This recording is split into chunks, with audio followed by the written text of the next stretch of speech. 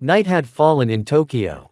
A light, pleasant breeze filled the city with coolness and provided the long-awaited coolness after a hot summer day. The streets were deserted, apart from the rare passers-by who were lucky enough to be here at such a late hour. One of those people was a young woman who was in a hurry to get home. She looked like she had just arrived at her friend's house after work for tea for half an hour. But just for a fascinating conversation, a few hours flew by without anyone noticing and left behind a lot of problems. One of them was the way home through the dark and deserted streets of the city. And already on the street, the girl realized that she had refused to spend the night at her friend's house. After all, she had heard more than once of the horrors that went on in that neighborhood at night. To shortcut her way home a bit, the girl decided to pass through the alley, which had a bad reputation. She calmed all her doubts and misgivings with the fact that she might get lucky and avoid trouble. And no one overrode the taser in her pocket.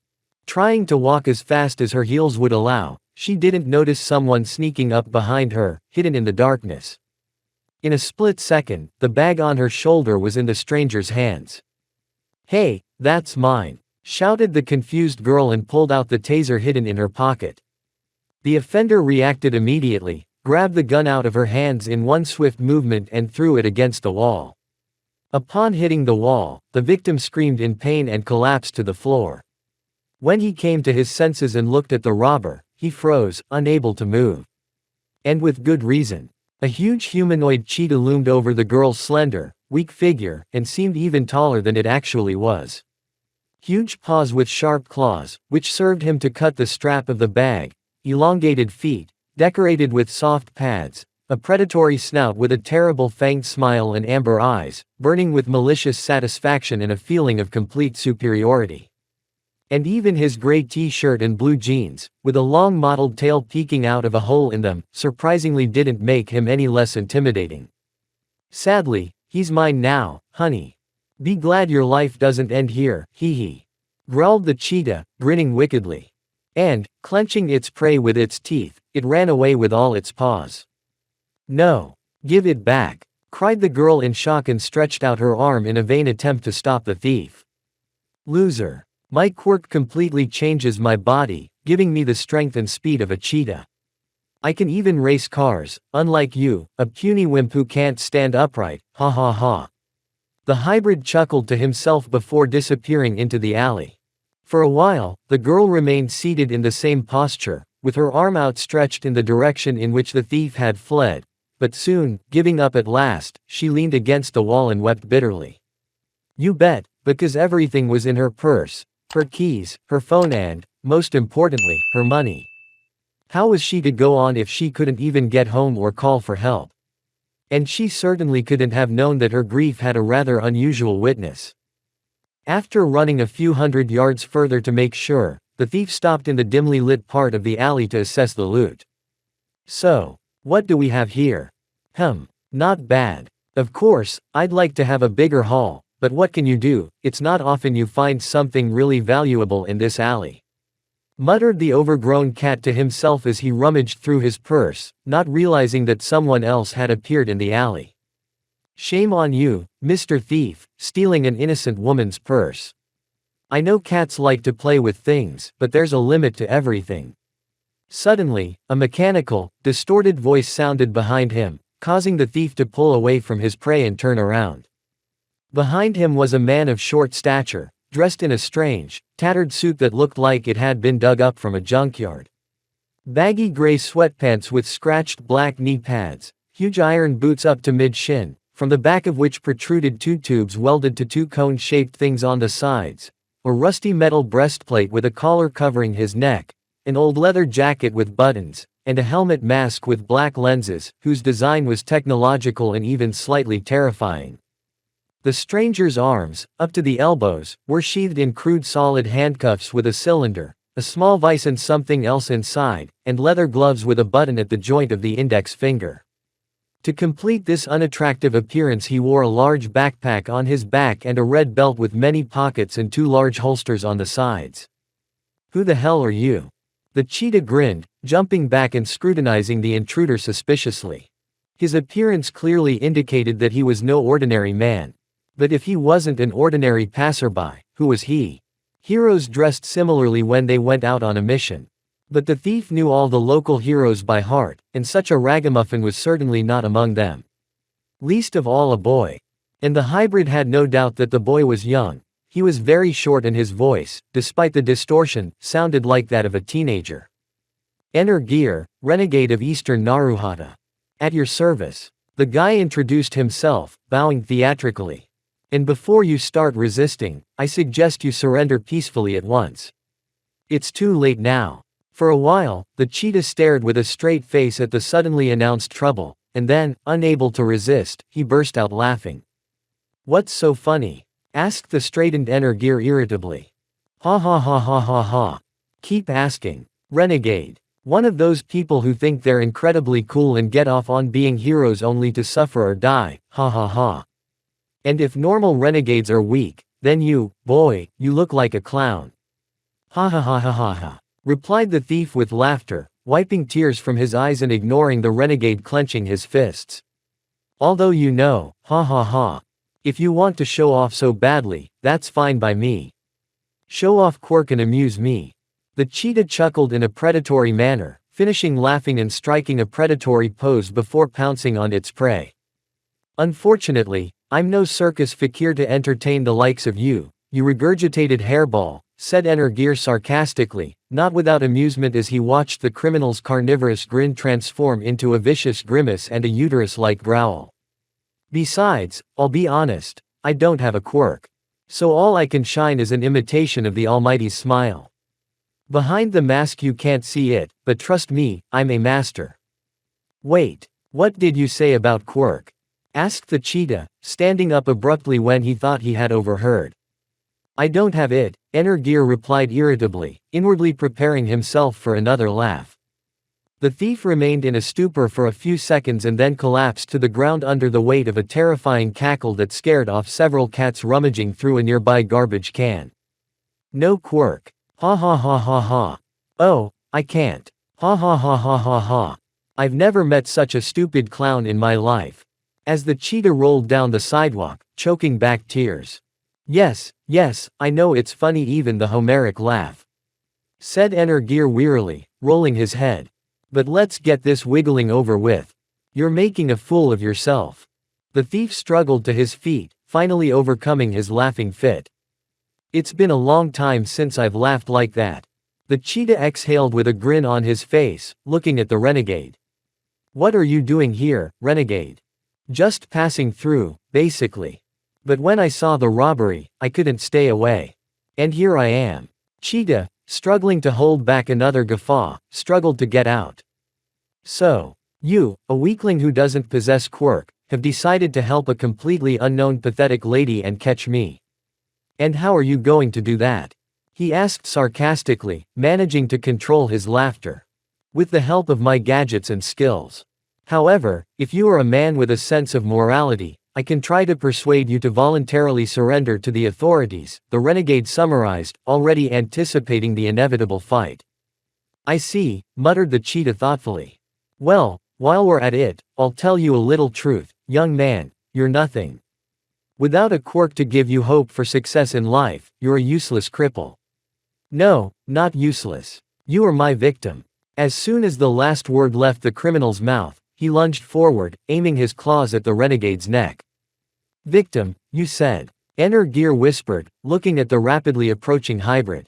Let's check it out. The boy's voice suddenly hardened, and he got into a fighting stance, ready for battle. The cheetah's claws almost reached the target, but at the last moment the renegade dodged, delivering a swift and accurate spinning kick to the thief's head. The hybrid staggered slightly, but recovered immediately and brought his claws back to bear with a snarl. The boy deftly dodged all the attacks, ducked under the thief's arm and landed a punch to his armpit. The thief howled from the sharp pain and for a while seemed to freeze, only to immediately receive successive blows to the stomach, solar plexus and nose. The latter was accompanied by an unmistakable cracking sound. The thief fell to his knees, clutched his bloody nose and froze, grunting. Have you had enough, Mr. Thief? Gear asked politely, relaxing. The cheetah glared angrily at the renegade with a snarl, determined to gnaw his throat. But the problem was that Gear would not let his guard down. And so, when he fell to the ground, he was able to plant both feet on his opponent's stomach and throw him over himself, taking advantage of the hybrid's momentum. As soon as the hairy corpse hit the ground, Gear jumped up and adopted a runner's stance, placing the cone-shaped thingies on his left boot in a horizontal position. He then quickly ran towards his opponent, who had just gotten up, having rolled onto his stomach. Bon appétit, he shouted, approaching the cheetah and pressing the heel of his right foot hard on the pavement. A snap, a jet of flame erupted from the conical thing. With great speed, Gear drove his knee into his opponent's chin and, without giving him a moment's hesitation, immediately grabbed his snout with his hands and rammed it into his head. The broken nose crunched again, splashing blood on the renegade's helmet, and the cheetah was completely disoriented. But just as he was beginning to regain consciousness, Gear, who had backed up a bit, lashed out with the heel of his left foot and delivered a jet-propelled kick to the thief's head, sending him tumbling backwards. After flying a few feet, the hybrid collapsed to the ground. The beast's face was wrinkled with blood, which had completely stained its beautiful fur scarlet, and its teeth were torn or chipped. The cheetah was breathing heavily and coming to. Wiping the blood from its muzzle, it stood on all fours, trembling slightly, and looked at its rival. Only now, instead of contempt and mockery, his bestial gaze was full of shock, anger, and even a hint of fear. You're right, animal. I'm a nobody in this world, where 80% of the population has a quirk. Doomed to remain on the caboose of history and with no prospect of a bright future. Began the renegade slowly, exhaling and moving the engines of his left boot to the upright position. But even without powers, I am still capable of many things. Even of defeating you. He finished on a high note, getting into a fighting stance. Hey. Phew. The thief smiled tiredly, spitting blood and tooth fragments. I admit it. You're a powerful puncher, Gear. But can you run well? And quickly pounced on the renegade. Reflexively, the renegade jumped aside, trying to kick the culprit. But the cheetah didn't even think of attacking. He easily dodged the attack, ran past his rival and, grabbing his bag, kept running. Shit, Gear cursed, and rushed after him. Speed was not on the renegade's side, and the gap between the two was widening. A man could never outrun a cheetah based on physical characteristics alone. Even if he was trained to the level of an Olympic champion, and he was still growing up to be one. It always ends up like that, Gear thought unhappily, still running. As soon as they smell a roast, all the criminals run away. So let them run away. If the cunt wants to play, it's a sin to deprive her of pleasure. With a sharp excitement and a madman's grin hidden behind the mask, the guy clicked his heels. Flames spurted from the boot engines, and the renegade jumped 5 meters, increasing his speed. Okay, I don't have infinite fuel, so I have to be more thrifty. And be careful with the landings, Gear sighed to himself as he leapt away from the alley walls, slowly reducing the distance separating him from the hybrid that had changed direction.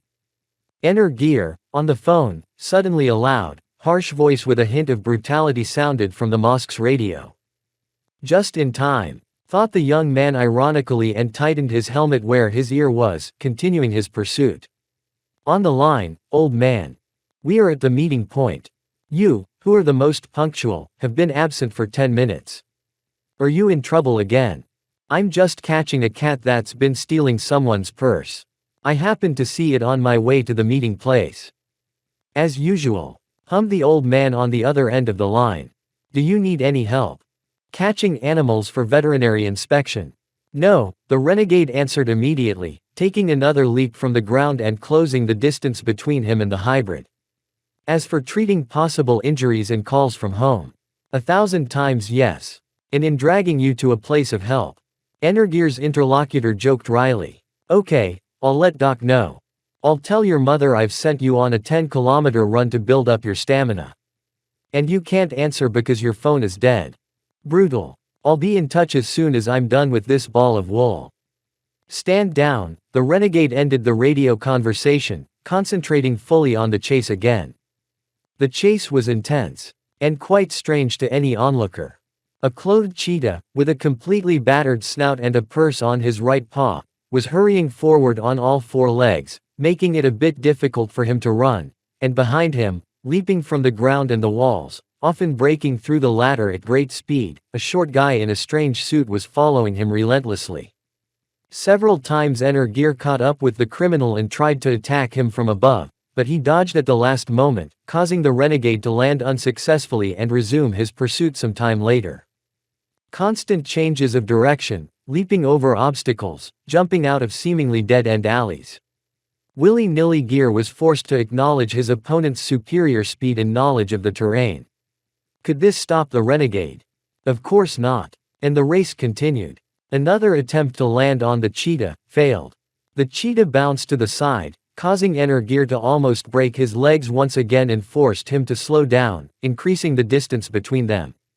"You're doing well, Gear, but you still can't catch up to the Speed Beast King," the cheetah shouted excitedly, without slowing down.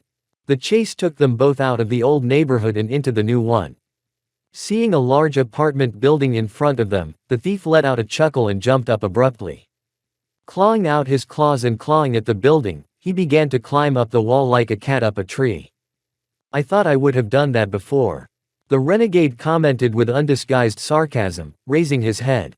Stopping in front of the building, Gear crouched down sharply and pressed his heels against the pavement.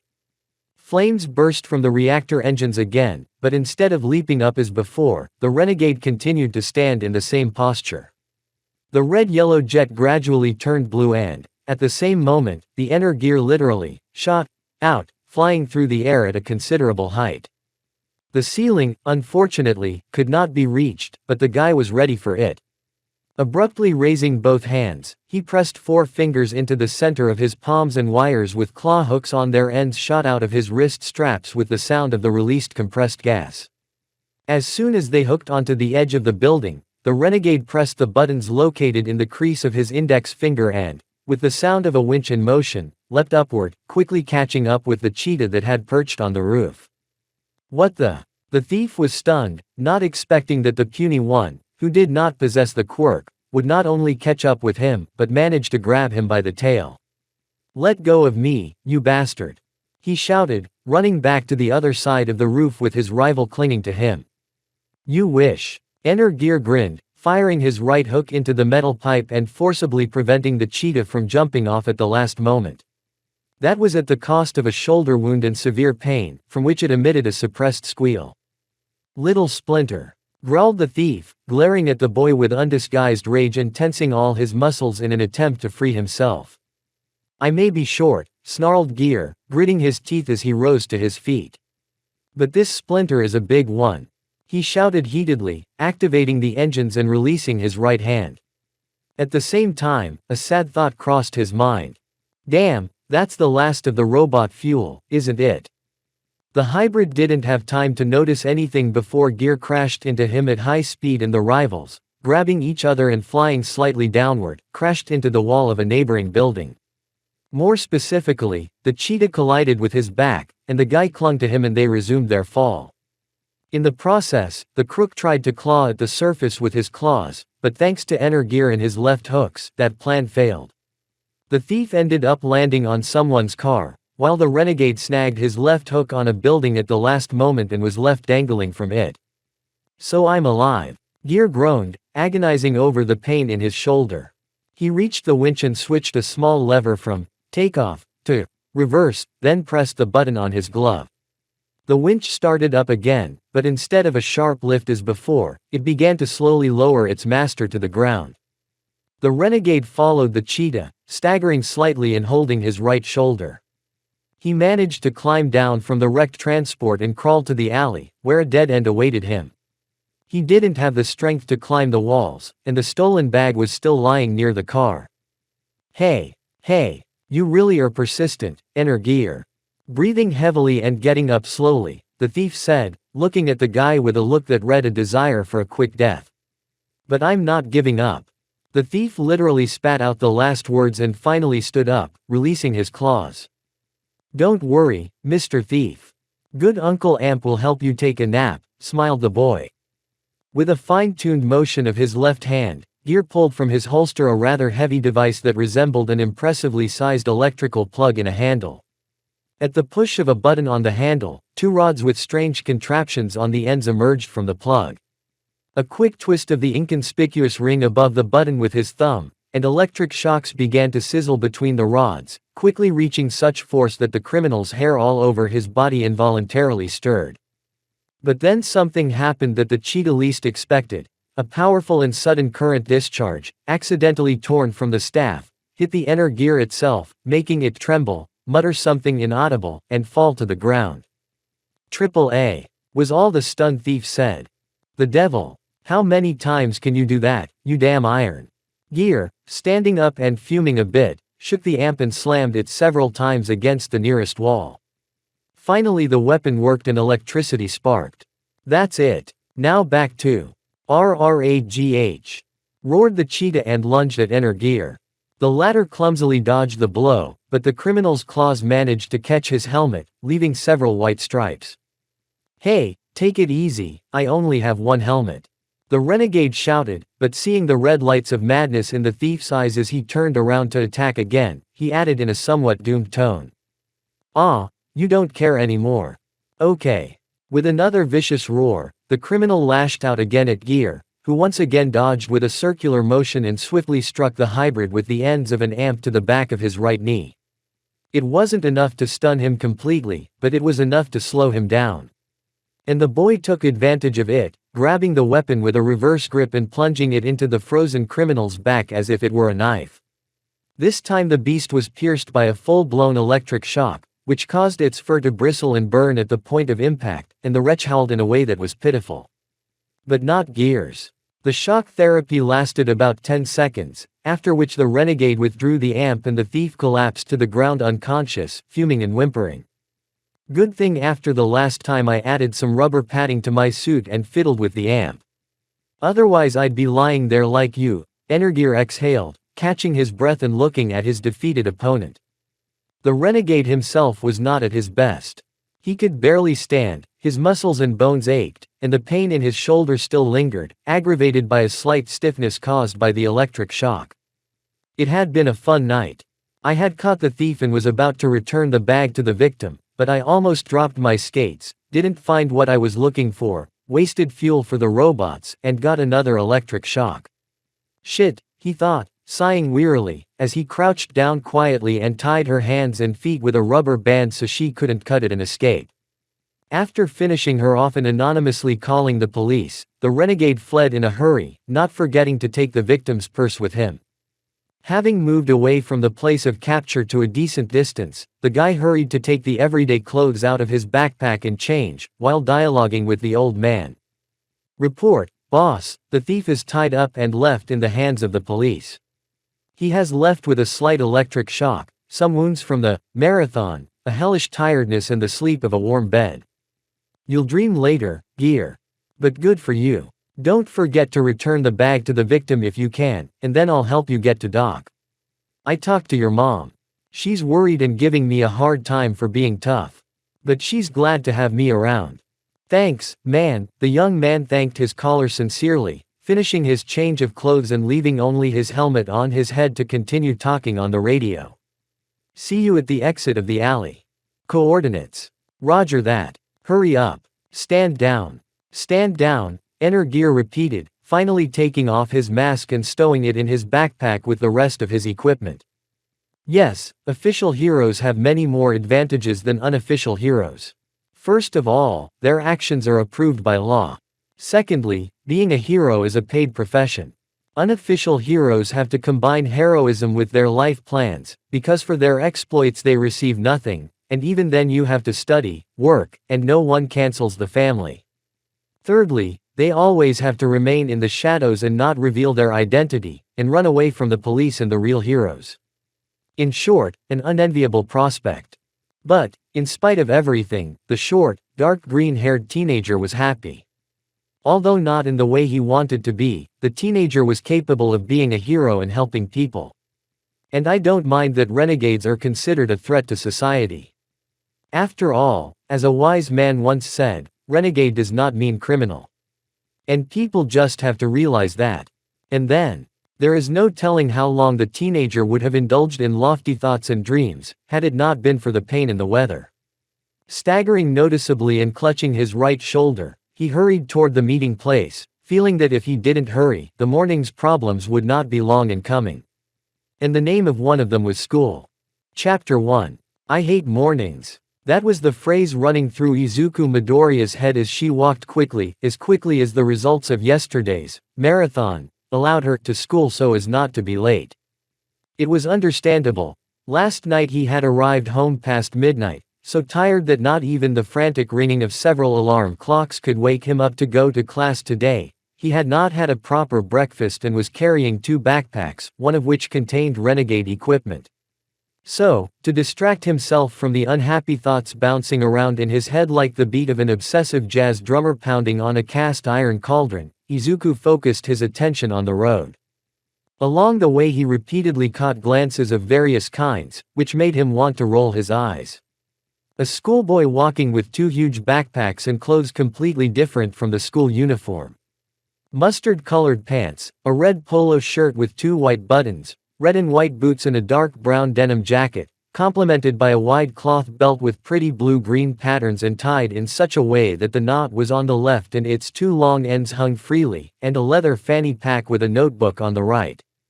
Yeah, that sure stands out against a whole family of invisibles or a guy with a tree on top of his head.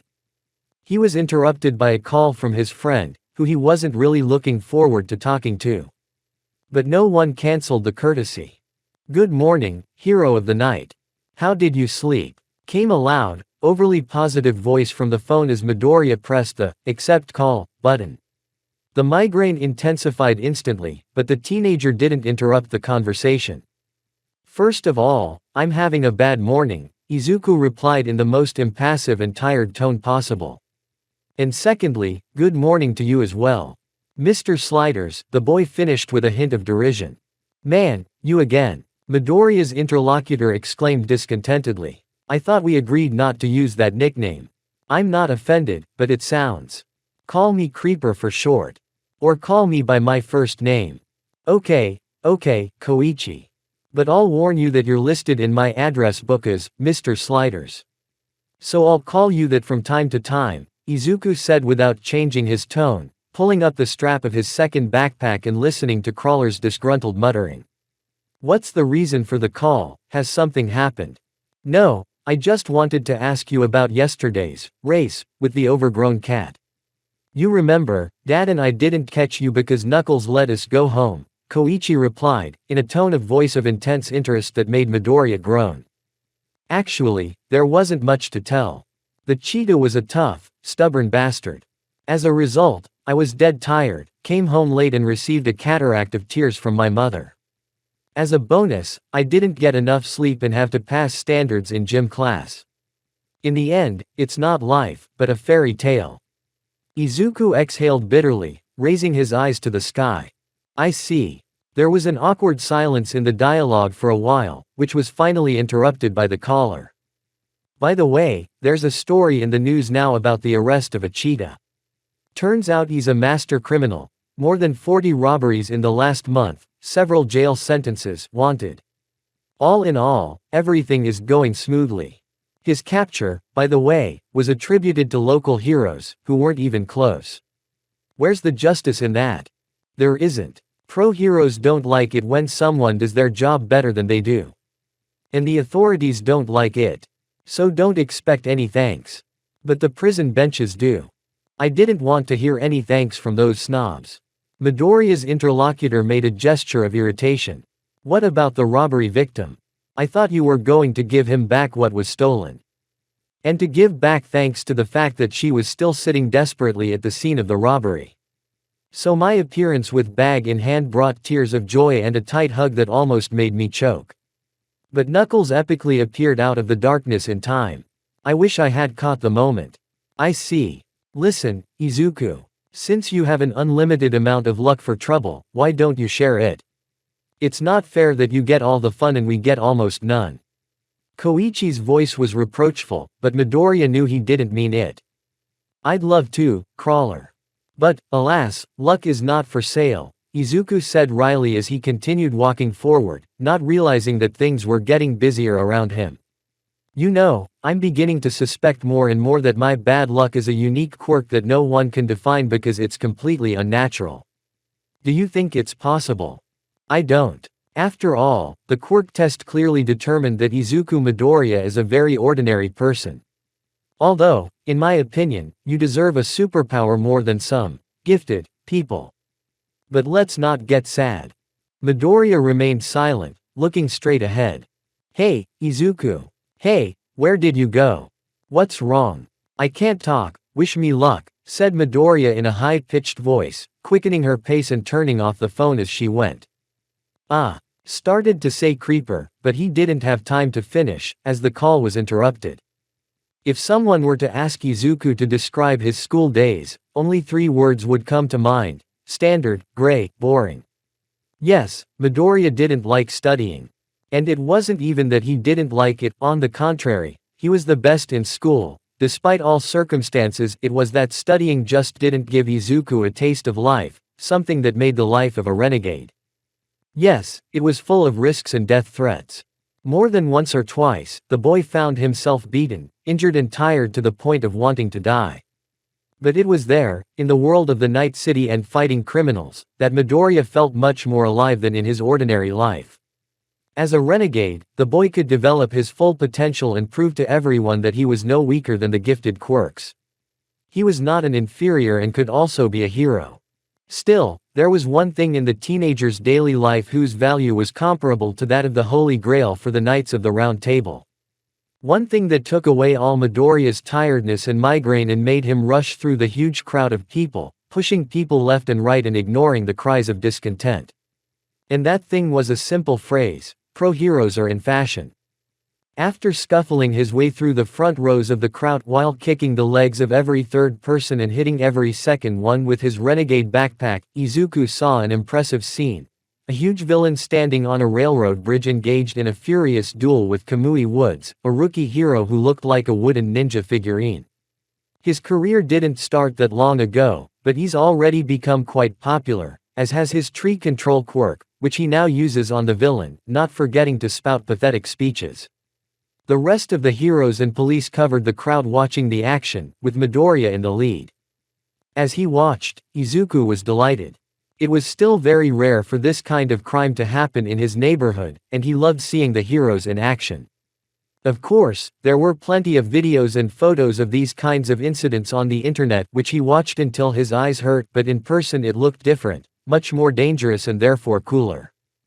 Kamui's fans were howling everywhere, and ordinary people were also trying to support the hero, who was slowly but surely pushing back the enemy.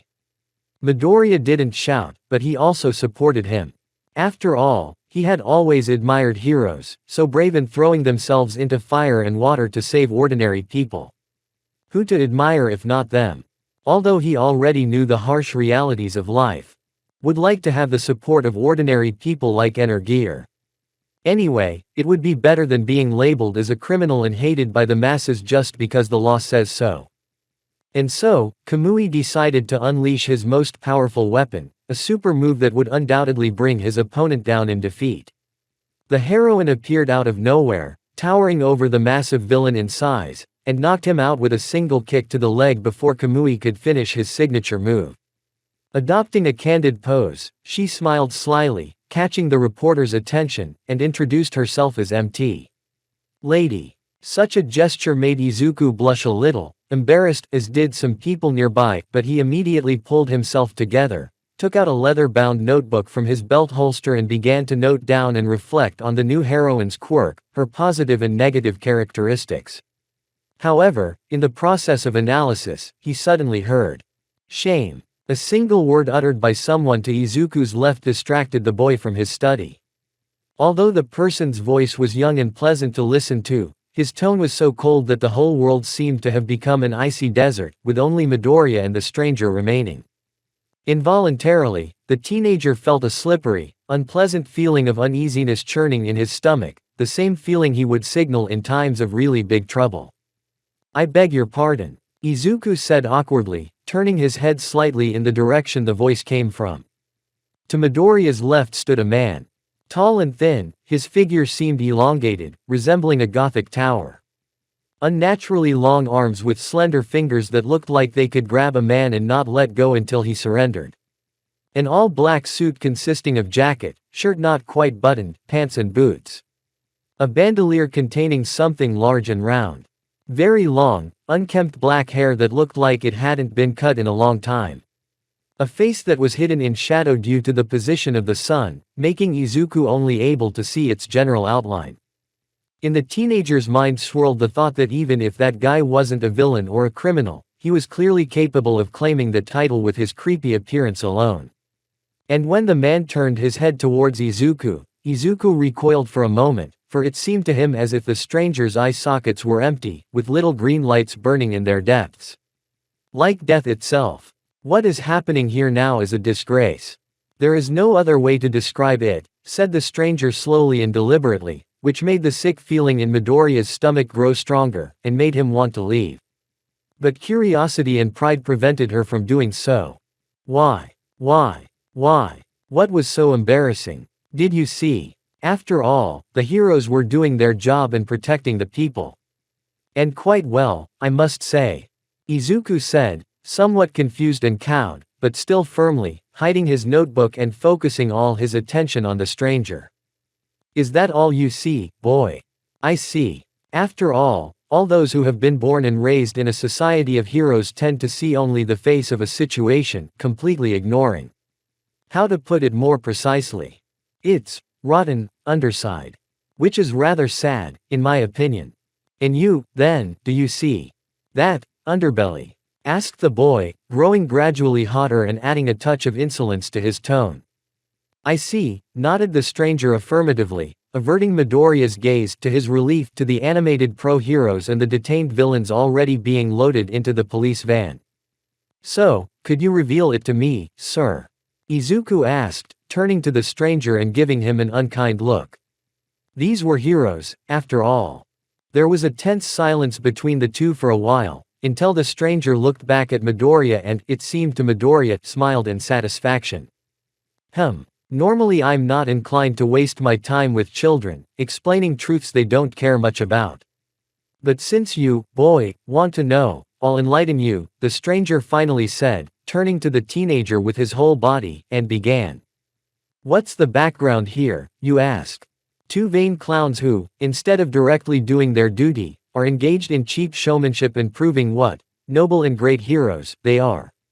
And all this for the sake of a flock of mindless and unruly sheep who only know how to shout and praise the so-called heroes, feeding their already inflated egos and bringing them even more money and popularity, which creates a vicious circle, the stranger explained in the same leisurely and accented manner.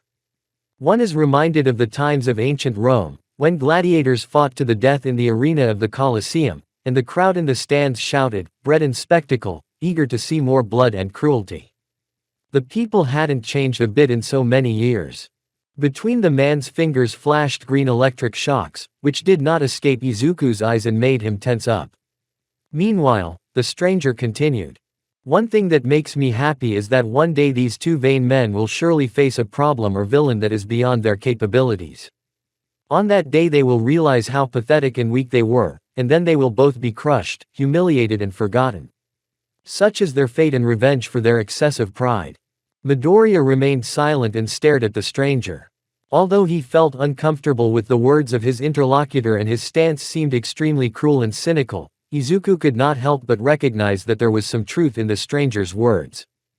Although Mt. Lady and Kamui Woods had a lot of potential as pro-heroes, the truth was that they were nothing more than beginners, and the villain they had defeated was nothing more than a common brat who could be easily defeated.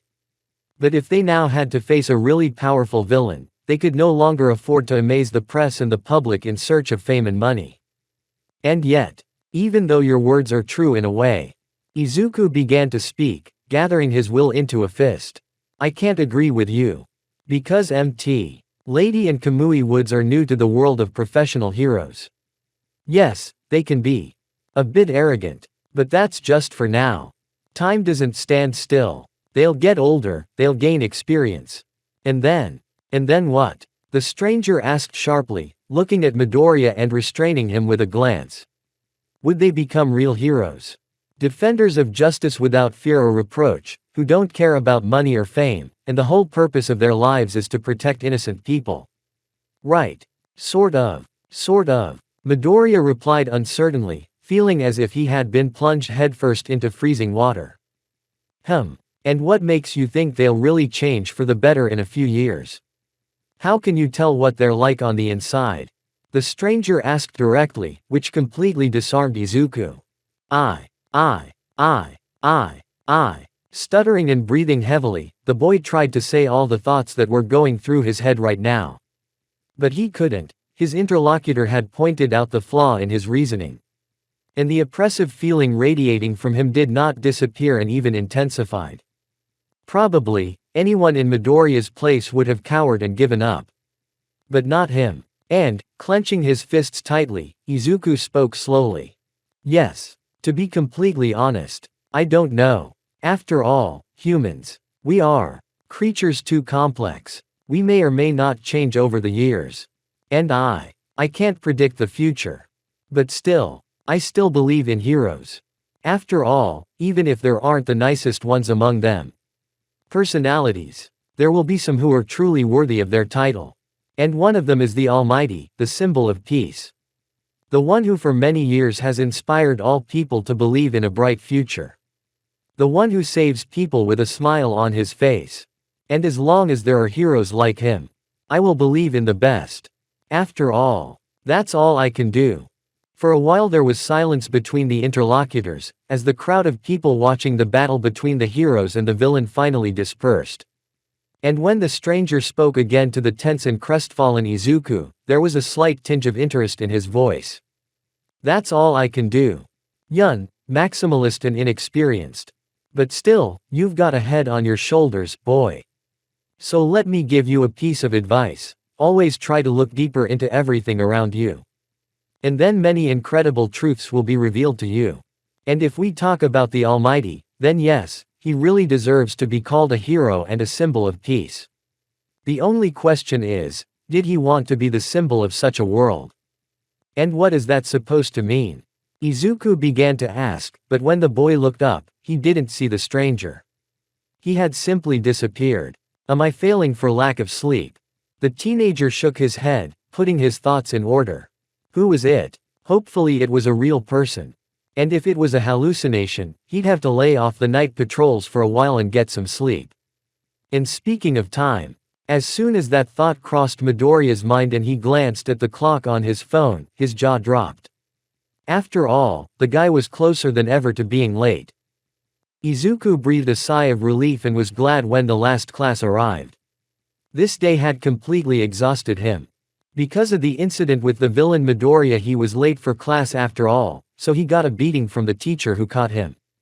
Then he rushed to the first lesson, which was the unfortunate physical education and the already hated rules, without even breathing because the last few meters to the school he ran almost at supersonic speed.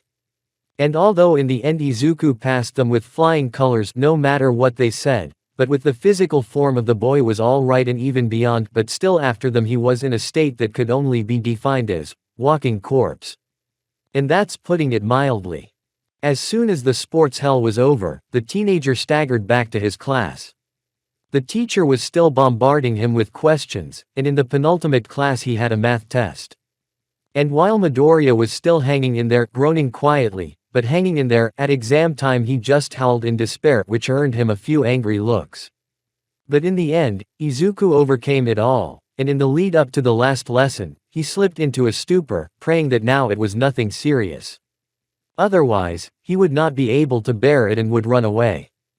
His prayers were answered. The teacher said that today they would fill in the vocational questionnaires to decide their future profession. But you all want to join the hero course, don't you? The teacher asked slyly, tossing the forms aside. The class immediately erupted in wild cheers.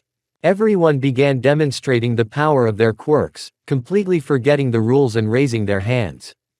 Midoriya was the only one who ignored the general cheerful atmosphere, continuing to half snore, at least trying to, and covering his ears with his hands. Master, I beg you not to lump everyone together. Diamonds don't show up in a pile of dirt and shit. I'm not going to mess with this scum. Katsuki Bakugo, a local celebrity and wielder of the powerful Quirk explosion, shouted angrily. A bully whose vocabulary consisted of 50% profanity and whose superiority complex was almost absolute. He was once Midoriya's childhood friend, but now treats him as a second-class person, calling him Deku useless, in a veiled way. He sees everyone around him as stepping stones on his way to the top. As soon as Katsuki's overconfident words reached the class, all the students erupted in anger and started yelling at him. But Bakugo, in his usual manner, sent them all to one place and continued to mock, talking about how he had passed the test and was going to UA Academy, the #1 heroic school, which had surpassed all the other schools in his class in popularity. I will definitely surpass the Almighty and take the first place in the rankings. The whole world will know of my greatness, Bakugo shouted to the entire class, as Izuku desperately covered his ears in an attempt to create some silence for himself. The whole school knows. Even though you've been shouting it for the past year, Bakugo. How many times? Let me get some sleep. Hey, it can't get any worse. Midoriya mentally groaned and almost hit his head on the table. And at that moment, the quirk of bad luck decided to show itself again. I'm glad about your zeal, Bakugo. And I'm sure you'll achieve a lot in the pro hero camp. By the way, Midoriya wanted to go there too, didn't he? The teacher said thoughtfully, causing Izuku to startle and wake up, and the whole class and Katsuki to shut up and stare at the bastard. Why did he say that? I haven't thought about UA for a long time. Thought the boy in a state of despair, as he saw his classmates slowly grasping the meaning of what he had said. Yes, I mentioned my dream of getting into the academy a couple of times, but I already knew I had no way to get into the hero course. And having no other path to my goal, I became a renegade who defeats enemies and saves people with the help of gadgets, knowledge and luck, although the latter is debatable. So why the hell did the professor bring this up now? But never mind. We'll have to defend ourselves. What, a delinquent like Deku wants to go to UA? Hey, are you crazy or what? Ha, ha, ha. Bakugo let out a laugh, joined by the whole class, which started to annoy Midoriya even more than everything that had happened before. Ha, ha, ha, ha, ha. Very funny, Professor. I'd even say funny. From your words. Slightly late. I gave up on those plans long ago. I mean, how can a piece of shit who doesn't have the quirk that everyone in this school thinks I have, become a pro hero and save people? Izuku commented sarcastically, causing the class to fall silent and the teachers to freak out. I have a strange feeling that I'm not the only loser, with no chance of getting into UA, he added nonchalantly, causing almost everyone in the class to frown. Although Midoriya had a reputation for being an excellent student and the quietest of the bullied, the truth was that most shunned him. Although Izuku was a polite and kind man, he knew how to defend himself with his sharp tongue and fists. Add to that his manner of dress and a certain eccentricity, and the rest of the school preferred to stay away from Izuku Midoriya. But sometimes, forgetting his wit or taking advantage of the occasion, they let themselves be intimidated. True, not for long. In fact, I plan to choose a profession close to heroic activities. Police, for example. After all, someone has to take criminals to jail while heroes show off to the public and journalists to get more fame. After all, their careers and money depend on it, Midoriya finished with more irony, staring at Bakugo, who gritted his teeth. He seemed to remember the loser's secret weapon. But he didn't stop there. If you're so eager to go with those sycophants, go ahead. Go ahead. It's the perfect place for lice with no future. Good luck doing your dirty work, you bastard. Katsuki spat out the last words amidst the laughter of the class. Bakugo, you shouldn't say that. Policemen are important too, his teacher reprimanded him, but Katsuki didn't care. Meanwhile, inside Midoriya himself, the desire to jump up and beat his childhood friend burned like hell. And it wasn't even because Katsuki had so blatantly insulted him. It was the word, shame, the same word the grim stranger had uttered today, referring to Mt. Lady and Kamui Woods' performance. And hearing it already in his own allocution, Izuku involuntarily recalled the stranger's cruel words, taking them personally. And that infuriated the teenager. But somehow he restrained himself. Not because Midoriya's anger wouldn't solve anything, but because a brilliant idea had popped into his head. Impulsive, actually. You know what, Bakugo? I think I've changed my mind. I'm going to apply to UA Academy, Midoriya said calmly. What did you just say, Deku? Fury and surprise mingled on Bakugo's face. Just what you heard. I'm going to try to get into UA. Not in the hero course, of course, but still, Izuku answered. Not in the hero course. Then where to? Bakugo didn't understand. And why am I not surprised by your ignorance? Okay, I'll enlighten you, the guy said condescendingly, then continued in a more formal tone. Although UA Academy specializes in training future pro heroes, there are other specialties there. For example, the Faculty of Management. They are dedicated to publicizing heroes and their agencies, as well as helping to create a heroic image. Especially for those who don't think about it at all and concentrate on violence. Katsuki gave a sharp smile at those words, realizing Midoriya's subtle hint. There are a few more directions, but I'm too lazy to list them. As for where I'm going to try, it's the maintenance department. Maintenance? Bakugo asked. Yes. The guys there create auxiliary tools for the heroes, specialized suits for quirks, gadgets for various purposes and much more. And since I've never had any problems with mechanisms, thinking and patience, and I don't need Quirk at all, it's the perfect place, said Midoriya, as Bakugo digested what he had heard. Besides, it will allow the closest observers to see the blossoming splendor of the future #1 hero, Katsuki Bakugo. Izuku suddenly burst out in a burst of excitement, and even jumped out of his chair and gave Katsuki a theatrical bow. I may even be lucky enough to have you, or not you, remember me, a pathetic commoner, and let me make you a costume. It will truly be a momentous day for me. I'll tell my grandchildren and great-grandchildren about it. Bakugo was trembling with rage. After all, it now seemed that Deku, whom he had always thought of as the least bit shitty, was openly trolling him, and he didn't know what to say. Seething with rage, the explosive Katsuki turned away from the window, arms folded across his chest, and didn't say a word for the rest of the lesson. Well, I know you're an eccentric student, Midoriya-san, the teacher said awkwardly, feeling out of place. But you'd better calm down and sit down. Please forgive me, teacher, said the boy humbly, bowing, apologetically. I will be more restrained. And sat down again. The master just sighed wearily. So we have two participants in UA, Katsuki Bakugo, hero course.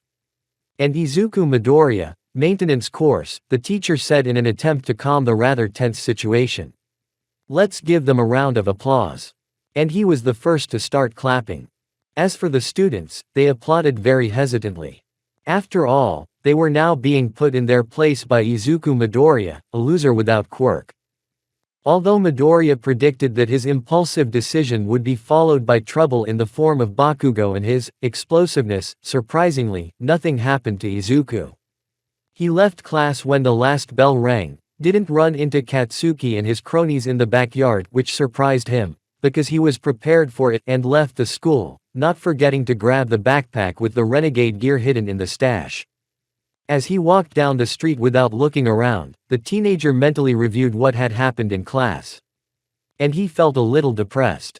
That's how it always is, it's only worth mentioning your dreams, since everyone starts ridiculing them.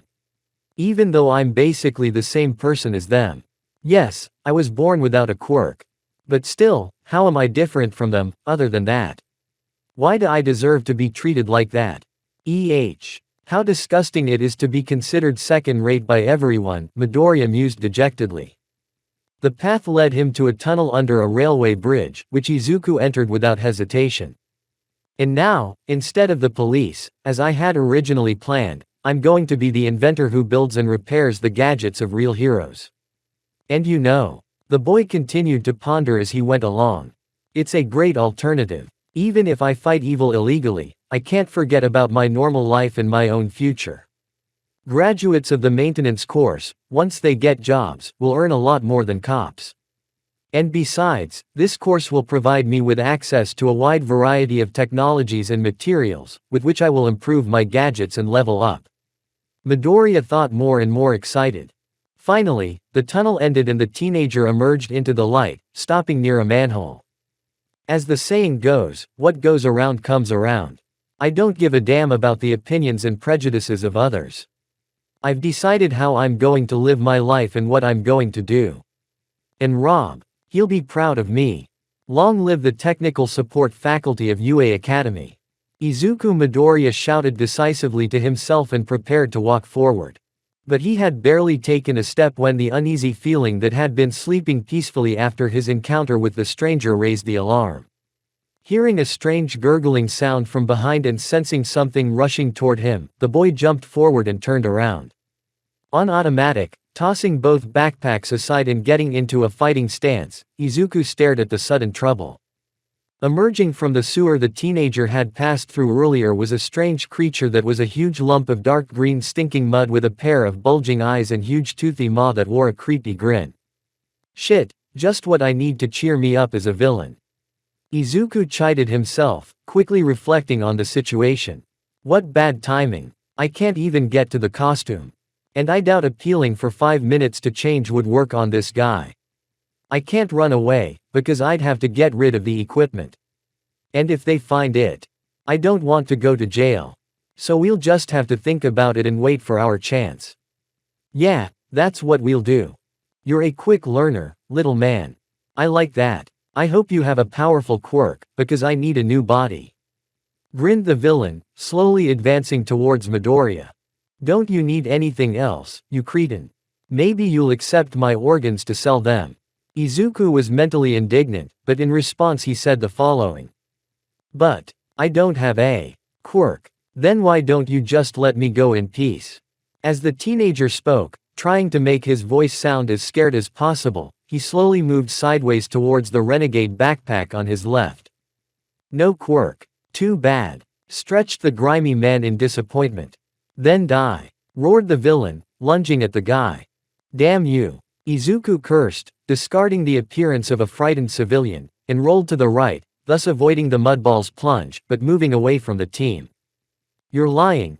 You won't get away, you brat. The demon grinned, attacking the teenager again and not noticing that the hatch cover he had climbed through earlier had come off in one mighty blow. Midoriya was having a hard time. The villain kept attacking from all sides, pushing the guy with the backpack further and further away, which was not good. However, Izuku didn't lose his concentration and kept dodging, waiting for the moment to break through. Stop squirming, you monster. Roared the villain, unleashing several muddy tentacles at Izuku. What's more, you river slime heap. My body is private property, and I'm not going to take it from you. Replied Midoriya defiantly, dodging two of the tentacles with a somersault and going for his backpack. But at that moment, the boy inadvertently noticed an imposing figure with a horn-like hairstyle appear in the tunnel.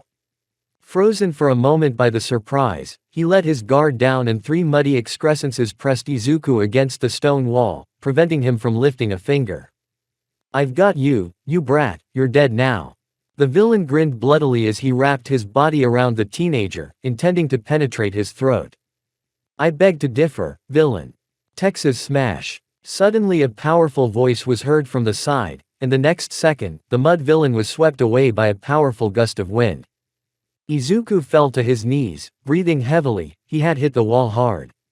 Midoriya looked down the tunnel and was stunned, unable to look away. A tall, perfectly muscled figure, golden hair with his trademark cut and a beaming smile on his face. Undoubtedly, in front of the boy was the Almighty, the #1 hero and symbol of peace. Now everything will be all right, my son. Why? Because I am already here.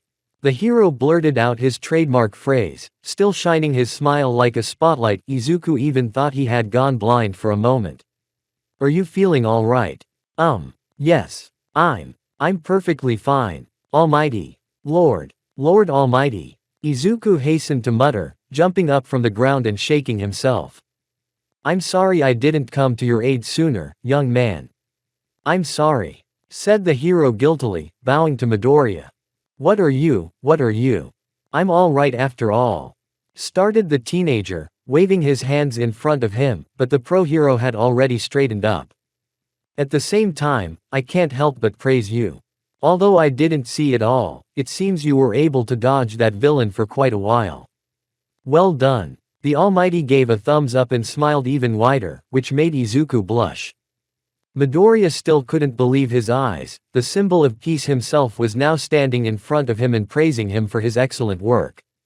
When the guys found out, they would be floored. Koichi is going to faint from excitement. He has a collection of sweatshirts with the Almighty's brand on them for a reason. We should get 2 autographs while we still can. Seeing the guy's embarrassed and glowing face of joy, the satisfied pro-hero walked past him to the not yet recovered mud villain and very quickly started collecting his body parts in a bottle. And then, when the deed was done and the symbol of peace was about to close the lid, a trembling voice sounded behind him. Excuse me, sir. The Almighty turned around and saw Midoriya shuffling his feet and nervously rubbing his open notebook. Could you, let me have 2 autographs from you. For me and my friend Koichi. Of course, young man. No way. The hero smiled, took a pen out of his pocket and signed 2 blank pages of the boy's book. Thank you, sir. Izuku shouted eagerly, almost crying with happiness, then turned his back to the pro-hero and added to himself. I'm sure Koichi will like it.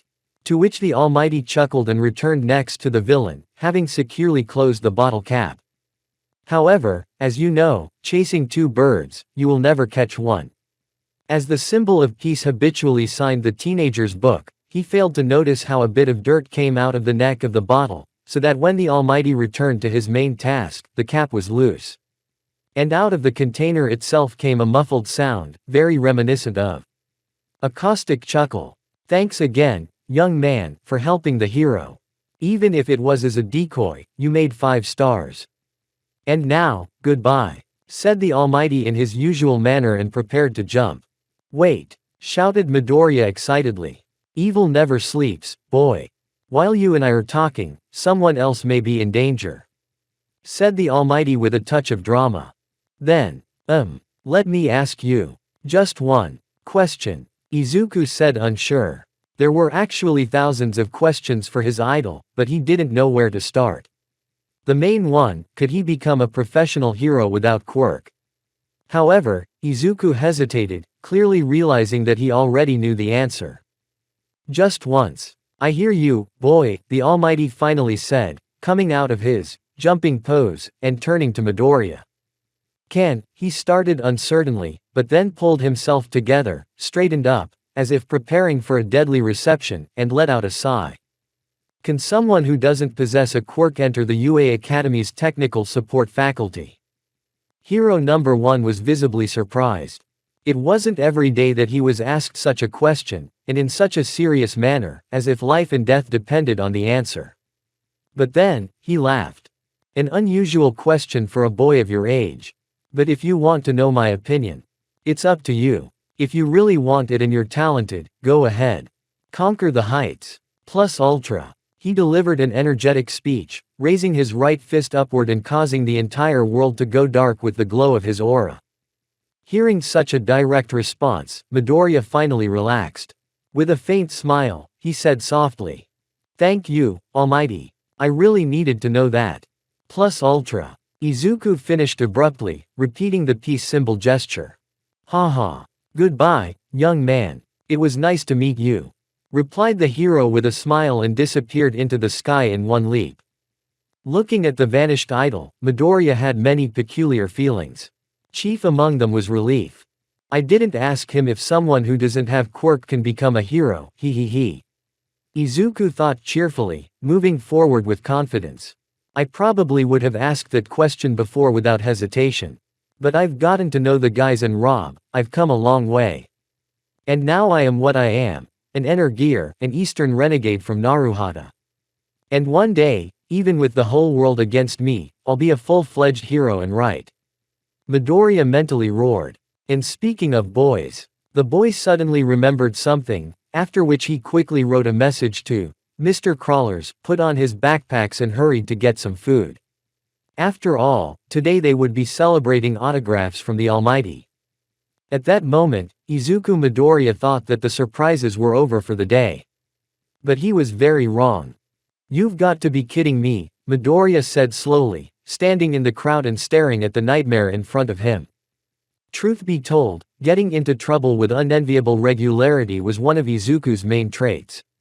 Starting at the age of 4, when he was branded as not possessing the quirk, and continuing throughout his life, it rarely did him any good.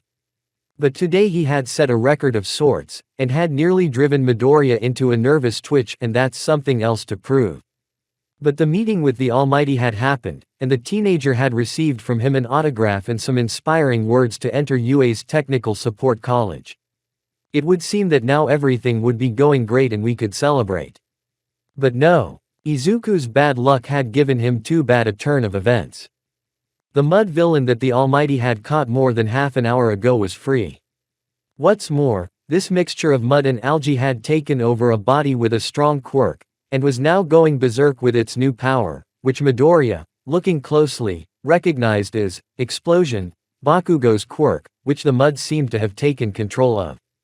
The situation was made even worse by the fact that the pro-heroes, including Lady Hora and Kamui Woods, who had shown this morning, were simply powerless against the villain.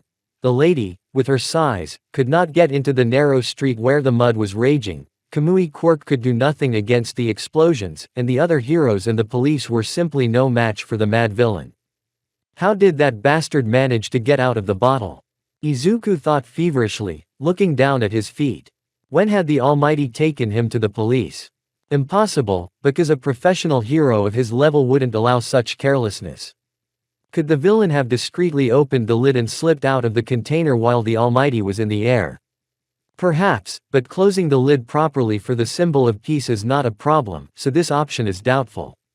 Unless the dirt secretly prevented him from secretly closing the jar with his liquid body. But how did the Almighty not notice? Unless he wasn't distracted with me. The sudden snapping in his head caused Midoriya to go into a state of utter horror and inner hysterical laughter. After all, in fact, he, who had helped Hero Number 1 tie up the villain, had also ensured the latter's chance to escape. That's the irony of fate. And a very wicked one at that. Brilliant. What now? Izuku wondered, reeling from the realization of his own failure. All it takes to win is to separate the villain from Bakugo. But how? The heroes and the police can do nothing, the Almighty is nowhere to be seen. However, that is not the question. The more important question now is whether I should get involved. After all, there are so many heroes and policemen here. And even if they are powerless against this pile of river silt, it doesn't mean they can't handle me either. Besides, do I have to do anything? Bakugo never thought of me as a human being. He made fun of me, he laughed at my dreams. He bragged about his quirk and shouted left and right that he'd be on top of the world. Am I supposed to save him? Come on. Get off me, you fucking piece of shit. Bakugo, who had managed to partially get out of the mud, suddenly shouted furiously, causing Izuku to flinch and look back at the mess in front of him. Hey. Save your strength, midget. Laughing viciously, the villain said, holding Katsuki tightly. We still have the great task of killing the Almighty ahead of us. Fuck. Bakugo began another expletive-filled rant, but his mouth was already covered with mud. Don't use words, young man. The mud man grinned carnivorously. After all, no one will help you. Not these heroes, not the symbol of peace. And when I'm done with him, you'll get your freedom posthumously, ha, ha, ha, ha. The scoundrel laughed madly, making all the witnesses, including Izuku, shudder. Bakugo's gaze strayed involuntarily to the crowd in front of him. And at that moment, Midoriya could clearly see the horror and silent plea for help in the eyes of his former childhood friend. Something he had never seen before. And in that instant, the decision was made. I'm going to regret this. The boy wailed aloud, quickly making his way through the crowd. Along the way, he accidentally bumped into the backpack of an unnaturally thin, golden-haired man wearing clothes several sizes too big for his size, but ignored him, ducking into the nearest alley. As usual, Izuku continued to dialogue with himself, ducking into the alleyway out of sight and quickly dropping his backpacks and party food bag on the ground. You could have just ignored the problem and left. He took off his jacket and boots, placing the fanny pack at his side and untied the knot on his belt. After all, it's none of my business and there are enough pro-heroes here already. He wrapped his belt around his stomach and pulled his renegade gear out of his backpack. But no, I'm in the wrong place again. I'm putting on my boots and knee pads. And all because I can't ignore the fear and suffering of others. He put on his body armor and buckled his red belt buckle. Besides, human life is more valuable than any offense and hatred. I put on my jacket and wristbands over the breastplate. And since the die is cast, I quickly hid the clothes and the bag with food in the renegade's backpack and hid it together with the school bag behind the nearest trash can, paying attention at the same time to the nearby sewer. Time for the inner gear to show up. He straightens his hair, places the helmet mask on his head and flicks the barely perceptible switch on his chin. Climbing quickly onto the roof using the hooks, the renegade quickly assessed the situation. To his unhappy relief, the critical situation had not changed. The villain with Bakugo's body was still rampaging, summoning the Almighty to fight again and again. The heroes were trying in vain to stop him, while the people in the crowd watched, horrified and screaming. The stranger's words about Mt. Lady and Kamui Woods appeared in Izuku's mind. One day, those two vain men will surely face a challenge or villain that is beyond them. On that day, they will realize how pathetic and weak they were. And the teenager was now in full agreement with the stranger. After pondering for a while longer, Midoriya finally decided what to do. With a quick push on the area of the helmet near the mouth, Izuku forced it down and laid it flat. Inside the mask was a speaker with a bunch of wires and a few controls. He quickly turned one of them, labeled volume, to 100% and closed the helmet again, entered gear side and spoke in a deliberately light-hearted manner. Well, there's a lot of sewage in our city. I've heard that the municipal services don't do a good job, but this bad. What are the authorities looking at? The villain, the Bakugo he had captured, the heroes, and the ordinary citizens turned at the sound of the loudspeaker's voice and looked at Energear in bewilderment. Oh, look, another hero has shown up for my dessert. Who are you, you rascal? Laughed the villain, looking at the renegade and already imagining his roasted corpse. At the same time, the heroes and the crowd were perplexed. None of them had ever seen that man appear out of nowhere and engage in a dialogue with the villain. Who was he? A rookie hero? Some professional who doesn't get much publicity? Or an accomplice of the villain? I won't argue about the ragamuffin, the costume is really that bad. But you're wrong about the definition of ragamuffin, because I'm taller than you. Energear sarcastically retorted, crossing his arms over his chest and literally radiating a sense of superiority as he glared at the villain. The latter gritted his teeth angrily. As for who I am, you can call me Energear. Midoriya continued, bringing his hands behind his back and pulling out several balls from his belt pouches, one from the right and 3 from the left. And it just so happens that today it's my turn to clean up the sewer waste.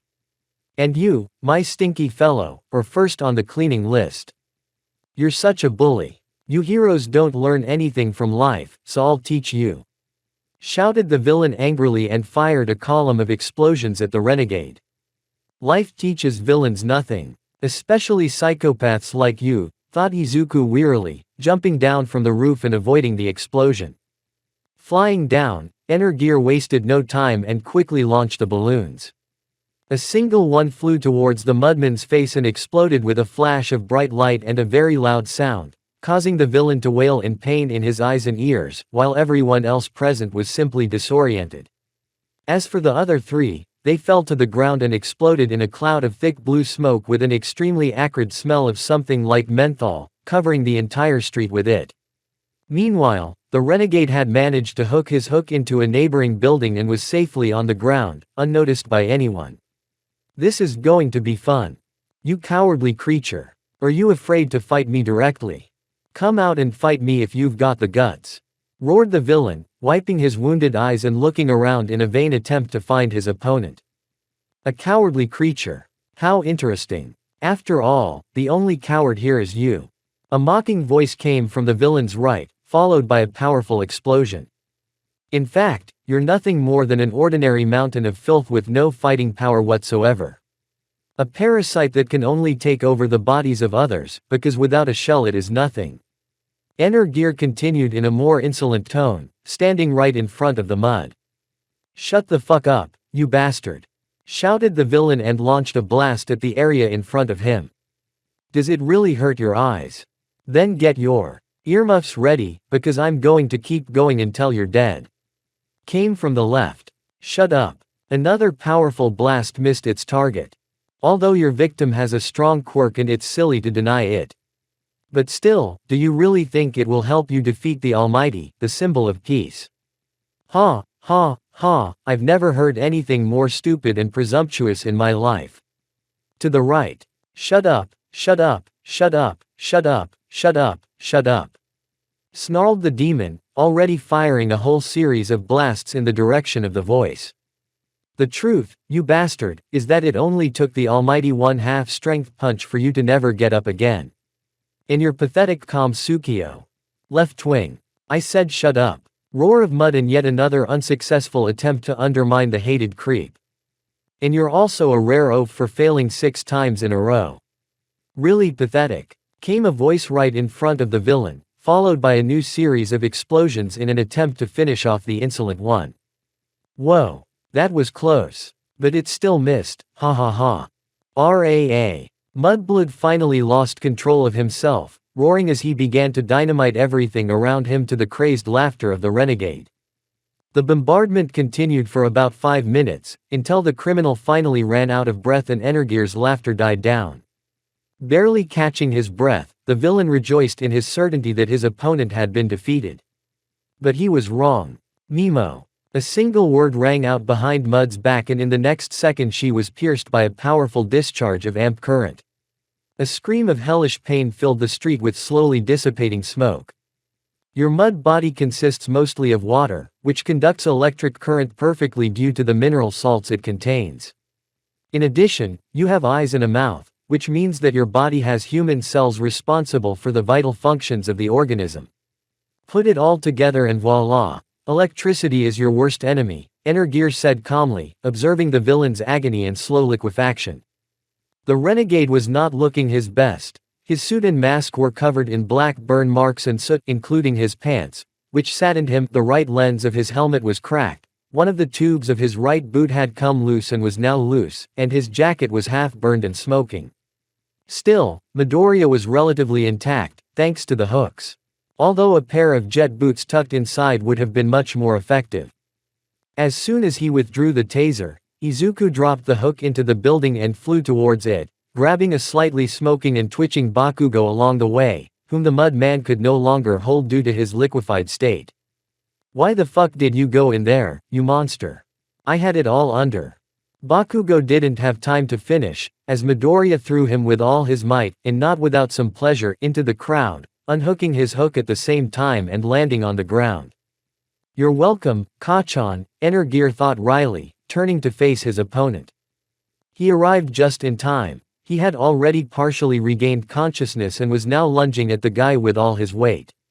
Quickly throwing the amp with his left hand and releasing the hook in his right, the renegade dodged the shock and landed on the ground with a somersault, coming face to face with the huge mud corpse.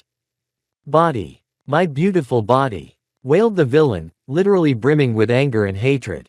My beautiful body. Are you a fetishist? Energear couldn't resist the quip, pulling out a second amp and switching it to the same hand as the first. Die. Roared Mudblood, pouncing again on the renegade. But the guy was already prepared for such a thing and, with the same move as before, dodged the attack, literally passing underneath the jumping villain. As soon as the mud fell on the place where Energear was standing, Energear jumped to his feet, grabbed the tasers with both hands and, intercepting them with a reverse grip, drove the amps into the creep's back. The slime roared in an inhuman voice as it received a double electric shock and, overcoming the hellish pain, struck the boy with a forcibly formed arm. But the renegade managed to leap backward, dodging the attack, and at the same time struck the limb with one of the amplifiers, again exposing the villain to the shock. Roaring with rage and pain, The mud wretch attacked him again and again with his roughly formed arms, as his body control had been considerably diminished due to the current discharges. He couldn't do much more than that while Energear hit those limbs again and again with his tasers. However, in a head-on collision, the renegade was no match for the huge mountain of earth, so he had to retreat. In the meantime, the smoke from the bombs had almost dissipated. "When will you die, you little scum?" roared the villain, striking again with his muddy fist. "Imagine, never," smiled Gear sarcastically, repelling the attack with an amp punch. "You're too insignificant for me too. Arg." But he was prevented from speaking by an accidental electric shock from one of the tasers, knocking him to the ground. "Damn you. Why now?" The stunned renegade thought angrily as the mud tentacle coiled around his helmet and the mud's voice of vengeful satisfaction sounded above him. A loud liftoff into the air and a slam into the nearest car, causing Energear to shriek in pain. Another takeoff and a slam against the asphalt, finally shattering the damaged lens of the mask. "Gotcha." The guy screamed again and collapsed to the ground, dropping his weapon. "Shit," Midoriya muttered to himself, rolling onto his stomach and assessing his condition. It was unenviable. Though the armor had taken some of the damage, he felt as if he'd had his organs pierced with a bulldozer, his ribs seared by hard iron, his eyes blurred and swirling with nausea, and his mouth filled with the brackish taste of blood. "It seems that the hour has come. The hour of triumph has come, Ace. Ha ha. And you still thought I was a wimpy clown who doesn't own Quirk." He finally laughed angrily and feeling his total superiority over the villainous enemy. Then, still laughing, he grabbed the nearest burning car and swung it in a last-ditch attempt to crush the renegade. In response, Energear, which had risen on his hands, hurled a silver ball at the mudman's face. "Light grenade again. You're repeating yourself," laughed the crazed mudblood even more, swallowing the ball. "Actually," said Izuku suddenly, and at the same moment the villain was pierced by a powerful electric shock. "It was an electrobomb, you idiot." As the villain writhed in pain and screamed, the renegade wasted no time. He opened a small pouch to the left of his belt buckle and pulled out a small injector. With a practiced motion, he inserted the needle into a small indentation in the neck of his armor, where the carotid artery was located. A click and Midoriya felt the drug spread rapidly through the bloodstream, followed, a quarter of a minute later, by a gradual attenuation of the pain. "After all, the doctor is a professional. The drug is already working and I feel better," thought Energear, watching as the effect of the electro pump wore off and the villain slowly regained consciousness. The sad thing is that this is only first aid on the battlefield. However, that's enough for now. You, hissed the villain angrily, picking up the vehicle that had fallen out of his hands and lifting it back onto Izuku, who had already holstered his amps and pulled 2 bombs from the right rear pouch of his belt. "You've hurt me for the last time, you little bastard." Detroit. A powerful voice suddenly boomed from the side, causing the villain to stiffen and the fleeing Energear to exclaim to himself. Smash! And in the next second, a fist of impressive size swept a pile of earth in all directions, as well as dispelling the remains of the smoke screen and extinguishing all the fire with a powerful wave of air. Rain poured down from above. Renegade breathed heavily, leaning on one knee and writhing in pain under the mask, and looked at his unexpected savior, the Almighty, who was also looking at him. "Couldn't you have appeared earlier?" Energear asked ironically, getting up from the ground with all his strength. "I apologized the pro-hero," although the renegade could detect a clear misgiving in his voice. Heroes and citizens watched the scene unfold before them. Most of the civilians were shocked, but also elated, for the symbol of peace himself had appeared and defeated the villain. As for Energear, people eyed him warily, whispering loudly among themselves. To appear out of nowhere, save a hostage who was now in the crowd and also watching, and be able to resist the villain in a direct confrontation without using Quirk. Isn't that too strange even for this crazy world? As for the heroes, the most real anger was written all over their faces. You bet. In fact, this hero humiliated them, because while they were absolutely powerless against the villain, the guy was able to save the hostage and stop the criminal. And without Quirk, it's an indelible stain on his reputation. "Young man, you are a renegade, aren't you?" asked the Almighty, looking down at Energear from his mighty height. That's right, nodded Midoriya, fiddling with the bombs in his right hand hidden behind his back. Hearing this, the crowd murmured in bewilderment. Still, few people not only knew of the illegal heroes, but had even heard of them. But still, there were thinking people in the crowd. And they, observing the situation, realized something: the guy who saved the teenager was no hero. On the contrary. Although I am grateful to you for saving the boy's life, the fact that you are an illegal hero leaves me no choice. I have to arrest you, said the Almighty in a tired tone. Why am I not surprised? Asked Midoriya with a quiet chuckle. But let me ask you a question: do you enjoy arresting someone who has done a good deed? No, answered the symbol of peace sincerely, shaking his head. Then I am at ease.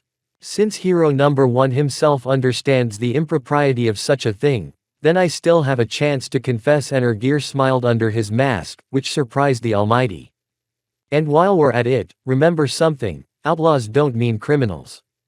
With a sharp movement of his right hand, the entire street was flooded by a bright light and deafened by a loud sound. When the effect of the 2 bombs of light and noise was over, Gear was no longer in the square. All that remained were shocked pro-heroes, bewildered civilians and a frowning Almighty. And no one noticed that in a nearby alley, a hand with a leather glove and a button on the joint of the index finger was silently closing a manhole. Outlaws doesn't mean criminals. Interesting posture, thought a man standing behind the crowd, dressed in a black suit and carrying a bag over his shoulder, in whom Midoriya would easily recognize the same stranger he had encountered this morning. In his right hand he was spinning a small black ball.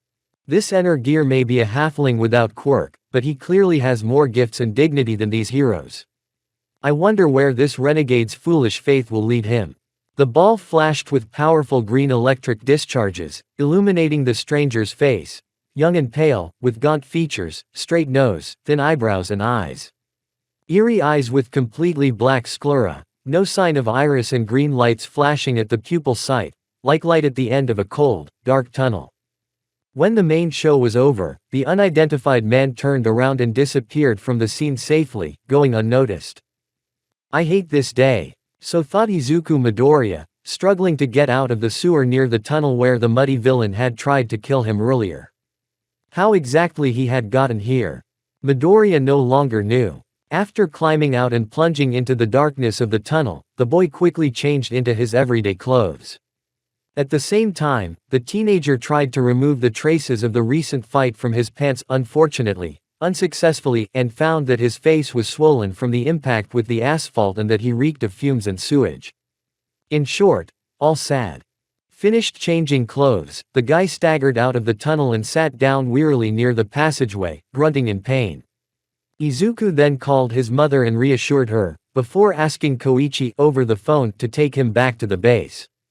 After all, the teenager no longer felt like not only going, but even thinking. While it was silly to deny that every day was a challenge for Midoriya, this particular one was proving to be a real nightmare. The hellish climb, the mysterious stranger who made him think about a lot of things and worry, the actual school hell, the villain's attack and the difficult battle with him, which the guy himself had provoked, just one of these events would be enough to give him a headache. And all together. And now, sitting on the ground near the tunnel and closing his eyes, Midoriya wearily enjoyed the rays of the slowly setting sun, writhing in pain and breathing slightly labored. He wished for one thing: for the list of higher powers problems for today to end, so that he could rest without worrying about something falling on him from above. But, apparently, even the higher powers had a conscience. And they gave Izuku something he didn't expect at all. Excuse me. Are you all right? A girl's voice suddenly asked above Midoriya, causing Midoriya to flinch. Light and ethereal as a cloud, soft and warm, that voice seemed to transport the comfort of home, to give peace and to drive away all worries and sorrows. For a moment, Izuku came to think that it was nothing more than a beautiful dream on the verge of consciousness, that she was completely exhausted by everything that had happened during the day. And to dispel it, the boy opened his eyes. Only to be convinced of his own mistake. A girl, who looked to be about his age, was leaning over him. She was short, slightly plump, with soft white skin and a round face. She looked like a teddy bear he would like to hug and squeeze to death.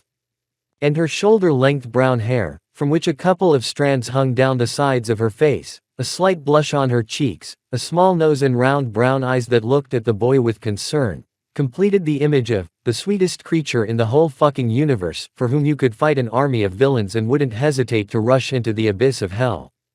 The girl was dressed in a school uniform that Midoriya had never seen before, and it looked so adorable on her that it was impossible to imagine it on anyone else. The boy stared at the unexpected girl, unable to look away or say anything.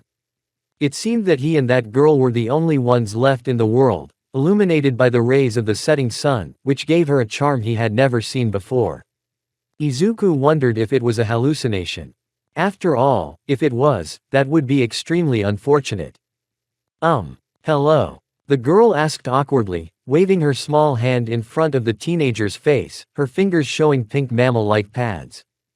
What? Blurted Midoriya. And at the same moment she realized that she had been staring at the strange girl for 3 minutes, and her brain was making comparisons that made Izuku wish he would dig his own grave.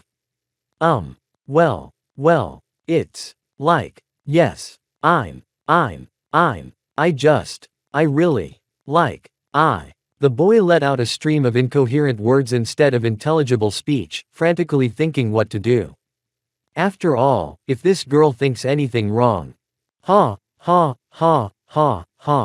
The girl suddenly let out a giggle, making Midoriya stop panicking and look at her in surprise. I just wanted to see if you were okay. No need to rush like that. Is that all? Izuku asked uncertainly, blushing quickly and feeling like a complete idiot. Well, I'm fine. Yes, you are. I'm just here. Resting, that's all. I see, said the girl, smiling sweetly and making Midoriya's soul stir strangely. Have you had such a hard day? Are we on a first-name basis already? Asked the boy skeptically, arching his right eyebrow and stretching his lips in a slightly ironic grimace.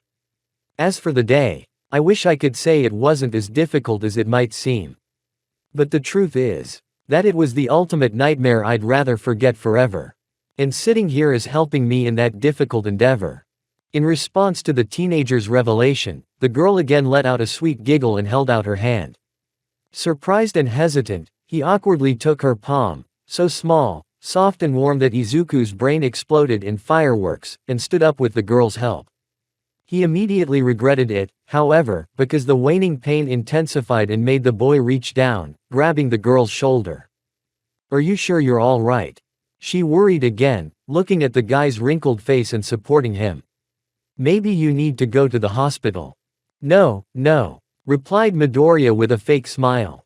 It's just that. Today our class was taking P.E. standards, and I, slightly, overdid it, he thought to himself. And I also tried to get myself killed by a giant chunk of dirt, but I can't say for sure. What's wrong with your face, then, and what's that smell? The girl continued to probe, noticing details that had previously gone unnoticed and wrinkling her nose slightly. Well, Midoriya stretched awkwardly, straightening up. With a classmate. I had a fight, he added again to himself. And that's putting it mildly. If it weren't for the hooks, I'd be in the morgue by now. That's the way it is, said the girl awkwardly, taking 2 steps away from the teenager and still looking at him with concern. She didn't notice that he didn't take his hand off her shoulder. It turned out that the girl was shorter than Midoriya in stature. And as he stood next to her, who looked even cuter than before, he felt a strange urge to hug and squeeze her. And when the boy realized that he still had his hand on the girl's shoulder, he quickly withdrew it, his face looking more and more like a tomato. And that made the girl smile sweetly again. She's too nice. Damn it, what's wrong with me? She's just a girl. She's very pretty. Calm down, you fucking maniac. I have to ask something before I go completely crazy. Izuku thought in panic, but out loud he just coughed and asked nonchalantly, as much as possible in this situation. And what's such a charming in this neighborhood? Midoriya asked the most banal question of all. And she immediately regretted it, because in response, the girl looked away and her cheeks blushed more. You don't think anything of it. But the boy did not receive a message signal from the girl's phone. I'm sorry, but I have to go, she said, as soon as she finished looking at the message. Already? Midoriya stretched with a slight note of disappointment.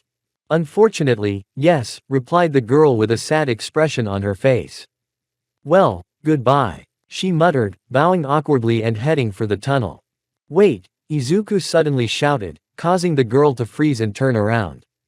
What's your name? The girl crumpled slightly in response, but still smiled and answered. Ochako. Ochako Uraraka. What's yours? Me. Izuku. Izuku Midoriya. Answered the boy not very sure, to which Ochako just let out a giggle. That's a very nice and kind name. It suits you very well. See you later, Izuku, said Uraraka with a smile as he waved goodbye and disappeared down the tunnel. Same to you. Same here, muttered Midoriya behind the girl. Ochako. Uraraka. She slowly said the girl's name, feeling her heart warm and calm as a simple smile lit up her face. It was so strange, it seemed like he had just met this girl and knew nothing about her.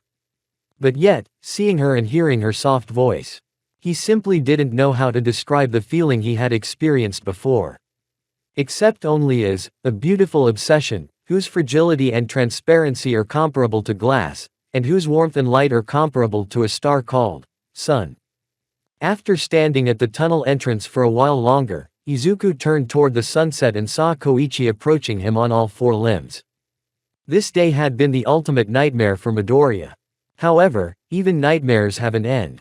Even if only for a little while. Chapter 2. A dangerous incident occurred in Musudafu** this afternoon. A villain with a mutation-type quirk had taken over the body of a schoolboy and wreaked havoc and mass destruction in one of the city's streets.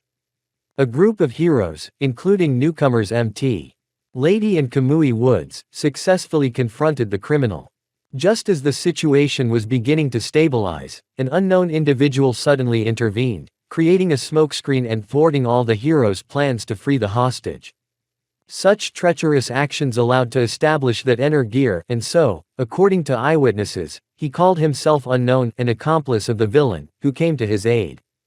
But eventually the plans of the intruders were thwarted, which led to the arrest of one offender and the escape of the other, dryly reported the presenter of the main TV channel.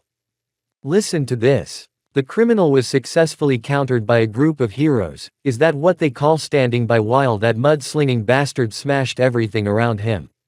Enter Gear is the villain's accomplice who came to his rescue. For the record, this accomplice risked everything to save the guy who had spent his life oppressing him. Yes, the news lately is looking more and more like stand-ups. Weak and stupid, said Knuckle, the renegade leader of East Naruhata, also known as the Old Man and the Boss, with a sarcastic smile. Tall, broad-shouldered and muscular, at first glance he looked like an ordinary man in his 40s who worked out hard at the gym. Short black hair, eyes of the same color, a week-long beard on his chin and simple clothing of light pants and a black t-shirt completed the picture. The only noteworthy detail of the old man's appearance was an ugly scar across the left side of his face. You can laugh all you want, you brutal bastard. But the truth is, we're in a lot of trouble now because of Midoriya.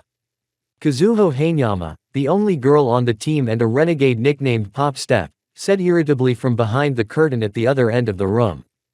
From the outside, she looked like a petite, slender girl, with tousled pink hair, eyes of the same color hidden behind thick glasses lenses and a school uniform with a long skirt as her attire. We've had problems before, Step. Now there's one more. Nothing out of the ordinary, Knuckles replied calmly, finishing the can of beer in one go and going to the fridge for another. Nothing out of the ordinary. And the fact that now because of Energear we're going to be hunted and persecuted doesn't bother you. Kazuho hissed angrily, stepping fully out from behind the curtain and bringing her hands to her sides. What about the fact that Midoriya might have died there because of his own recklessness? What would you do if they stopped the guy? But he's alive and hasn't been caught. There's no point in talking about what might have been. We should think about the future and how many more bad guys' asses we're going to kick, the old man said thoughtfully, opening a new can of beer and taking a good swig. Ah, that's a good cold one. Ah. And how did this stupid drunkard and bully, who loves to punch everyone in the face and ignores the fact that he doesn't have a quirk of his own, become our leader. Shit, Pop Step thought in a state of utter despair, holding his hands to his head. Koichi, but at least agree with me. He turned to the last remaining team member, not counting Midoriya. Said a slim, medium-height boy with brown hair and eyes, who was recognizably Koichi Himawari, a Knuckles student and renegade named Creeper. Sorry, I was busy with my writing and that's why I overheard all your dialogue. What were you talking about? He said quickly, awkwardly getting up from the table. My goodness. We were just talking about Midoriya's performance and how we're in quite a mess now. Knuckles doesn't seem to care about that, and that's why I want to know what you think about it, Koichi. Finished the girl, smiling sweetly. Well, began Himawari awkwardly, sensing that the girl's sweet smile hid an extreme degree of annoyance. But there was nowhere to retreat to, and the boy, taking a deep breath, continued, choosing his words carefully. I can understand the reasons for your displeasure, but you're thickening the colors. Yes, the reaction from the pro-heroes and the police will come, but it's unlikely to be that big. Admittedly, getting all up in arms like that over a guy who doesn't have a quirk, no offense, gear. It's very petty of him and will make people disapprove. Besides, how are they going to know about our team if we barely get out of Naruhata? Stay out of the way and take cover. And lastly, Koichi paused to catch his breath. And just as Kazuho was about to say something, he continued, literally beaming with enthusiasm. It was inevitable anyway. After all, our goal is to become true heroes. And whatever they say, it will come true someday. After all, we created our own future. He ended on a high note, raising his fist in the air in the manner of the Almighty. Oh, Hanyama merely said, rolling his eyes. Why did I mess with those crazy people? If you don't like it, you can leave. No one is keeping you here, said the calm, elderly voice of Doc, the doctor who was treating Izuku. He was a slightly overweight old man of the same height as Midoriya. His short, gray hair, visibly twisted face and coal-black eyes, one of which, the right one, looked glassy and immobile, gave him a strange feeling. And his clothing, consisting of a grease-stained tank top, worn dark blue jeans, dusty leather shoes and a long gray lab coat, only reinforced it. Who are you to decide for me where to be and where to go, Doc? Kazuho asked with his mouth open. A doctor who only treats you in exchange for menthol cigarettes. Except the guy. It's free, the old man replied dryly, nodding his head slightly at Izuku. But the truth is, I resent your whining, girl. You knew that by joining the renegades, you were automatically joining an unequal fight, where the weak-willed and the doubters have no place. If you fear so much for your life, go. Oh, is someone keeping you here? It's none of your business. Pop Step shouted, looking at Koichi and quickly turning around. I see, Doc said significantly, pulling at the left corner of his lips and looking around the room. A few words should be said about the dwelling in which the motley company was housed. It was an old block of apartments, built on the roof of an old, presumably illegally, abandoned building. A hallway, parquet floor, a room that was both living room and bedroom, a small kitchen, a bathroom and a toilet, modest and cramped, but cozy and pleasant. There was a small refrigerator, a bed, a chest of drawers, a bedside table with a TV and a worn-out old sofa, which Gear and Knuckles had once dug out of the dump and brought here. After having prevented a robbery in the store, someone's fangs were still stuck in the sofa's upholstery. And the sofa was also used for healing. Are you done yet? Knuckles asked, finishing the can of beer and crumpling it up with a wave of his hand, then looked at the doctor point blank. Yes, that's it, nodded the doctor, showing him the empty injector and putting it in his jacket pocket. But you must avoid further trauma for the rest of the month. Otherwise, he'll get food poisoning. Crawler and Pop Step wrinkled their brows at those words, and the old man raised an eyebrow slightly. I understand. I'll take care of it. Thanks again for your help, the renegade leader thanked the doctor. You're welcome. I'm doing my duty, Doc said calmly. But there is something that worries me. The three renegades looked at Doc at the same time. Why are you so happy? What? The three of them, ready for anything, came down. Almost instantly they were in front of the couch when the old man obligingly stepped aside. Izuku Midoriya was lying on the couch. A brown denim jacket hung over the back of the furniture. His left leg was resting on the knee of his right and he was swaying slightly to the beat of the tapping of the fingers of his hands crossed over his stomach. The boy's eyes were closed and a smile was blooming on his lips. In short, Midoriya was in a reverie. And it had to do with Ochako Uraraka. Shit. How could such cute creatures exist in this world? I can't believe it.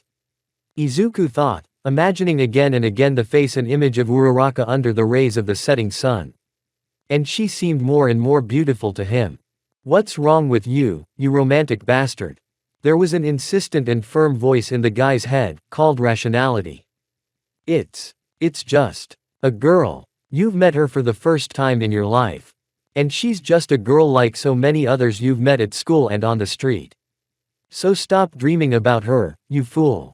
She's the only girl I've ever had a normal conversation with. And she's also mind-blowingly pretty. The only girl you've talked to normally. Kazuho and Mei don't count. Rationality asked with derision.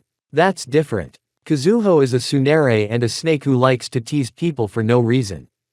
And Mei, that's another topic I'd rather not touch. So you don't deny that Ochako is cute. Well, there's something about her. But that's not the point. Midoriya wouldn't have been talking to himself for much longer if it hadn't been for the other renegades with Doc. And indeed, he was very happy, even though he had almost been killed and the whole day had been hell. Any guesses? Knuckles asked, addressing no one in particular and scratching his chin lightly. It's unlikely to be a concussion, the doctor concluded. I'm not sure. But he was like that when I took him in. Always looking around, smiling. He almost fell off my back a couple of times. He was saying, it's a great night, Koichi pondered. Maybe he had a pleasant experience while you were on your way to him. Kazuho put his finger to his lips with a slight twinkle in his eye. Or he's starting to become a masochist. Doc stretched. What the hell is a masochist? Shrieked Midoriya, sitting up abruptly and grabbing his side. A normal one who enjoys pain, said the doctor dryly. And you'd better not make any sudden movements. I know about movements and masochists without you. And in the latter case, I was taught it in detail at an S&M club. Izuku grumbled, still glowing with anger, and glared at Hanyama, who instantly put on an embarrassed expression on his face. Ahem, Himawari coughed. Let's not bring it up. All right, Izuku immediately agreed, before adding. And I'm not a masochist, that's for sure. So you met something nice, smiled Kazuho slyly, moving away from the awkwardness and slowly approaching the brusquely wary teenager. And I think that, something, is. After which he leaned closer to Midoriya's ear and whispered. A girl. What the hell is a girl? The boy mumbled unintelligibly, pulling away from Hanyama like a scalded man and blushing quickly. Do you realize that you're talking nonsense? It's impossible and generally stupid. Kazuho gently nodded his head while still smiling. Is she even pretty? Well. Izuku immediately fell silent, averting his gaze and awkwardly scratching the back of his neck. Still, Uraraka was really beautiful. She was definitely a girl. I didn't say anything. It shows on your face, Pop Step laughed, making Midoriya blush even more. Izuku. Koichi said in a muffled voice, and his whole appearance showed that he was angry. Why didn't you tell me before that you found a girlfriend? You and I are friends in spirit, a fan of the Almighty and a complete failure on the love front. Still, I'm happy for you. He added, not very convinced. You don't have to worry about that at all, Mr. Sliders. Not even a silly girl would fall in love with you. Hanyama laughed, turning away from the wall and hiding his blush. Cruel. Himawari groaned, returning to the table with the unfinished essay. That's not it, guys. Ochako and I only met by chance, with no hint of anything else. So don't make me out to be a Casanova. Midoriya hastened to shout, waving his hands in front of him. Oh, so her name is Ochako. That's a nice name, said Kazuho with a satisfied face, as if he had been given a delicious delicacy. Shit, exclaimed Midoriya, slapping his forehead. Teenage crush, said Doc thoughtfully, lighting a pale green cigarette and blowing a stream of blue smoke with a pungent menthol smell out of his mouth. You're doomed. No, I'm not. Which place is it? Romeo and Juliet. You've got something to compare it to. First of all, we're in Japan. Secondly, we're in the 21st century. Thirdly, Ochako and I are not from two feuding families who want to kill each other for any reason. And fourthly, I don't know her address or phone number, which makes it very difficult for us to meet again. Izuku said in a sigh. And as soon as he realized the last point, the guy's fighting spirit jumped out of his mind, and a thought flashed through his mind. Fuck, I really forgot to ask Araraki for her number. How am I supposed to meet her now? And why the hell am I bothering with this? We're not even friends. Idiot, idiot, idiot, idiot. Knuckles, who had slumped on the couch, snapped him out of his self-abuse. After taking a sip from a new can of beer and placing his hand on Midoriya's shoulder in a fatherly manner, the man began to speak in the most serious tone possible. You have your first girlfriend. Grow up, my faithful helper. Let's drink to that. And held out an unopened can of alcohol to Izuku. You too, boss. The teenager exhaled wearily. I'm underage. So, no thanks. By the way, if you need any romantic advice, feel free to ask me. When I was younger, I was a real badass who could date two girls at once. And neither was unhappy. Until I met the only one, of course. I'll manage. Izuku shook his head quickly. Those tips and stories about it wouldn't do you any good. As you wish, said the renegade leader, finishing a can of beer and taking the one he had brought Midoriya. Will you introduce us to this Ochako guy? I don't think that's going to happen, Knuckles. He said he didn't know his address or phone number. Heinyama, who had stood peacefully on the sidelines, suddenly spoke up. Oh, Pop Step, you shouldn't have said that, Izuku thought irritably, and wondered aloud with a sly grin. How do you know I wasn't lying? Because you're really bad at lying, the girl replied quickly, her nose proudly turned up. Are you sure? And if I told you I knew your secret, would you believe me? What secret? I don't know what you mean. Heinyama instantly made a fool of himself. But her wild eyes and her fingers tugging nervously at the hem of her skirt spoke volumes. Oh, you know exactly what I mean.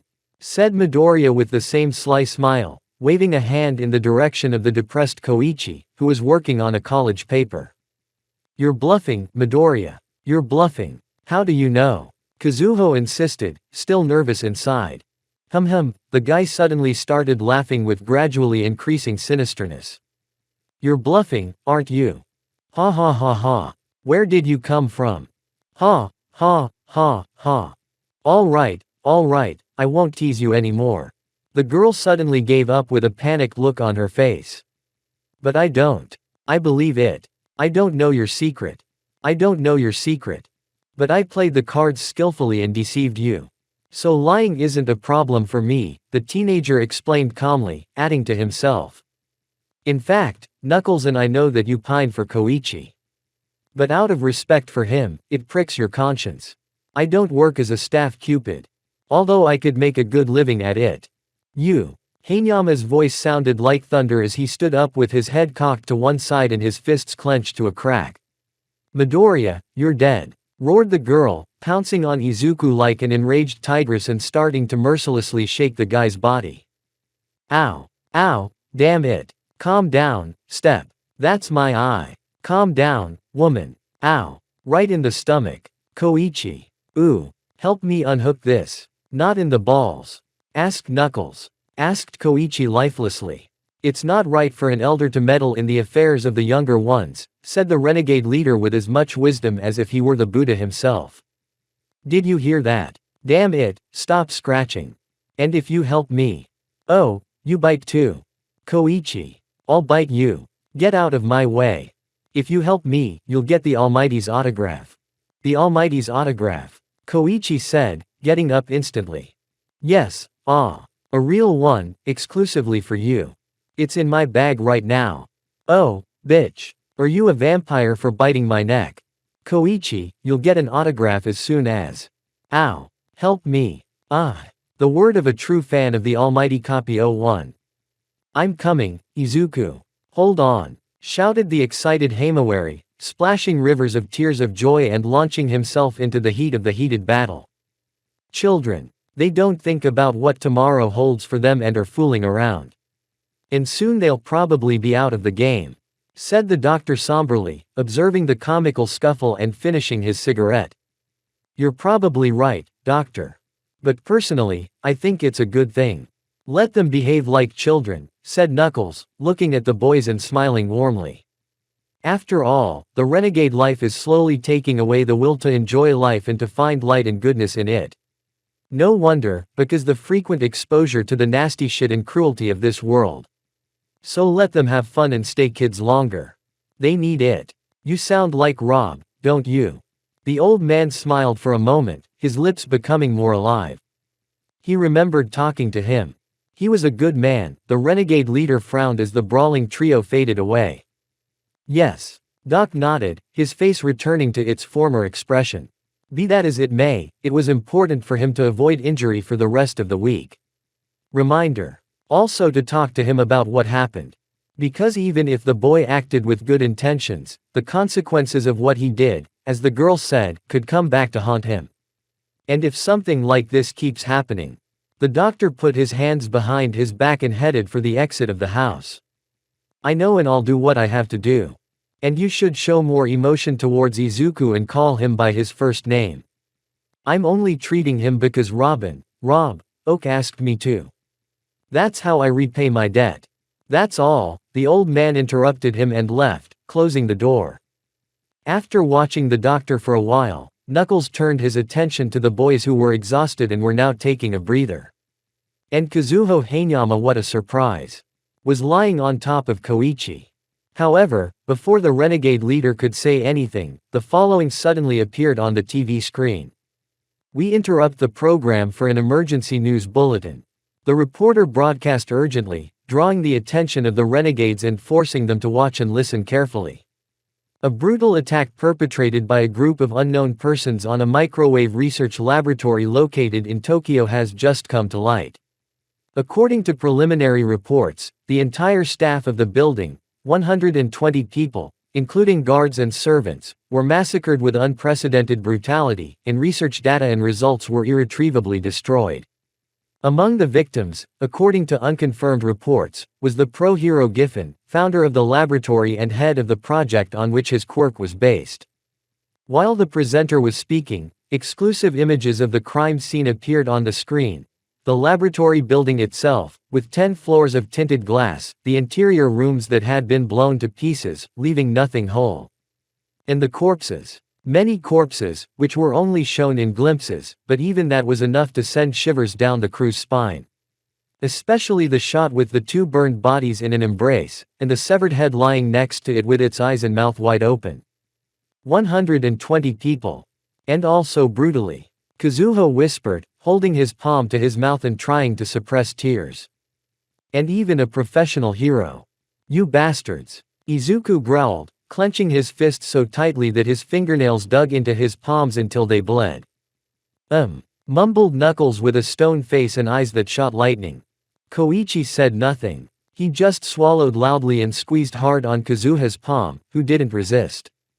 By the way, boy, who is this Giffen? I haven't heard of him before, the renegade leader suddenly asked, turning to Midoriya. Himawari and Hanyama, in unison, looked at the teenager with a mute question in their eyes. However, when it came to heroes, Izuku was a true expert. Well, Giffen is not well known to the general public because he does not seek popularity, the boy began to say, looking at the television screen, where at that moment an interview was being conducted with the chief of police, a man with the head of a dog. He had been born into a family of scientists who researched particularly dangerous and unstable quirks that stripped their users of their normal lives, and sought ways to control them. According to a magazine interview, Giffen had dreamed since childhood of following in his parents' footsteps. And he became a hero only to receive additional funding from the authorities and become a scientist. He graduated from UA Academy last year. He has been working mainly on natural phenomena and their consequences. He worked infrequently but diligently. Eventually set up a laboratory as his own hero agency and researched his quirk there. To this day. He was a good guy, if you listen to him that way. Knuckles gave his verdict, crossing his arms over his chest. What was his skill? Koichi asked the obvious question, looking at Izuku. He muttered, staring at the screen, which was once again showing images of the lab. Izuku. Kazuho shook the teenager by the shoulder. What? Midoriya woke up, averting his eyes from the TV. Sorry, I was watching. What are we talking about? I asked what kind of quirk Giffen had, said Himawari. Yes. He didn't talk about it much, but one of the online resources said the pro hero's ability was Penetrating Wave. Penetrating Wave, what does it do? Knuckles asked. Briefly, it destroys objects at the molecular level, Midoriya explained immediately. But since the others didn't understand, he went into more detail. I don't know if you remember, but everything in this world is made up of tiny particles, molecules. And, as numerous studies have shown, there is a certain distance between molecules. It's very small, but it's there. And Giffen's quirk, based on the generation of microwave radiation, penetrates that distance and expands it, causing the object on which the ability was applied to swell and collapse. Not a bad ability. Koichi whistled, clearly impressed. Yes, it is. The most interesting effect of penetrating wave is the chain reaction. If the radiation only affects part of the object, the swelling will continue to spread until the entire object is destroyed. The only way to prevent this from happening is to separate the part of the object affected by the radiation. It's like an infection affecting a certain part of the body that can only be stopped by amputation, Knuckles said thoughtfully. An accurate comparison, boss. Izuku snapped his fingers. Besides, at the Giffen Academy you were taught to use the penetrating wave as a defense, creating impenetrable microwave barriers. That's a lot of advantages. But are there any disadvantages? Kazuho asked the obvious question. Without them. The teenager smiled unhappily. Aside from the aforementioned chain reaction, which served as a double-edged sword, the penetrating wave was only effective in the palm area and could not be switched off. But the most terrifying property of the quirk was that its effect extended not only to inanimate objects. I mean, said Koichi, whose expression slowly changed from incomprehension to horror. He, and the people. Yes, nodded Izuku crestfallen. 2 scientists who were researching dangerous superpowers have a son with the same power. Ironic, said Hanyama seriously, looking at the ground. A perverse irony, agreed Midoriya.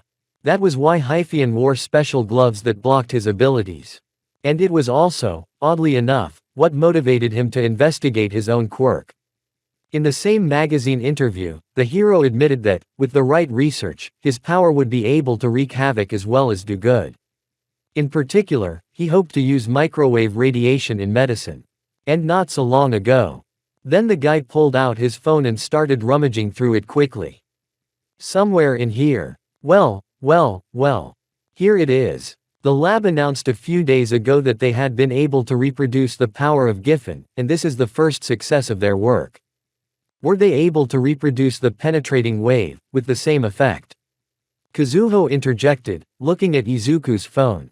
Most likely. And it attracted unwanted people, Knuckles commented grimly. And no one would think that the agency of a professional hero would be openly attacked. Echoed renegade leader Midoriya. Well, enough of all this gloom.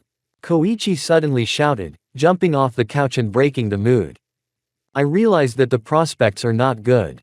But it's not worth ruining a peaceful evening. Besides, we have a bunch of snacks Izuku brought. Let's eat and think about the good things for now. And wasting no time, he grabbed Hanyama's hand, embarrassing her more than usual, and pulled the girl towards the kitchen. Maybe we should eat something and distract ourselves, said Knuckles with a teasing smile. Are you coming? Yes, I'll be right there. I'm just checking something, replied Midoriya. Don't be too long. Otherwise, we'll eat it all up. With those words, the leader of the renegades headed for the kitchen, while Izuku remained seated on the sofa. After waiting for a while, the guy picked up the remote control and used the recording function to rewind the report on the attack on the Giffen laboratory and began to scrutinize every frame of the crime scene. Premises, equipment, corpses. And everywhere he noticed faint green electric discharges. It was hard to notice them on the first viewing, but on a more thorough one.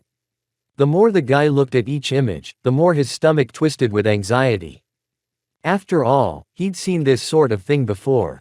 A showdown between heroes and villains in the wee hours of the morning. A stranger dressed in black, towering over the teenager like a tower, criticizing the heroes. Green electrical discharges flashed between its fingers. Then Midoriya wondered, was it a technical glitch? And now, looking at the screen with the images of the horrible crime, she really wished it was a glitch. The port of Musutafu was very different from Tokyo. It was small, with few docks and warehouses, and a low cargo turnover.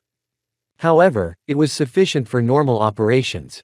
Although there were abandoned warehouses, one of which was a strange mixture of a barracks, a production hall, and an equipment warehouse. In one corner was a purely living area. A few dozen cots, one per person, and almost all occupied, a rickety bar counter that seemed repeatedly shot and broken, a long dining table, a few couches and armchairs around a plasma TV hanging on the wall, and a couple of shelves of books.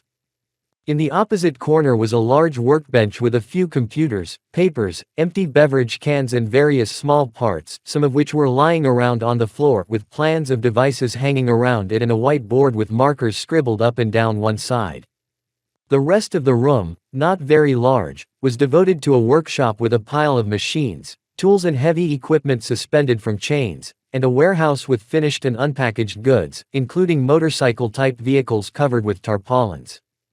The owner of the warehouse, a burly, bearded man dressed in gray work clothes, hard hat and welding goggles, observed all this splendor from the second floor, leaning on the railing. The most notable detail of his appearance was his left arm, replaced up to the elbow by a segmented black mechanical prosthesis with flashing yellow lights. "He's been gone a long time, Hayo," said another man, taller and thinner, with short black hair, gray at the temples, and gray eyes. "Don't worry, Isao. He will come, because honesty and meticulousness are his fundamental principles when it comes to agreements," replied the boss in a rough, slightly growling voice that sounded like the roar of a lion. "I know, but I still prefer to be on my guard." "It's the only way to deal with him," Isao growled. "Don't you trust him?" the store owner said slyly. "I rather disapprove. You've seen how many he's killed today. And all that blood is on your hands, because he is only the executor of your order. Well, that's the price of the future. By the way, will Katsuhira finish his stories soon? He's still working on them." Suddenly, a loud creaking sound interrupted the dialogue between the two men and partially woke up the warehouse inhabitants, who didn't understand anything. A startled Isao flew into the boss's office, located in a welded residential unit on the same second floor, and looked at the surveillance system in the form of several screens. "Hayo, one of the birds has stopped working. There it is." At the same moment, the lights went out completely in the warehouse and only the awakened men stirred instantly, rousing the others and pulling weapons and torches from under their cots. "Don't panic, boys," shouted the chief, who did not move, causing the crowd below to calm down almost immediately and turn their eyes and lanterns towards him. "You're executors, not a bunch of dumb broads. Live up to your name." "Yes, boss," the men bellowed, raising their weapons in the air. The echoing cheers had barely had time to fade before footsteps sounded from somewhere near the entrance to the hall. Quiet and unhurried, as if their owner was not bothered by a crowd of burly guys with a bunch of weapons, who had already aimed at the source of the sound along with torches. Soon, the white beams of light distinguished in the impenetrable gloom a tall, indistinct silhouette, which quietly stopped and made a motion with its right hand. An instant later, powerful green electrical discharges shot through the warehouse building, scattering the darkness. And then the enforcers saw him. An elongated man dressed in an all-black suit, with an empty bag over his shoulder and a small ball emitting jets of green energy. The most distinctive element of the visitor's image was a black helmet mask, made of several thick metal plates, with a bunch of small tubes at the back of the head and two plates with narrow slits in place of the eyes, in which green lights flashed. Seeing the intruder in full view, the crowd of boys was visibly startled and lowered their weapons, stepping back and keeping a wary, angry eye on their guest. They knew all too well how dangerous it was to point a gun at that maniac. Screwing around as usual, Neuromancer. Hayo asked mockingly, clapping his hands with a bored expression on his face. The lights in the room came back on, completely dispelling the gloom. One of the rules of business is to be able to demonstrate your capabilities to your client, Neuromancer said, and the metal plates moved in rhythm with the words, like facial muscles. And combined with his look and his voice, hard and cold, full of crackling electricity and ambient distortion, it chilled her blood. I know, but do you have to do it every time? Said the store owner in the same mocking tone, coming down the stairs and never taking his eyes off his guest. Yes. So that you don't forget my power, like your colleague at the bottom of the bay. When Hayo finished coming down, the rest of the enforcers burst out in hatred. One young man with dark glasses even started to prepare his weapon for battle, but the boss who appeared behind him put a hand on his shoulder and shook his head negatively. The fighter took the hint and refused to attack.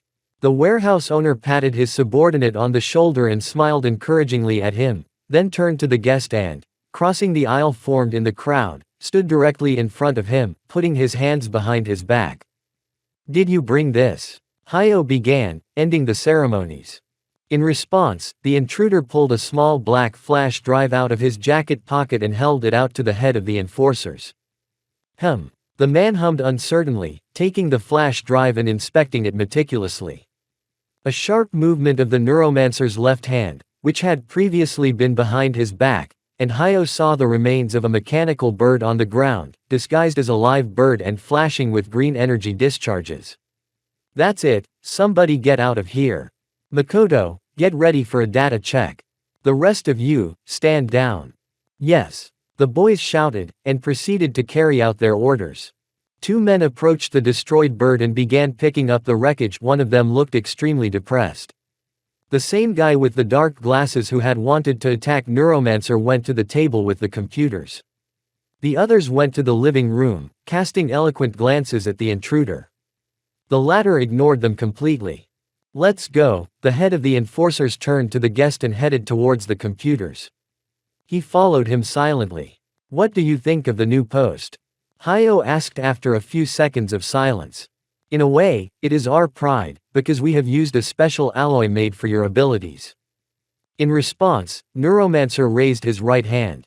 Green discharges flashed, and the nondescript ball exploded into a huge cloud of black sand, which immediately turned into a 2.5 meter black pole, which the intruder began to twirl thoughtfully between his slender fingers. The alloy you have used is truly unique. On its own, it is very hard and strong, but once you channel electricity into it, the metal turns into a cloud of metallic sand that I can control. The shape, the length, everything is under my control. I can vibrate the sand particles so that the pole, being a blunt weapon, can cut through everything from a tree branch to the reinforcing quirks that make human skin into armor. The weapon is easy to carry by stealth and very difficult to break in a solid state. But even if one succeeds, I can repair it by simply turning the splinter into sand and putting it back in place. A beautiful post that has no equal. I may never come across anything better than this, he gave an impartial verdict. Ho ho. Hearing a positive review from a man with zero emotion. Priceless. I'm sincere. Flattery and sycophancy are the lot of rats who huddle in the shadow of the powerful. You can't argue. After this peculiar dialogue, the two men went to the computers, where Makoto had already prepared the equipment for work. Hayo handed him a flash drive and, after making sure that the data check had been started, resumed the conversation. By the way, did you really outbid everyone in the lab? Asked the boss with a noticeable gasp, causing Neuromancer to turn his head in his direction. I don't doubt you or your account of what happened. But taking down a pro-hero is no easy thing to do. True, nodded the guest. A direct confrontation with Hyphaean was not an option. So I chose another option. What do you mean? While you were busy with my new pole, I wasted no time either, Neuromancer began in his usual style. Using the power of the internet, money and eloquence, I infiltrated the lab as a vigilante. This gave me the possibility to move freely around the building without attracting attention. I don't know. With your personality, fitting in without arousing suspicion. It's difficult. I didn't need any of that. I had all the information I needed and I made all the arrangements. And no one suspected anything. Nothing. I was careful, Neuromancer replied calmly as he looked at Makoto's work. And the lab staff had complete trust in Giffen, an unshakable faith in the pro-heroes and the idea that no one in their right mind would want to attack a hero agency. Sighed the boss heavily. Over the weekend I took care of the employees who for one reason or another could not be present in the lab. And today it was the turn of the main target. The first to be eliminated was Giffen. Although his quirk was powerful, but because of the special gloves, he could not use it freely. Besides, I fully trusted his lab staff and did not expect a stab in the back. I pierced his body from part to part with the poleaxe, and then passed a lethal electric shock through his body. He died in agony. Then, using the security system and turning the building into an incommunicado mousetrap, I began the sweep and data collection. Some didn't understand anything, others begged for mercy, others tried to escape, others hid. But all were dead. There were those who resisted. In one of the laboratories, I found Giffen's secretary with a 4-year-old girl, her daughter, whom she had taken to work with her due to the closure of the nursery. A lab technician who was taking care of the secretary defended them. In the end, his severed head witnessed the woman and the girl die in an embrace. Even a child. And you don't care about their lives at all? Hayo asked quietly, trembling slightly and clenching his mechanical fist. He could never endure a murder normally. And he doubly hated hearing about something like that with complete indifference. It was as if they were not talking about living people, but dry statistics. Showing mercy in the criminal world is tantamount to a shot in the temple. Those who try to remain human in this environment end up becoming food for others. Especially those whose lives were spared or not finished with, Neuromancer pointed out sternly, watching his interlocutor's reaction. And in case you have forgotten, I am only the executor of your order. And all the victims are on your conscience. I know, said the boss in a low but clear voice. I hired you with full knowledge of the consequences and willing to accept responsibility for them. But even so, I'm only human, weak and full of compassion. Done, said Makoto sharply. All the data is here. We'll soon be able to develop it, although we'll have to get some additional components. Okay, said Hayo, returning to normal. Go get some rest. I'll finish up here myself. He nodded silently and left, leaving the boss and the Neuromancer alone. After waiting for his colleague to leave, the former sat down at the computer and pulled out a wad of bills from his desk drawer. Your payment, he said, holding out the money to the intruder. The latter silently took it and put it in his pocket. You don't even want to count it. I do my job honestly, and you pay me honestly.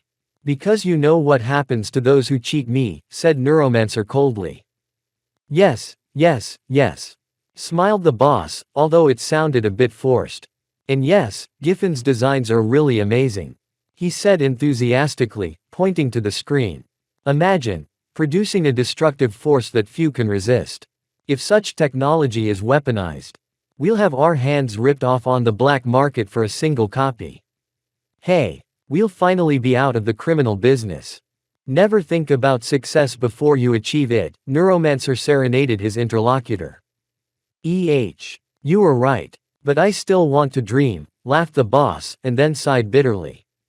The truth is, it's funny. We've built and designed a lot of incredible devices, prosthetics, gadgets, means of transportation, weapons. All with properties that make your head spin. But the truth is, we didn't invent any of it ourselves. We stole everything we needed for the devices, plans, materials, technology, from others. We sold our products to criminals and used the dirty money to provide for our families. We call ourselves enforcers, but the truth is we are pathetic rats, cowering in the shadow of the powerful. As you said, although I don't think you meant us. How tired I am of this.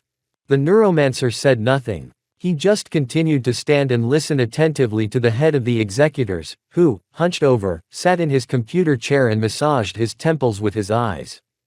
The funny thing is that a long time ago I never thought it would come to this point. Have I ever told you my story? Never. Then today is the first time you'll hear it. Hayo's gaze became distant, his face expressionless. It was as if he was staring into the distance. In the past, I was born and raised in a normal family. My mother was a loving housewife and my father was a hardworking man. I went to the most ordinary school, where I was bullied for not having a quirk. But I didn't mind, especially since even without superpowers I could punch people in the face. In the end I graduated from all educational institutions with average grades, opened a small construction business and recruited my crew, which is now almost all here. At some point I met a girl in a bar who was a gray mouse from another class at my school. We met, we fell in love. She ran away from home for me, and her father, a weird psycho, tried to kill me with a shotgun. And he almost succeeded. But he ran out of bullets. And my sweetheart taught him a lesson. And that's why, by the way, we only documented the marriage and forgot about the wedding. Ha ha ha ha, it was an unforgettable week. Hayo laughed out loud, looking noticeably younger at that moment. And so my life went on, without haste and without pause.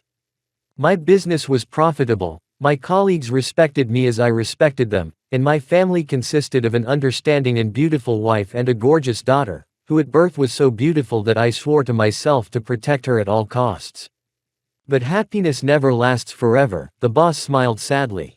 At some point, the quirks forced me out of the business. It was as simple as that. After all the members of my crew were normal people.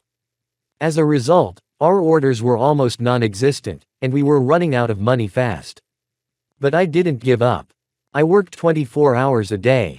I ate little and hardly slept. I searched futilely for new ways to earn money and humiliated myself for a pittance. And then I drank uncontrollably. But every time I came home to my beloved wife and daughter, I never showed them how screwed up I was. Not once did I ever raise my hand to them. Not once did I make a scene or drink a drop of alcohol in front of them. And sometimes protruding fatigue and depression amortized on the job and picky clients. Only the award for the best male role was not enough for complete happiness. But I could not deceive my beloved. She was smart and guessed everything, but did not say aloud. Only silently supported. And my daughter constantly drew me pictures and called me a hero. In these beautiful moments I realized that I had to fight to the end. And one day I decided that, since good does not come to me, I must take it into my own hands. Hayo clenched his mechanical fist with a distinct creaking sound. And I decided to commit a crime, said Neuromancer slowly. Aha! To rob a rich fat man who was squandering money left and right. I had originally planned to do it myself, but the crew found out and immediately got involved. I talked them out of it, but the boss never abandoned us, so why would we abandon the boss? A chorus of voices suddenly echoed among the enforcers who were listening intently to the dialogue between Hayo and Neuromancer. Well, that's what they said. In the end we came up with a plan and waited for our chance. And it came. When an unrealistically dangerous villain got into a fight with the Almighty and wrecked half of Tokyo. That was 4 years ago. While the city was recovering from the incident, we masked up and assaulted the rich guy. But we ran into a pro-hero. That Yaoyorozu. The enforcer boss had a vicious, almost bestial expression on his face, and the small koken next to him was crushed by his prosthesis. We probably would have been caught there, but Makoto's homemade weapon, which he had improvised from scrap metal and tools, allowed us to escape. And that same day, when I returned home depressed, I learned that my daughter had. At that moment, Hayo shook, sobbing and trying to stifle tears, while Neuromancer stood staring blankly. He had suffered at the hands of one of the criminal accomplices of that powerful villain. Apparently, he could not accept the defeat of his boss.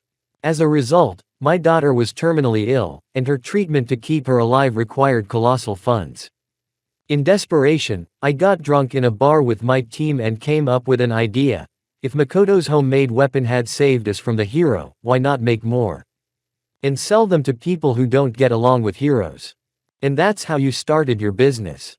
Bingo. It was tough at first, zero experience and many criminals outnumbered us. Not without casualties. With these words, Hayo rubbed his prosthesis and looked at one of the walls of the warehouse, where several photos hung under a large inscription, Wall of Remembrance. But we didn't retreat, because there was nowhere to retreat to. And in the end we got what we have now. Money is not a problem. My daughter has lived to this day, and a recent breakthrough in medicine gives us hope that she will soon be fully alive again. And this breakthrough is the reason you hired me? Neuromancer asked with some curiosity. Yes. And with the new weapon, I can pay for the treatment and retire. It's a pity that at the cost of innocent lives. Why did you tell me that? Neuromancer suddenly asked. I saw something interesting on the news and remembered the old days, smiled the boss and took off his helmet, tousling his gray hair with sparse dark strands. I don't know if you heard, but today a guy without quirk, nicknamed Gear, put on quite a show. The pro-heroes and the media painted what happened in such a way that it seemed absurd. And there were some pretty interesting rumors on the internet. You don't know anything about that. I was there. Oh ho ho ho ho ho ho. So what? This guy actually did the job for the pro-heroes while they were standing around and then successfully escaped. He asked, and all the enforcers, as one, looked at the Neuromancer. Roughly speaking, yes.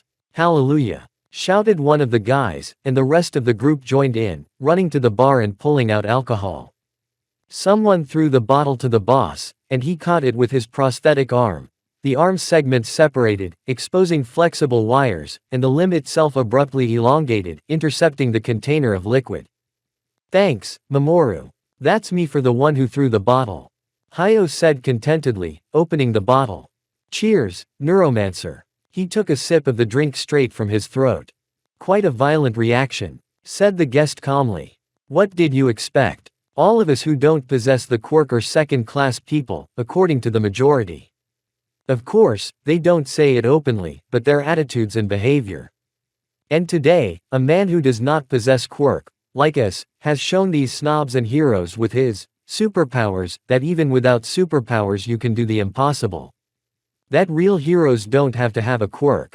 But more importantly, Gear had to know the consequences of his act. And yet he took the risk of letting the pro-heroes be fooled. How can you not admire that? Said the boss, in high spirits. You overestimate him, said the intruder dispassionately. Yes, this Gear's plan to save the schoolboy wasn't bad. But he's mediocre in and of himself.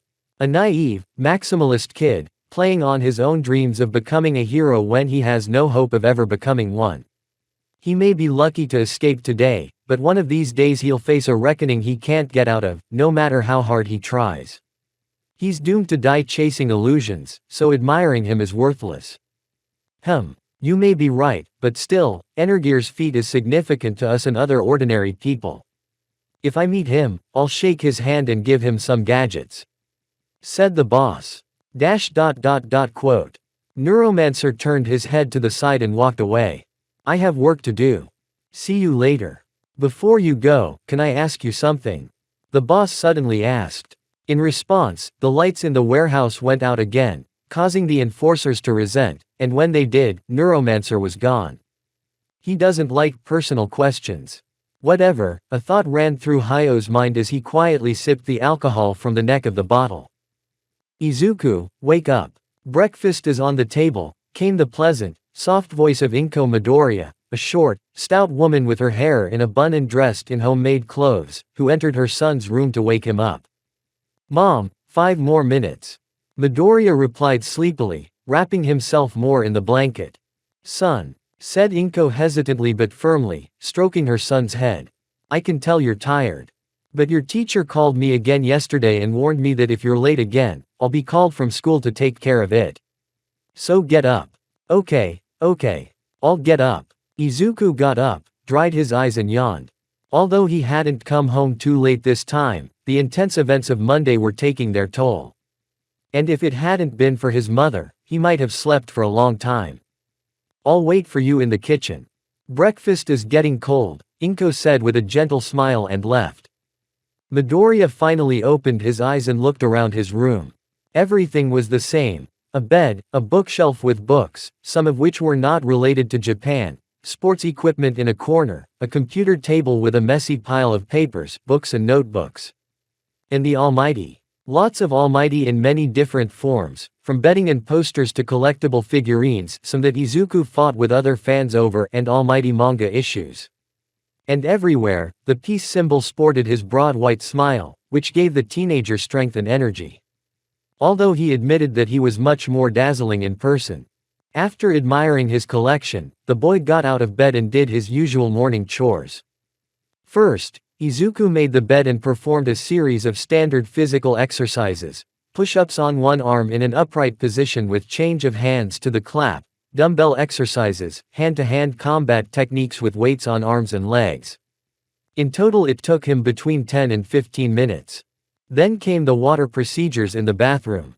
Brushing and brushing teeth, all standard. Along the way, Midoriya meticulously examined herself in the mirror. Nothing had changed since yesterday. A thick tuft of dark green hair to be cut, large green eyes with small bruises under them, soft facial features similar to her mother's, freckles on her cheeks in perfect symmetry and well-developed muscles. As well as a few small scars, testimony of the hard renegade days. Midoriya finally got dressed in his washed and dry clothes, for which the teenager was truly grateful to his mother, and went downstairs for breakfast, remembering to bring his 2 backpacks. Izuku, you're wearing those again.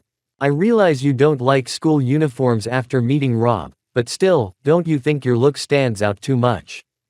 Especially the waistband, Inko reminded her son again, although it was more for concealment. In the United States there is no problem with school uniforms. They are only in specialized schools, and in ordinary schools children dress as they want. Besides, I've never liked this uniform. It feels tight every time I put it on, Izuku explained with a smile, rubbing the ends of his belt. He thought to himself. It also burned for sure when I was repairing the jet bots in my room. How the hell did it burn the day I bought my uniform? Oh, boy. Oh, boy. I see. Do you have to carry 2 backpacks? It's awkward, Mom said, looking at one of the backpacks with a mixture of concern and disapproval. And that backpack happened to contain gear. Ahem, coughed the teen awkwardly. And without waiting for any more awkward questions, she quickly sat down at the table and began to eat. Inko shook her head sadly and turned back to the kitchen. I'm sorry, Mom. I'm sorry I have to lie. But it's better this way, because you won't be hurt by Energear's secret.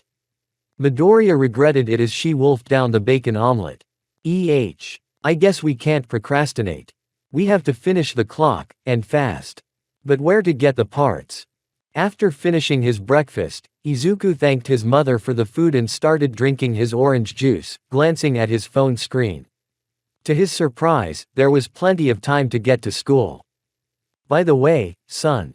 I'm going to the bank later today, said Inko absently, stirring something in the pot.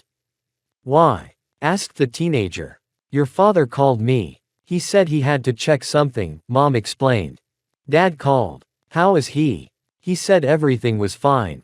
And nothing else. The woman became involuntarily sad, which made the boy uncomfortable. All right, Mom, I'm leaving. Time is money. Izuku exclaimed loudly, pushing away the sadness, then jumped off the table and ran out into the hallway with his backpack. Wait, Izuku. Inko shouted as the teenager had already put on her favorite red shoes and was about to leave. Hearing her mother's call, Midoriya stopped and looked at her with a share of confusion. She calmly approached, looking at the boy with some pain in her eyes, and then hugged him tightly. Please, son. Take care of yourself and stay out of trouble. Please. You are my only son. And if anything happens to you. Inko whispered, sobbing loudly and trying to hold back tears. For a moment, Izuku was taken aback by such an outburst of emotion. But he quickly pulled himself together, smiled and, pulling away, said. Mom, I'll be fine. I'm not a crystal, I won't break. And even if I don't seem to care about your words. I love you very much, and he himself has already wrapped Inko in a tight embrace. Everything is going to be all right. For me and for you. Don't worry too much. Okay. Now go, said Mom, smiling and wiping away the tears that had welled up in her eyes. I'm going now. Goodbye. Izuku said goodbye and closed the door. The house fell silent. Inko Midoriya stood silently staring at the door behind which Izuku had just disappeared. Her heart was breaking with grief and worry. I know. You can fend for yourself, son, Inko Midoriya thought as she clasped her hands together in a prayerful gesture, holding back the tears that were welling up again. And I know that Lord Ogura will not abandon you. But still be very careful.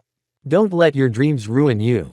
In the dark basement of an abandoned house, with a single dim bulb as a light source, stood several people.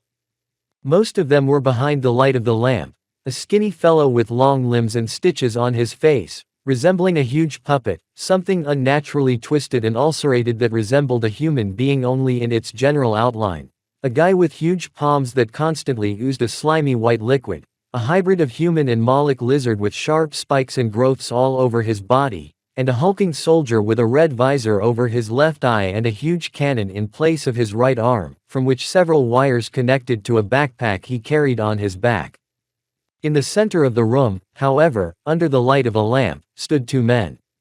One of them was a huge mountain of stone muscles, reminiscent of an animated golem from ancient legends. The other was a man tied to a chair. He had a wiry build, completely white skin like that of an albino, long black hair, scarlet eyes like rubies, and lots of blood all over his body and around the chair. To make it look especially strange, for there was not a single wound on the man. 6 hours of torture. I have to admit that we have never tortured a person so much before, said the golem in a booming voice as he hovered over the bound victim and wrung his neck with all his might. And though it is pleasurable, there is a limit to it. I ask again, where is that thing? There was a cracking sound and the prisoner's angled neck snapped back into place. Ouch, groaned the unfortunate, glancing furtively at his torturer. It's unpleasant to have your neck broken 236 times in a row. But you're immortal, said the bulky man, picking up the bloody bar from the floor. So this kind of thing is nothing to you, and he plunged the piece of iron into the prisoner's body, twisting it with all his might and making the victim scream in pain. Ah, damn you. I may be regenerating at an incredible speed that makes me unkillable, but that doesn't mean I can't feel pain, Zora. Then why don't you tell me where the stolen item is? The torturer asked, dropping his intimidation and sitting down on the stool next to me. What's the point? I won't die from your primitive tortures anyway, and I can escape. I guess. And besides, I have something to offer you, he smiled, breathing heavily and bleeding from his mouth and from the wound of the unremoved rebar. I'm not interested. BFG, said the golem, standing up and pulling the rebar from the captive's body. The giant gunman then raised his weapon and fired a greenish-white plasma charge at the unfortunate man, tearing and burning his stomach, while throwing him against the far wall of the room and smashing a chair to pieces. The room was silent for a while. And then those present watched as the huge smoking hole in the prisoner's abdomen began to regenerate rapidly, restoring organs, muscles and skin. When the process was complete, the unfortunate man screamed and breathed again. Ha, ha, ha, no. Interesting. Are you kidding me? Shouted the man. Our mission is to return the stolen goods and torture you until we get bored. That's it. So don't expect a deal, the golem said sternly. Ah. So he didn't tell you anything? Said the captive, smiling slyly. We don't need to know. We're just mercenaries. He is our patron. And to go against him is the greatest folly of any man. Naturally. I know that bastard well. But I have nothing to regret, because what I stole is far more valuable than anything you've ever seen in your life. And if you listen to me, you won't regret it, said the victim, standing up and smiling cheekily. I told you not to expect a deal, repeated the torturer, addressing the prisoner. If I were you, I'd listen to you, came a cold, distorted voice from the darkness, forcing the golem to stop and turn to its source. A small drone with a mask-shaped iron helmet body, hovering on 4 anti-gravitators and pulsing with green energy discharges. Why did you do that, Neuromancer? The golem asked irritably. Although he had hired this guy to search for the prisoner, he still had no sympathy for him. On the contrary. For the fact that his employer obviously withheld some details about the object of the search. And if he did, it means that it is valuable to him. And this information can be useful to him, the voice explained. Thank you, thanked the drone, then turned to the mercenaries. First of all, gentlemen, tell me, how much did he pay you? There was silence for an answer. No need to answer, I've already guessed not much. I'm not surprised, because you're small time. But I can offer you more. A real haul. A bounty. The golem asked with marked interest in his voice. What I stole from him is the key to this man's wealth. A small part, of course. But this money will be enough for you to live your whole life without hardship. You could even start your own organization. How much is that, purely in figures? I don't know exactly. But at least $1 billion. Maybe more, said the black-haired man, after which the audience began to whisper excitedly. And we'll get it all if you help me. Wait a minute. If this object is so valuable, why didn't you send someone from your elite forces? Because he's an arrogant piece of shit. He never considered me a real threat. Besides, he knew I couldn't use the item. So he didn't see fit to waste his best resources on me, so he sent you. It's idiotic, don't you think? The mercenaries looked at each other in silence. What do you want from us? Asked the golem. There was a small problem. The thing is that I left the object in one place until I found the key. When there was progress, I decided to return the object. However, I was screwed. They took the object, falsifying all the data as if it had never been there. As I had achieved nothing peacefully, I decided to get it back by force. And then, as luck would have it, you guys came into my life, the victim explained, smiling. Do you want to hire us to do your dirty work for you? I see. And what is the key to the object without which you can't use it? Asked the torturer. A special key, known to your employer and approximately to me. Without it all wealth is reduced to nothing. That means you need me, the prisoner answered calmly. How will we divide the money? Came to the main question of the golem. 50-50. What? You heard me right, we'll split it all 50-50. Because if we don't, I won't see a penny. Besides, I don't want to argue about the price, as is usually the case, summed up the victim. The mercenaries looked around once more. It smelled like a lot of money. You had to be a fool to refuse such an offer. But, on the other hand, they remembered who had hired them. And the fact that this character is not offended. So, do you want to get rich and become a force to be reckoned with? Or would you rather crawl around at the bottom of the underworld for the rest of your life, receiving paltry handouts from the powerful and being treated like a piece of shit with no rights? The captive asked mockingly, seeing the mercenary's hesitation. As soon as he heard these words, a whole range of different emotions were reflected on the faces of those present, but in their eyes was reflected the lust for power. It's a deal, replied the golem after a moment's hesitation, uncuffed the former tortured man and shook his hand. What is your name, comrade? Fumetsu Varai.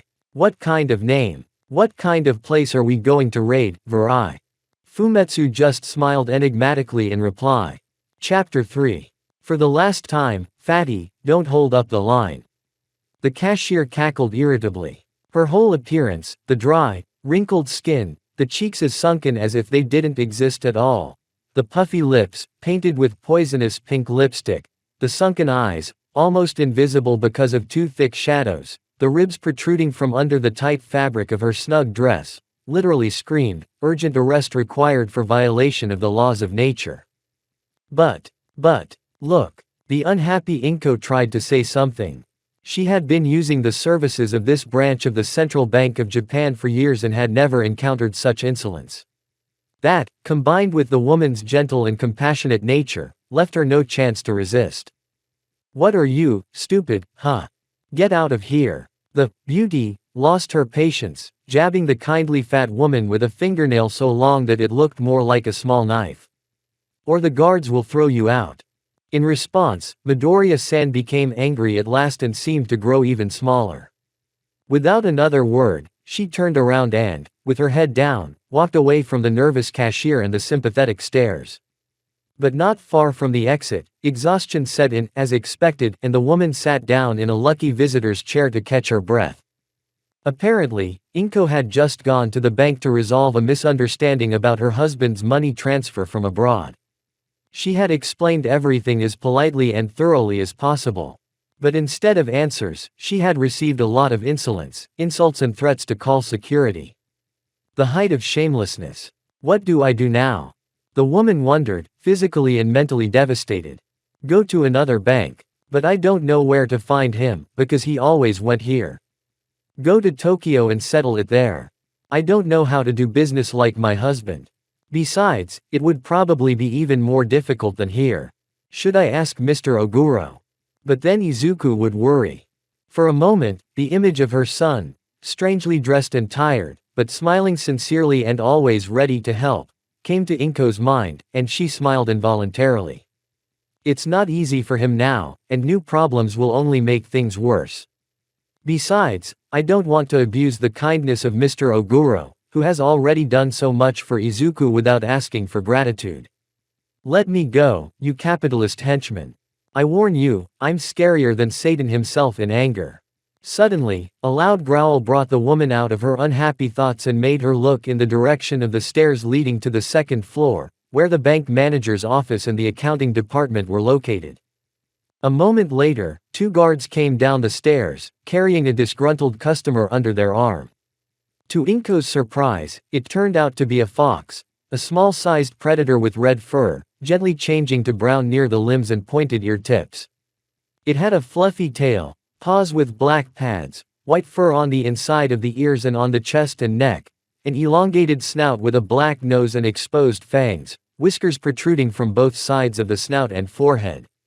Everything as it should be. But the fox's main characteristic was anthropomorphism, a physique close to human, green eyes with white sclera, in which now splashed an unconfessable discontent, and clothing, consisting of black shirt, gray pants with belt, red tie, attached to the shirt with a special clip, unbuttoned light blue jacket and black bag with belt, slung over the shoulder. No, seriously, guys. Put me on the ground. This is a violation of human rights. The fox tried unsuccessfully to communicate with the guards. And even if he doesn't look human at all, that doesn't change the issue. The warden has ordered you to be thrown out. And we will if you don't leave, said one of the stone-faced guards indifferently. Hasn't he asked you for anything else, like marking the corners? The beast asked ironically, causing his two companions to frown. If you want, I can help you. 1,000 yen per corner and we'll call it even. In response, one of the guards, still scowling, grabbed the fox's tail tightly and pulled it upwards, causing the beast's bag to fall to the ground. Don't touch the tail, you bastards, I'll sue you. The fox growled angrily, hanging upside down. In response, the guard began to twist the animal over its head like a cowboy lasso. Don't you dare. Before the fox could finish the sentence, the lasso came loose and flew with a scream across the room, falling to the floor in a star pose. The devil, he hissed, jumping to his feet and immediately getting hit in the back of the head with a thrown bag. Ouch. We warned you, redhead. If you don't get out of here, you'll have to deal with yourself.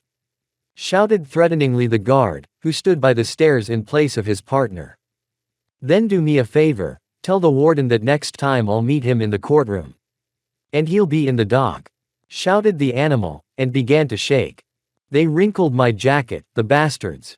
But it doesn't matter. When I write an article, it won't show a bit. Muttered the fox to himself, clutching his bag over his shoulder and heading for the exit. Damn bureaucrats. All the people's juice, while with them barking. I'd like to sit down now. And at the same time, I'd like to bore those bureaucrats. As soon as he finished his thought, the fox noticed Inko sitting in the chair and looking at him curiously. Excuse me, madam, would you allow me, an unfortunate victim of the capitalist machine, to sit next to you?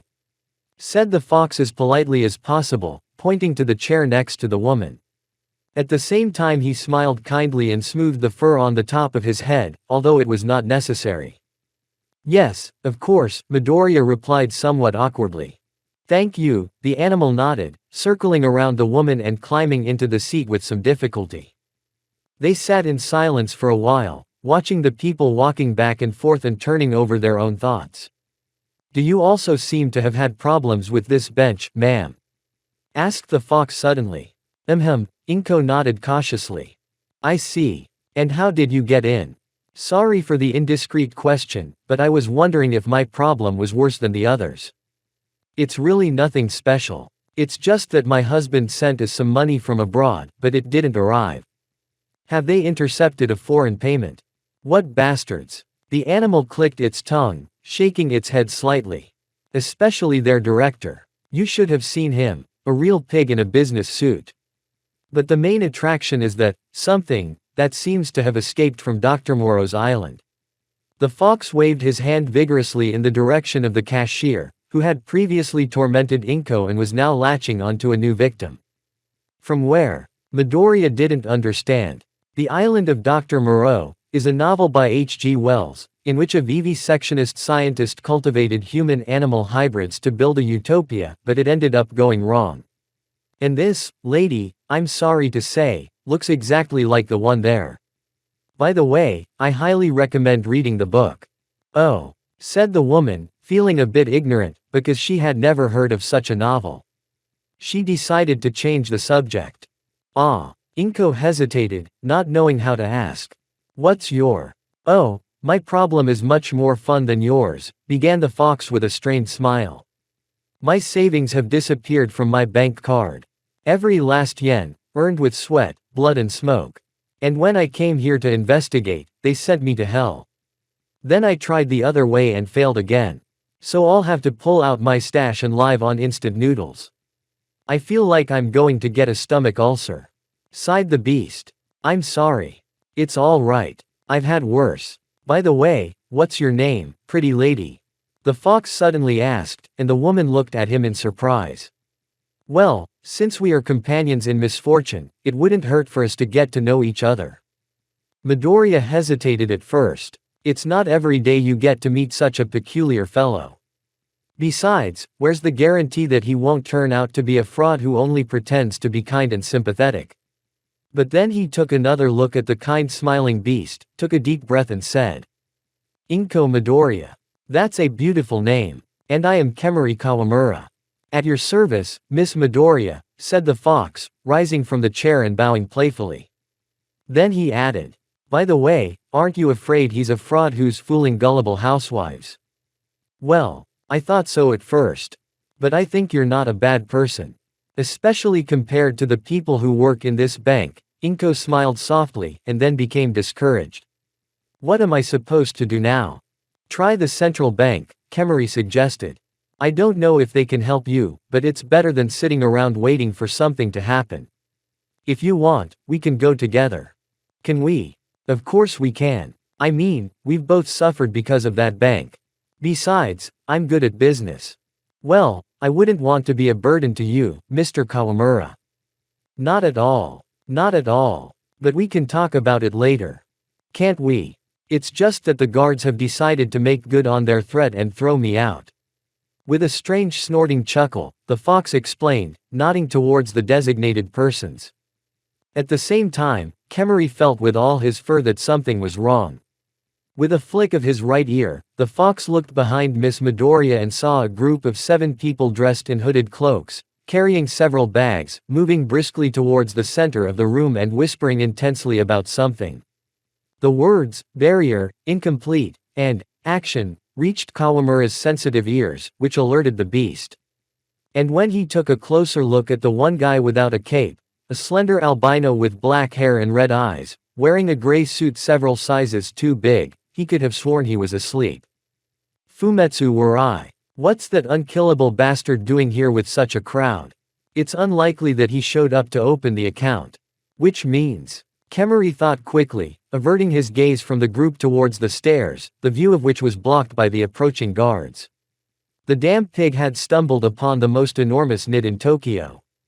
What to do now? Escape is not an option, the guards are already dead. So we'll have to do it the old-fashioned way. Mr. Kawamura. Midoriya asked awkwardly, noticing the fox's strange reaction. Miss Midoriya, as soon as I tell you, quickly lie down on the ground and bow your head, your life depends on it. Kemari hurried to speak, who did not lose sight of the group and saw how something hidden by the optical camouflage and visible only by faint fluctuations of air took off from its center. I'm sorry, what? Interjected the surprised woman, thinking she heard what she heard. Hey, redhead. Began one of the guards, addressing Kawamura, as a small drone pulsing with green energy flew down from the roof and dropped its cloak. "Get down!" roared the fox, quickly knocking Inko to the ground before the perplexed gaze of the guards and those around him, who, in their preoccupation, had not noticed the danger. In the same second, green electrical discharges coursed through the walls and ceiling of the bank, and the strangers shed their cloaks and sprang into action. The stone golem was surprisingly agile, leaping towards the guards before they could react and hurling them both away with a single blow. As if in slow motion, Kemery watched as the two bodies crashed into the wall, almost immediately pinned to it with huge spikes. Thick red blood began to flood the floor, and the fox looked down at the Moloch man with an emotionless expression on his muzzle and eyes flaming with a storm of emotion. With a fierce grin, he was ripping another spike from his back and jabbing it into the neck of a guard who had tried to attack him from behind. "What is it, Mr. Kawamura?" asked a misunderstood but frightened Inko as he was about to raise his head. "Don't raise your head," the fox shouted, putting its paw on the woman's head and pressing lightly. "You'd better not watch this," he added to himself. The action continued. The guy with the huge palms quickly blocked the entrance to the bank with a white, sticky substance, knocking to the ground several people who were trying to escape and two guards who were at the door. "They're blocking the passage, preventing anyone from escaping. It's a smart move, but it also means they won't let anyone out alive." "Shit." Kemery thought about the situation with surprising calmness, while Mrs. Midoriya lay on the ground obediently and kept her head down. A twisted guy with a bunch of sores on his body pulled his ugly proboscis out of his mouth and shot an intense stream of green liquid at the paralyzed people at the bank door, causing their bodies to melt and scream in agony, trying to get rid of the acid but instead tearing off their own molten flesh and screaming even more. And the rest of the bank customers were screaming after them, scrambling down the aisle in panic and terror. "Fuck." Kawamura turned around, unable to contemplate the spectacle without feeling nauseous. He was human, after all. Mrs. Midoriya, meanwhile, was still lying there, desperately covering her ears with her hands and trembling slightly as if she was about to cry. The unnatural puppet guy with dots on his face grabbed his submachine guns from behind and whirled around in a hurricane-like whirlwind, firing at everything and wrapping his arms around his torso. And all with the sickening chuckle of a snake with its tongue out. The director must have been pretty pissed off to order such a massacre. It's a bit strange though. What has this place done? Kawamura pondered calmly as he felt the woman beside him throb with silent sobs. Not that he was happy about it. Finally, the shot rang out and all was silent. The hostages froze, still trembling and not knowing what awaited them. The criminals, all at once, turned to the only ones who had not participated in the massacre, a soldier armed with a plasma cannon, calmly adjusting the red visor on his left eye, and an albino in a gray suit, who had fired a pistol into the ceiling. "You are temporarily terminated, Miss Midoriya. You may raise your head," said Kemery, knowing full well that there was no other choice. Inko raised her head. Her face was as pale as chalk, her eyes bloodshot and her cheeks streaked with tears. She stared at the horror around her for a while, then sobbed loudly into the only vest she could find, Kemery's jacket.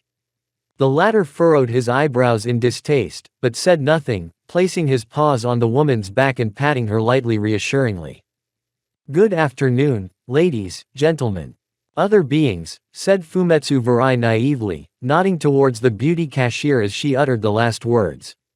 "We apologize for the piles of dead and badly wounded, but we are here to loot. So take it easy and don't try." At that moment the pretty girl couldn't take it and tried to run out from behind the cash register.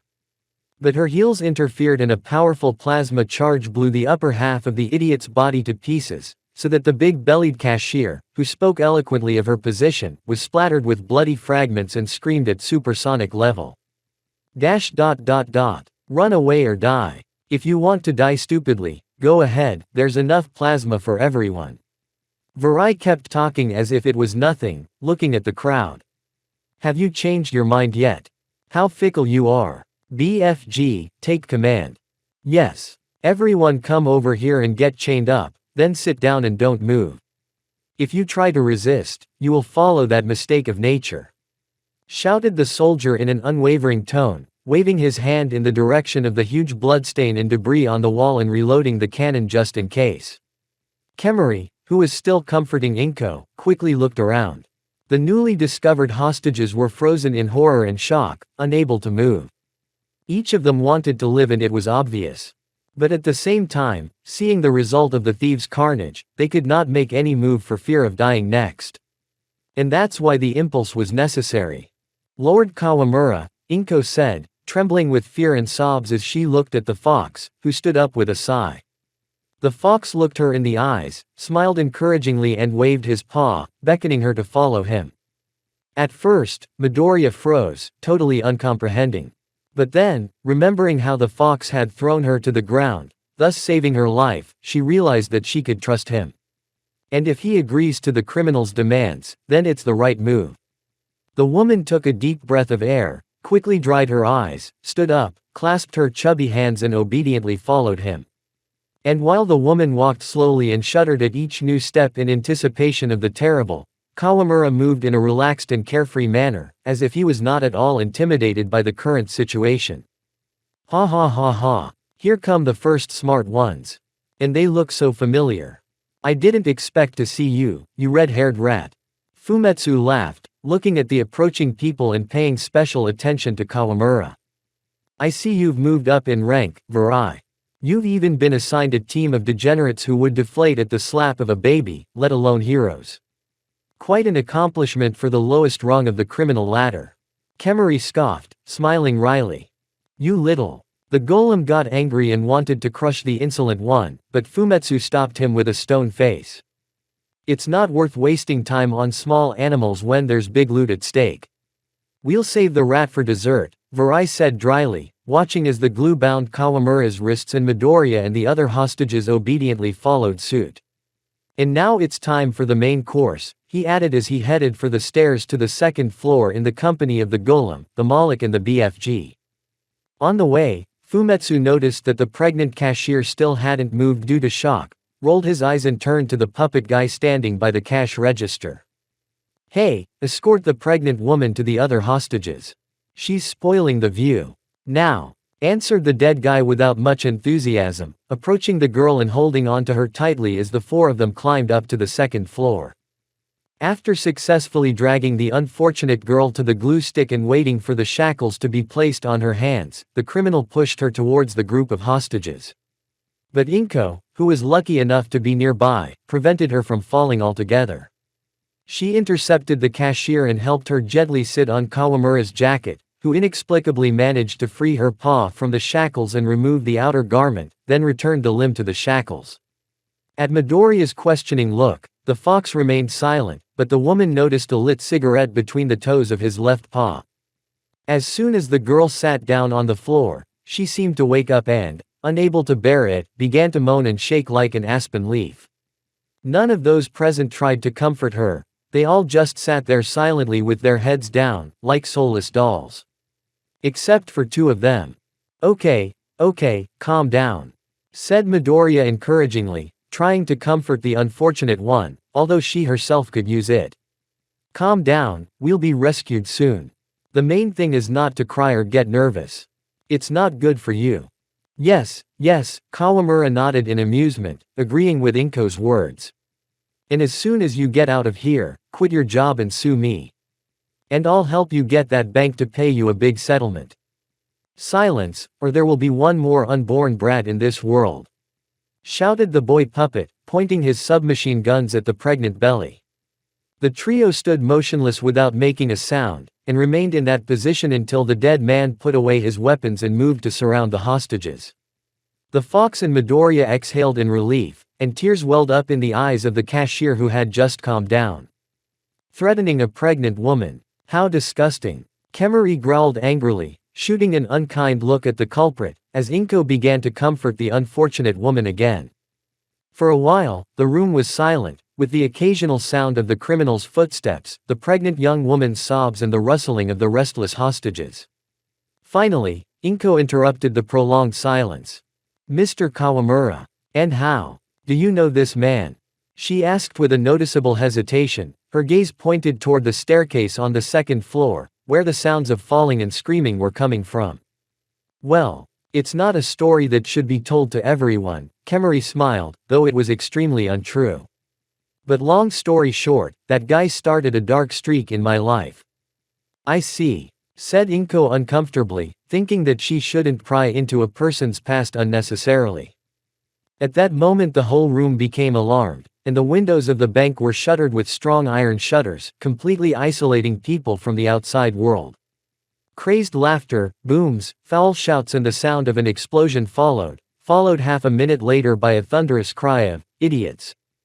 Hey. Looks like someone screwed up somewhere," laughed Kemory in his inimitable snorting manner. A moment later, the criminals headed downstairs. The trio of mercenaries seemed intact, but Varai had been stripped of his outer clothing and had regenerated his body, part of his head and his left arm along the way. And his face, all of it, expressed an extreme degree of anger and depression.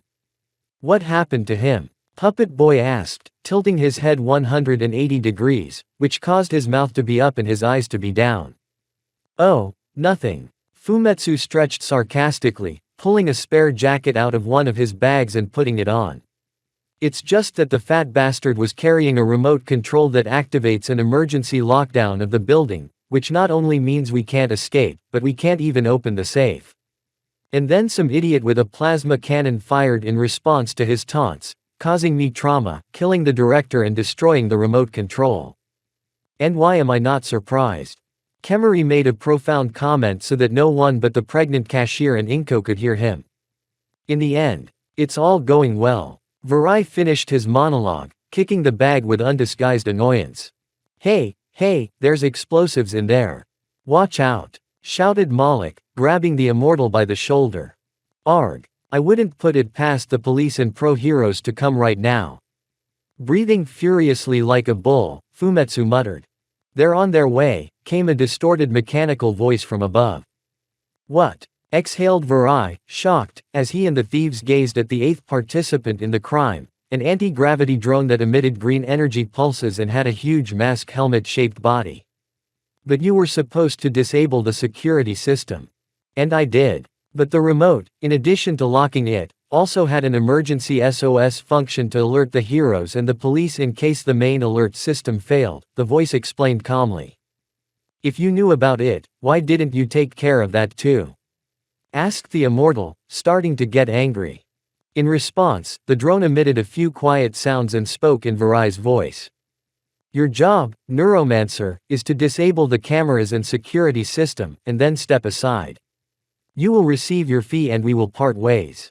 No hard feelings or betrayal." Neuromancer. Come on, Kawamura chuckled to himself. "I've never seen him personally, but there are many rumors about him. And if Varai is telling the truth, well, he's just a drone. Because if he were here in person, I have fulfilled exactly my part of the agreement." Neuromancer spoke again through the drone. "So any accusation on your part is meaningless. I have always wondered if the quirk is transmitted to inanimate objects." Fumetsu suddenly asked angrily, eliciting puzzled looks from the mercenaries and causing them to take a couple of steps back. "Do you know why? Because you, Neuromancer, are a walking typewriter. You just do what you're told, and you have no brains, will or ambition of your own." Literally spat the immortal's last words. 1 second, and Varai was hit by a powerful green lightning bolt, which made him howl and roll on the ground like a beaten dog. The thieves watched the immortal's suffering. The hostages, as before, sat in motionless silence. Inko and the pregnant cashier, who had calmed down, were terrified, and Kemory rolled his eyes and wagged his tail with a bored look on his face. The effort continued for another 15 seconds, after which Fumetsu, exhausted and furious, lay on the ground, breathing heavily. The bodies of the criminals hovered over him, and the golem asked irritably, "What are we going to do, Mr. Snatch? The barrier will hold the heroes until they discover their vulnerability. And we can't do anything against those professionals. A few minutes ago, I would have said hysterically that we should surrender." Varai smiled, rising from the ground.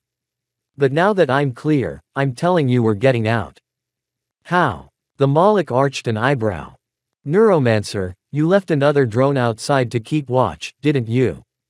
And it has camera and projector functions like this one." "Yes. But it costs extra." "Great. Then it's time to put on a little show. Fumetsu grinned with his eyes glowing with evil lights. You were great last night, Bakugo. Almost taking down 2 villains before entering UA is quite a feat, ha ha ha. Laughed out loud one of Katsuki's gang members, and his laughter was immediately echoed by the rest of the guys surrounding their leader's desk. I wonder what those guys would say if they knew that I saved Kachan and left the pro-heroes fooled and that the news was all lies. Midoriya smiled, averting his gaze to the window. I really don't need to know. The important thing is that this good day continues. When Izuku told himself, perfect day, he wasn't lying. Getting to school on time, being able to study in class and enjoy it, something almost unrealistic given Midoriya's opinion on the boredom of school days and the nice weather outside for a walk around town after school. What wasn't a good day? However, there was one thing that kept the teenager on edge, Katsuki's behavior. During the 3 classes and recesses, he had been walking around blacker than a cloud, snapping at all his admiring classmates, and now, listening to the laughter of his minions, he was literally fuming with rage. That's right, that's right. When you enter the heroic course, everyone will fall to their knees. And then it's not far to the symbol of peace.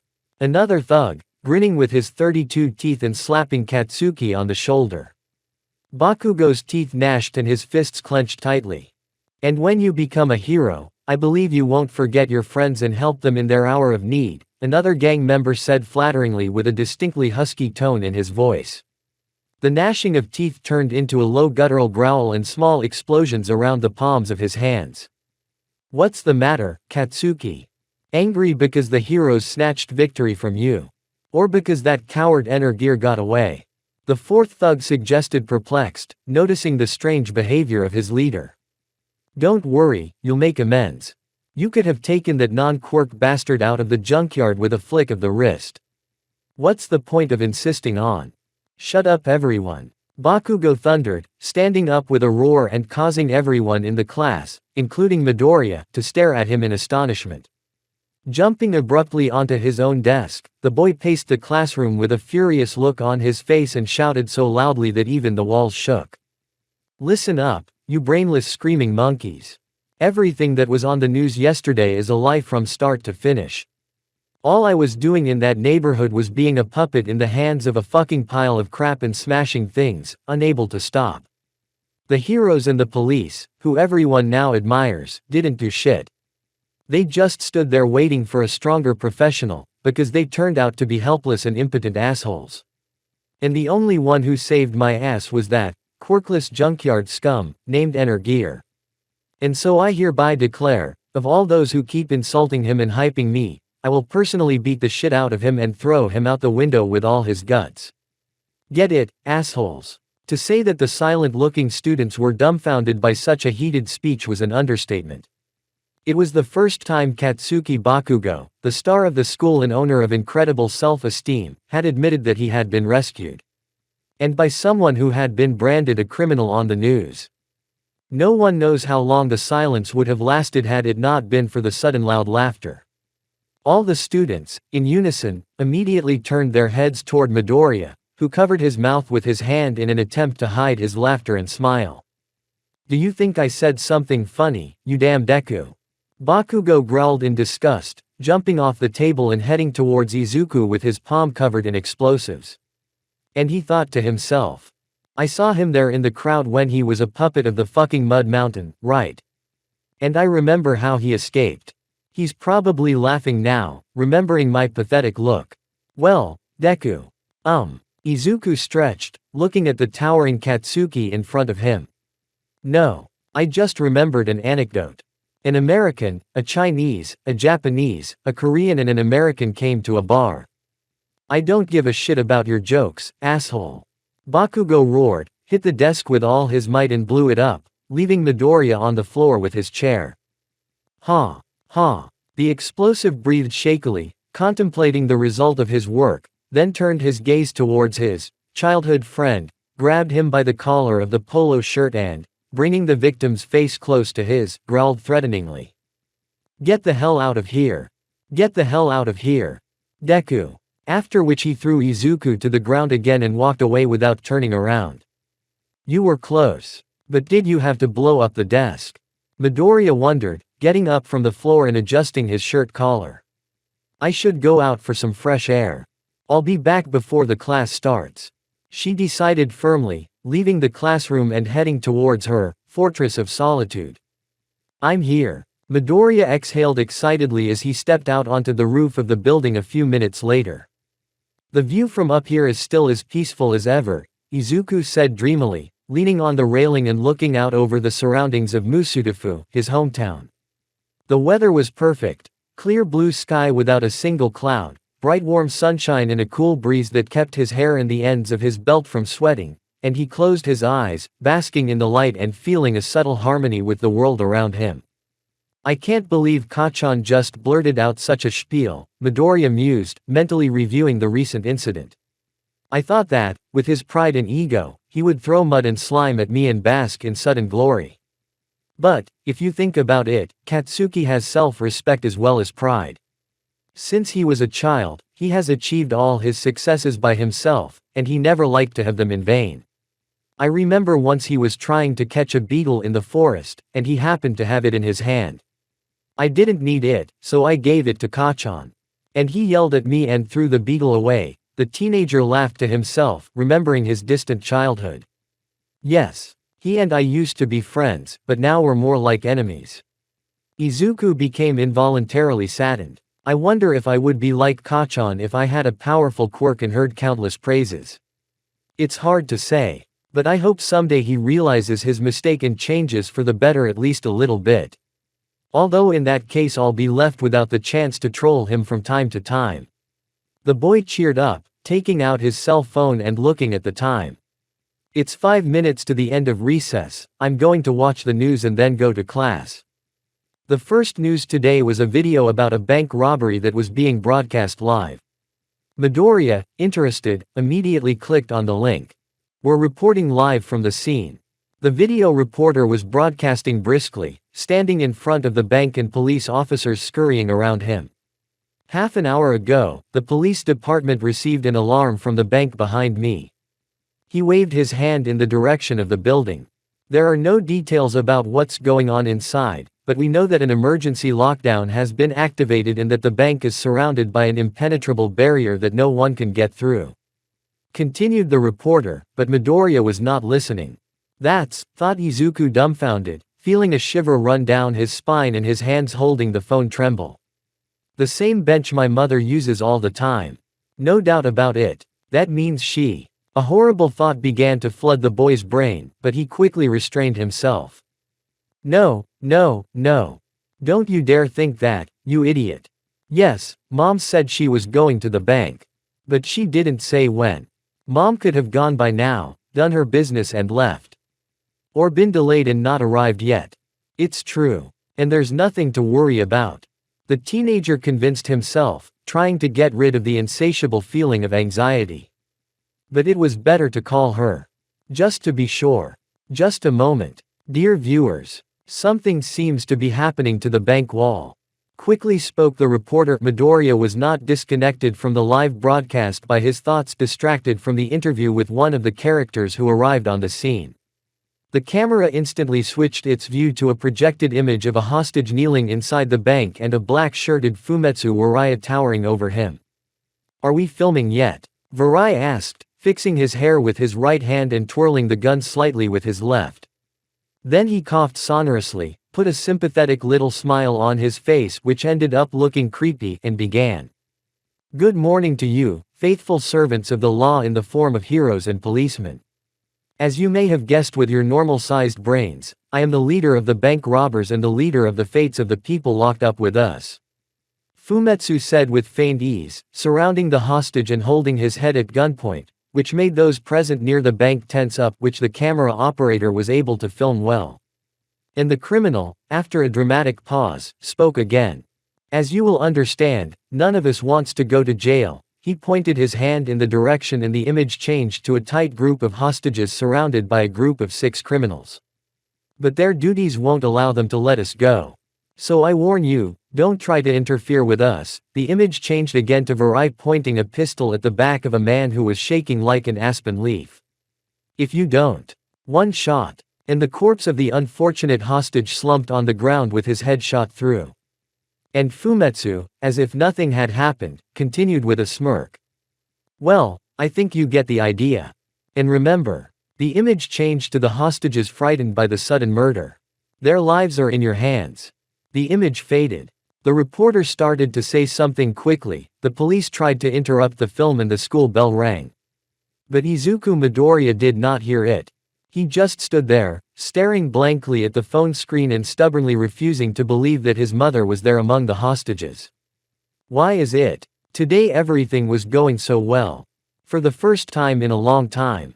So why mom? Why? Why? Thoughts were running through the teenager's head, so empty that every word echoed. I don't think. A single phrase began to pound in Midoriya's head as she opened the contact book on automatic, found her mother's number and, without hesitation, pressed the call button. In the back of his mind, Izuku knew it was impossible to deny the obvious. He knew he was not suffering from vision problems or hallucinations. He realized that he was being silly and childish. But he couldn't help it. After all, he still had fresh in his memory the feeling of loss, which he did not want to repeat. A small, shabby room with many bottles and some medical equipment, where everything smelled of ethyl alcohol and mentholated smoke. A young man lying on the bed, so weakened that he could neither move nor speak. Tears mixed with pleas for him not to leave in a warm, reassuring gaze. The beeping of the heart rate monitor indicating cardiac arrest. A funeral in the rain. A broken mirror in the bathroom and a bloody right hand. The embrace and tears of a frightened mother. A belt as a last gift. And a strong hand outstretched. Hello. Virai's soothing, mocking voice came out of the speaker, causing Midoriya to instantly snap out of her memories, wipe her eyes of the tears that had involuntarily come out and speak quickly, trying not to give away the trembling in her voice. Who are you? Where is my mother? Oh, listen to this. Sunny's worried about mom. Uti puti, how cute, ha ha ha ha ha. Fumetsu laughed out loud, mocking the helpless, according to him, boy. And I'm a nice thieving uncle. Who could easily kill your mother if he felt like it? Do you want to have a chat? Let me hear it. Izuku demanded, steel echoing in his voice. Why would I indulge the wishes of a weak girl? The immortal asked, amused. First wipe the milk from your lips, child, before you tell me what to do. And start looking for a new mom, because how do you know? Suddenly she's not coming back. After the signal, he interrupted himself. You'd better start looking for new teeth, because who knows? Maybe I'll catch you. Midoriya growled menacingly and ran off the roof at full speed. Izuku ran through the empty corridors of the school, not paying attention to anything. A couple of times he skidded around corners and once he nearly went flying down a flight of stairs, but in the end he made it out of the school, nearly knocking down the main doors. On his way to the back of the school, the boy crashed to the ground before he could brake on a curve. But he quickly got up and, limping noticeably, continued on his way. When he reached the hiding place and quickly pulled out his backpack with the equipment, the teenager heard a call signal from his pants pocket. It's about time. Midoriya cursed, pulling out his phone and looking at the screen. Knuckles. What did he want from me? Aw, fuck it. I don't have time for him right now. Besides, I can't involve him and the boys in this matter. I quickly hit the cancel button and quickly put on my backpack and ran for the school doors. Mom, wait a minute. I'm coming. Izuku mentally shouted and hurried even faster. Time was running out. You are so predictable, my assistant.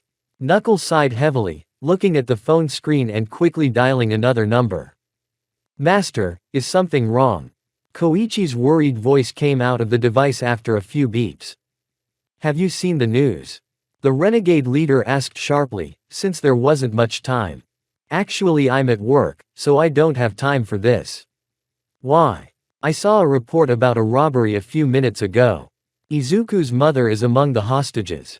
She's on her way there. What? The guy on the other end of the line exclaimed, not hiding the shock in his voice. How did you? I called him a few minutes ago. He hung up. But he's at school, I know. But I'm sure he's on his way. I can feel it, as their leader. What if you're wrong, Master? If I'm wrong, it's okay. If I'm wrong, Izuku will definitely do something stupid. Family is more important to him than anything else.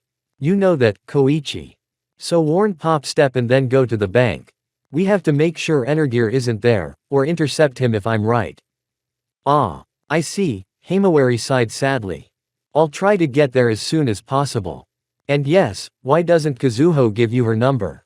It's not convenient to contact her through me. That's a question for you, my young apprentice, smiled Knuckles and disconnected before a surprised Koichi could say anything. Is the information accurate? Asked the deep, commanding voice of a man in a darkened office.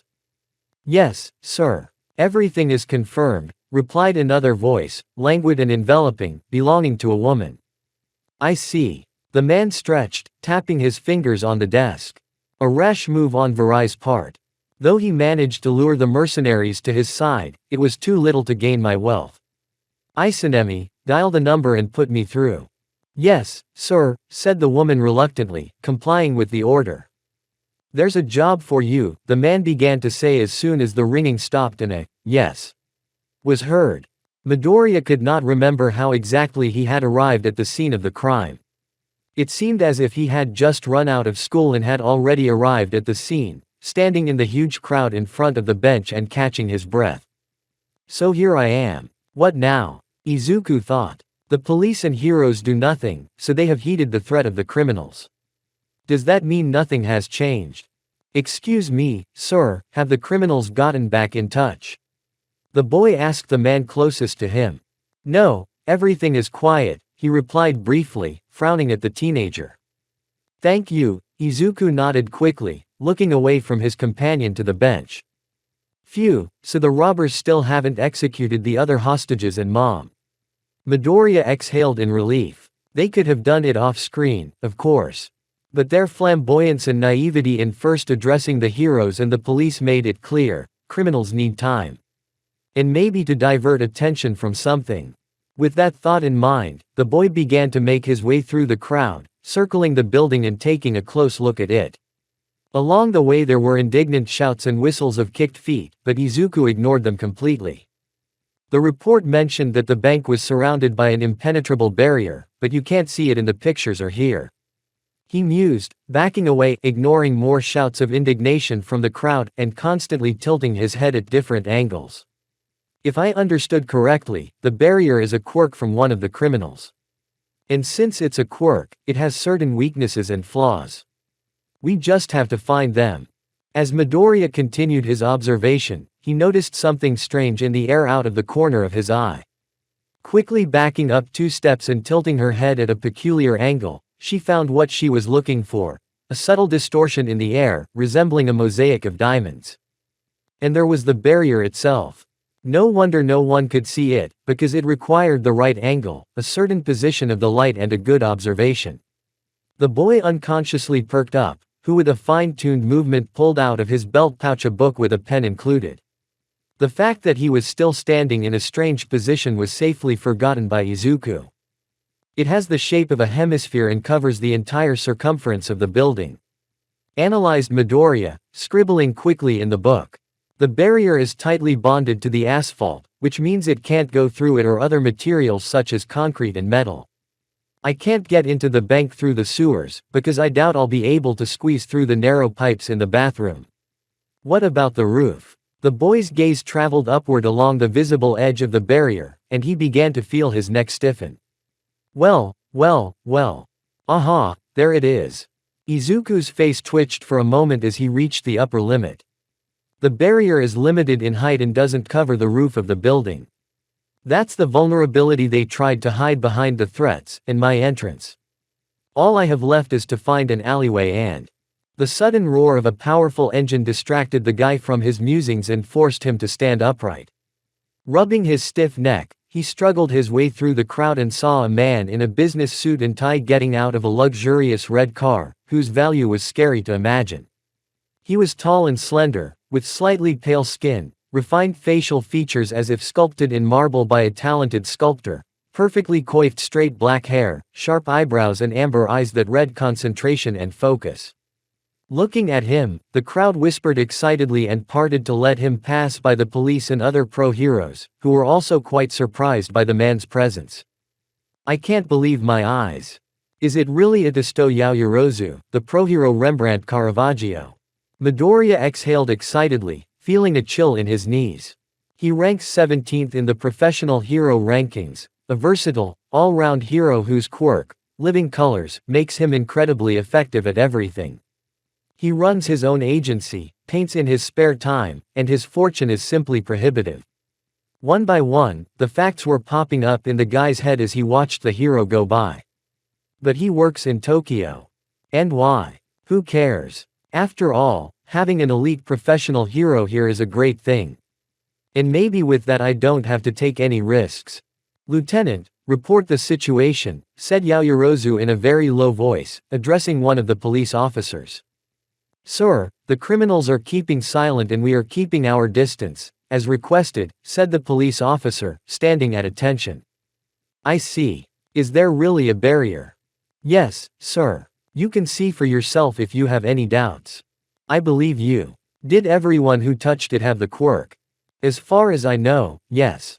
Those who didn't possess the quirk were used as evidence. Not here. I see. Rembrandt nodded, satisfied, it seemed, with the answers, and looked up at the roof of the bank. Have you checked if there are any barriers on the roof? Because of the danger to the hostages' lives, we decided not to risk it. Caravaggio nodded again. So, what people have come to see us? Veri's mocking voice suddenly rang out as a smiling image of him appeared on the wall. It is a great honor that the richest and highest of heroes has honored us earthworms with his presence.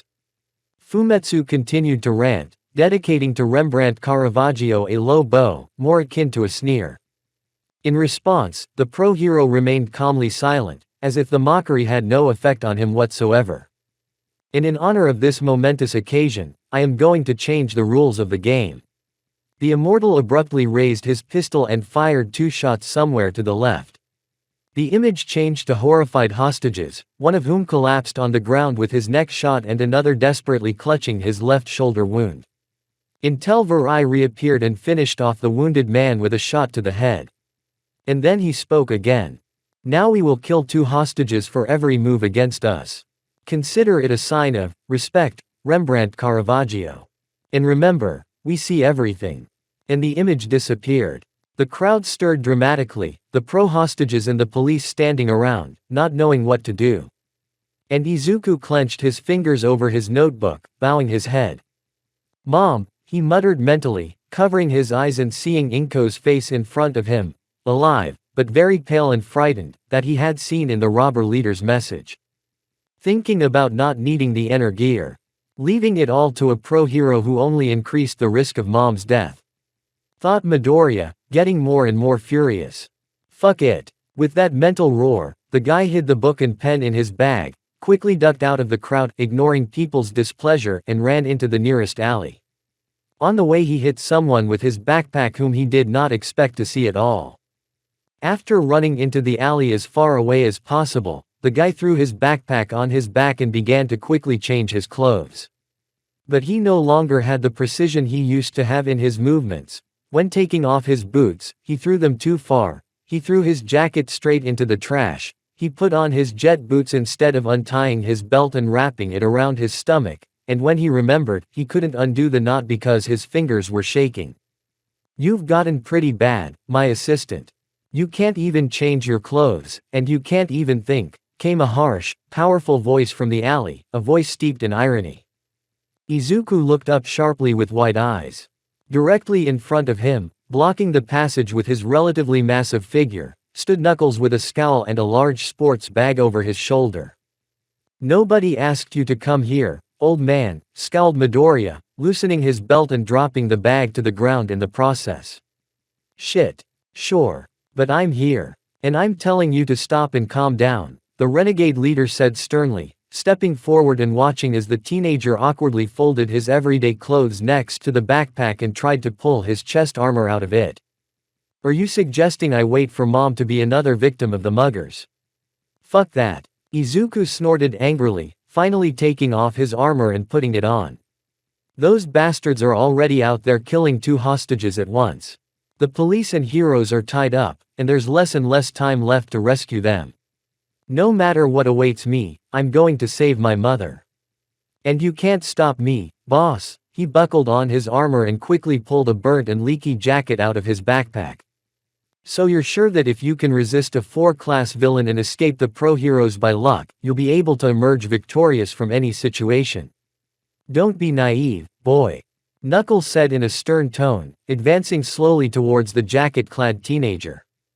Midoriya frowned, looking at the man towering over him like a rock. "Yesterday you were only able to avoid disaster because that pile of crap was an inexperienced lone thug. The pro-heroes were rookies and didn't know how to handle themselves in a difficult situation, plus you were helped by the terrain and your cold-bloodedness." The boss ruthlessly listed the factors of the victory, causing Izuku's gaze to become increasingly furious. "It's different here. You can't just walk into the bank, although you're unlikely to be stopped. But once inside, you're up against several experienced opponents in a confined space, where you'll not only have to fight, but you'll also have to guard the hostages. Among them is your mother, and that has already made you lose control of your emotions. And outside you'll be waiting for them to eliminate the pro-heroes, for whom Energear is an eyesore. And with all that's going on, you dare to say anything about saving your mother?" The teenager said nothing. He just clenched his fists tightly and filled his eyes with even more fury. "Just as I thought," Knuckles said calmly, giving Midoriya a cold look. "Get it straight, my assistant. You can be as smart, creative and reckless as you want, but you're worth next to nothing on your own. And on top of that you are an impulsive egoist, who thinks only of himself and is incapable of selfish, he asked, stretching his lips into a smile that looked more like a grimace. It was coming from a man who had become a renegade just to win back the daughter he had foolishly condemned to suffering. The frozen expression on Knuckles' face said nothing, but the fire in his eyes and the clenching and unclenching of his fists said it all. "You're right, old man. I didn't think about how I was going to save my mother. I just ran to the bank, thinking it would all work out as I went along. But even with all the details, I wouldn't have backed down and gotten involved."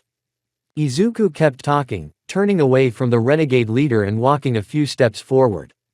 I still remember how Rob died." The teenager's voice trembled as he uttered those words, but he managed to pull himself together and continue. "It wasn't my fault or anyone else's. But that helplessness, when you try to do something to make a person live, but in the end you don't change anything. I remembered her forever." Tear berries sprang up in Midoriya's eyes. "And so, after becoming a renegade, I swore to myself that I would try to save everyone in need. That I would stop being a helpless observer of the inevitable. And now, with my mother's life at stake, my last family, I can't back down. If I end up in jail or killed by thugs, so be it. And so, Knuckles, I ask you to stay out of my way. Can't you ask us for help?" A young, worried voice suddenly sounded behind him, and Izuku recognized Koichi without a doubt. "I haven't heard all the dialogue, so I may be misunderstanding something." Himawari began slowly approaching the surprised comrade who had turned around and putting a hand on his shoulder. "But I think you should tell us everything. We're your friends and we won't leave you in the lurch. Not to mention that it's much easier to do things together. But I know she's your mother and it's your business. But I don't think Mrs. Midoriya would want her only son to go to jail and ruin her future, or to die in vain. So don't refuse to help." "That's right," shouted a woman's voice from below, and Pop Step landed next to the boys in his trademark Devil Idol costume. "You've got a big mouth, Midoriya. You think because you drew attention to yourself yesterday you can keep doing it without us. You have no regard for your comrades. But if you meddle, the pro-heroes will find you out, too." Izuku exclaimed, recovering from his fright and wiping his eyes. "And I don't want you to get hurt anymore because of my impulsiveness. We've already intervened, you idiot. So our path is now only with you going forward." Kazuho replied dryly, shaking his pigtails. "And don't even try to walk away from us." There was complete silence in the alley for a while. Midoriya was at a loss for words, and an unprecedented warmth for his comrades flared in his chest. Sometimes it was the realization that one was not alone that made him stronger and more confident about the future. Guys, he finally said with an exhale. Has anyone ever told you that you are the best friends in all of Japan? I wish I could say that more often. Pop Step smiled, clearly flattered by Izuku's words. So when are we moving in, smartass? When the teacher, Midoriya and I change clothes and make a plan together. Koichi suggested. We'll also discuss how to limit Midoriya's participation in the operation so he can save his mother and avoid injury, said the renegade leader, already dressed in his costume, a long leather coat, a simple cloth mask over his eyes, heavy boots and knuckle gloves. As if we didn't know, old man. Pop Step muttered, rolling his eyes. Come on, Step. Izuku said with a grin, putting on his red belt, stowing his everyday gear in his backpack and strapping on his helmet mask. And yes, Knuckles, he said for saying something unnecessary. Really? It's all right. The main thing is that you've got yourself under control, the renegade leader replied briefly and turned around to leave the alley. Is everyone ready? Just a moment. Yes. Quickly replied Koichi, who was wearing his protective gear, the Almighty's signature hoodie and a white cloth mask over his mouth with pilot goggles. Pop Step in inner gear, who was wearing a helmet, nodded silently. Then let's get to work. Shouted Knuckles, and the four moved forward. Mom, wait a little longer. We're close. Midoriya smiled. After all, she had no doubt now, everything will be fine. The situation in the bank could be described as the calm before the storm. Despite the outward resignation of the hostages, it was evident that they seemed more alert than before and spoke in hushed tones, anticipating their imminent release. As for the robbers on guard, the Klevik standing by the stairs, the BFG stationed at the teller's counter pointing a pistol at his victims, and the puppet and golem circling the lobby like hungry wolves, they were as tense as they could be. This was especially evident when the quartet quickly averted their gaze from the vault, where the break-in process was underway with loud drilling sounds, gurgling, and a single scream of pain mixed with electric shocks, to the locked front door, where an elite professional hero awaited them. Are you guys afraid of jail? That's right. Smiled Kemery, watching the scene carefully. All you criminals are like that. When pressed, you back down. And given your failure, it won't save you. Unless, of course, he really sent you. So you're a single mother and you've been denied maternity leave. Outrageous. Inko silently took the cashier's hand, supporting her and distracting Kawamura from her observations. Yes. The girl nodded, looking at Midoriya gratefully. I tried to talk to the principal, but he didn't care. So she trembled, as if she was about to cry. Now, easy, don't cry, Inko whispered quickly, putting her arm around her and gently stroking her head. And why did the worst things happen to good people? She turned to the fox. This is probably going to sound extremely cynical, Kemery muttered thoughtfully, closing his eyes. But that's because good people are like bull's eyes. They just want to get hit, and as accurately as possible in the most painful spot. Because goodness. Well, let's not talk about sad things when things are already unhappy. What's your son's name? What is his name? Izuku. Inko was surprised and almost immediately saddened. How old is he? She'll be 15 next month. Hey. He'll be an adult soon. I think he's grown up like a decent boy with a mother like that, Kawamura said with a smile, but when he noticed Madame Midoriya's saddened expression, he became wary. Or is it the other way around? No, Inko quickly waved her hands.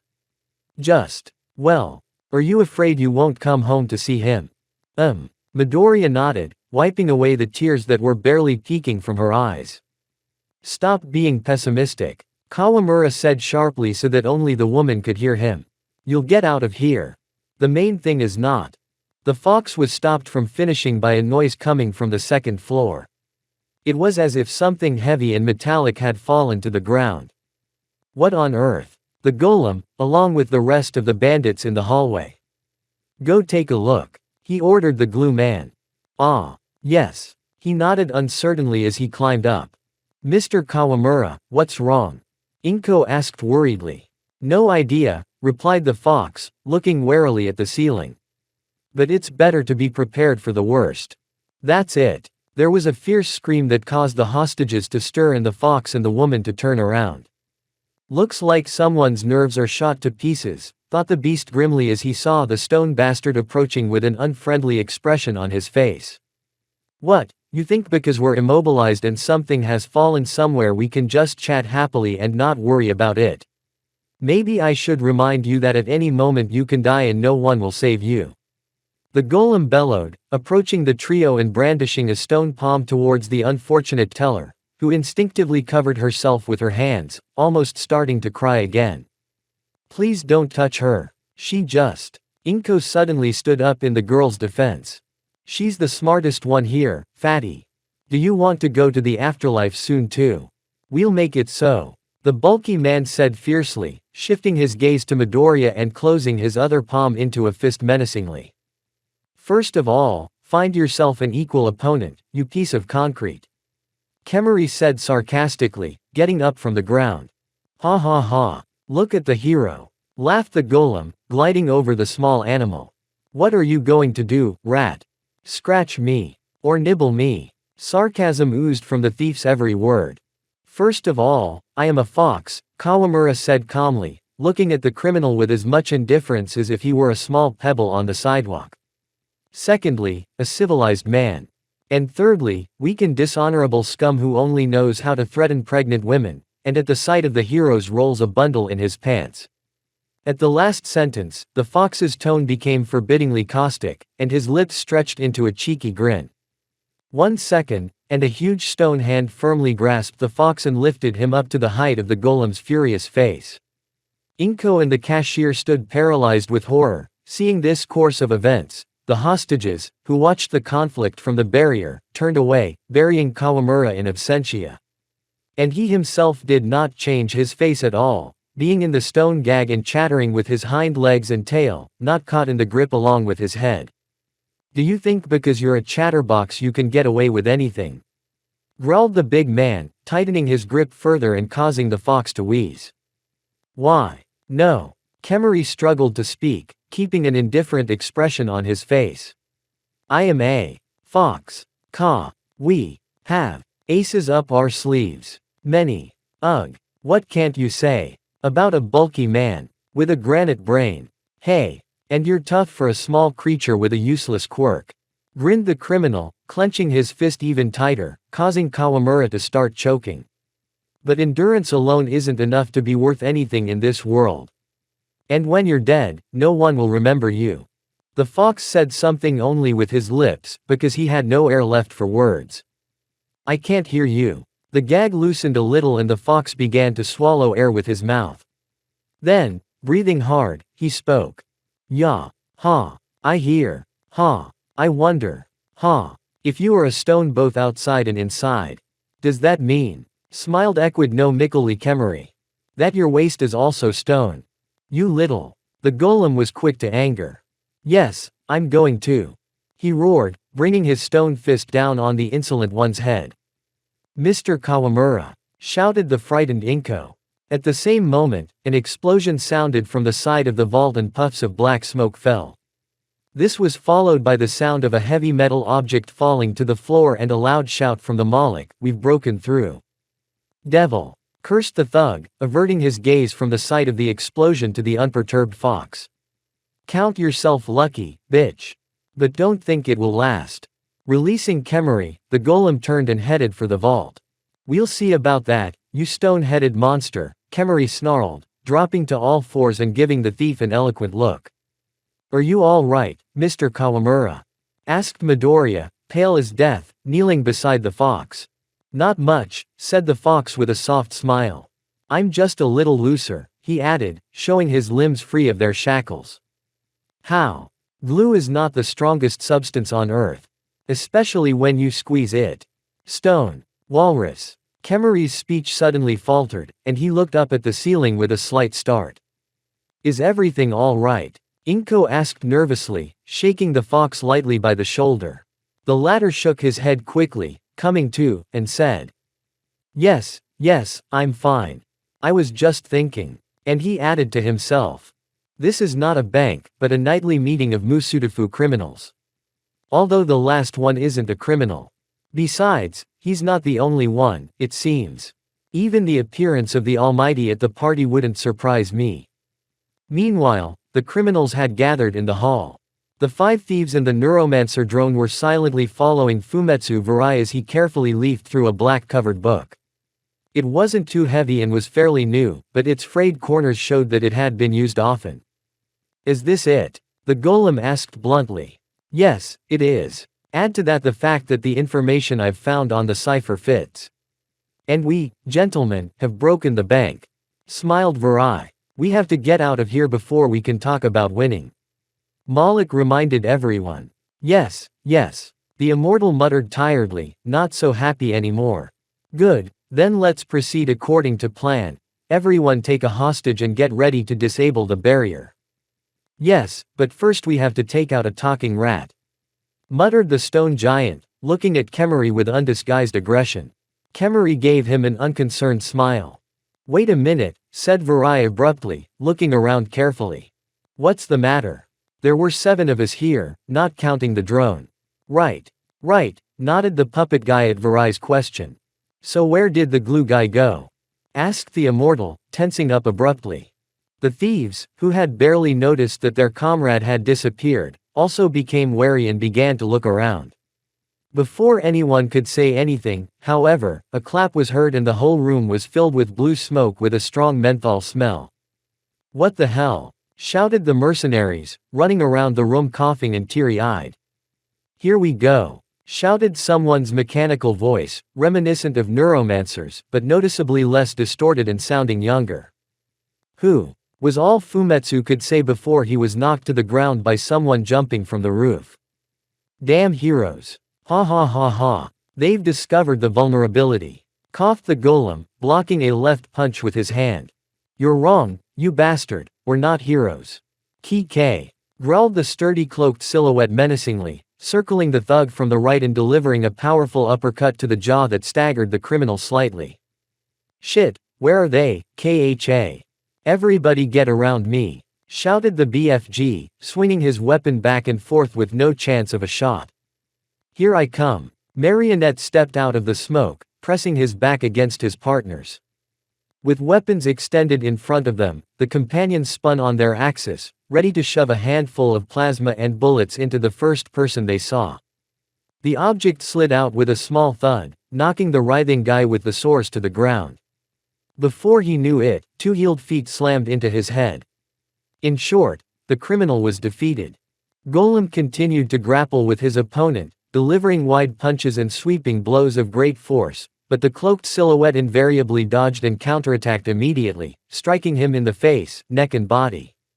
This caused the thug, who was still coughing, to slowly back up and feel the pressure despite the minimal damage. Fumetsu and Malik disappeared somewhere, and Neuromancer's drone flew safely away from the fight. The hostages, meanwhile, coughed smoke and looked around, trying to understand what was happening.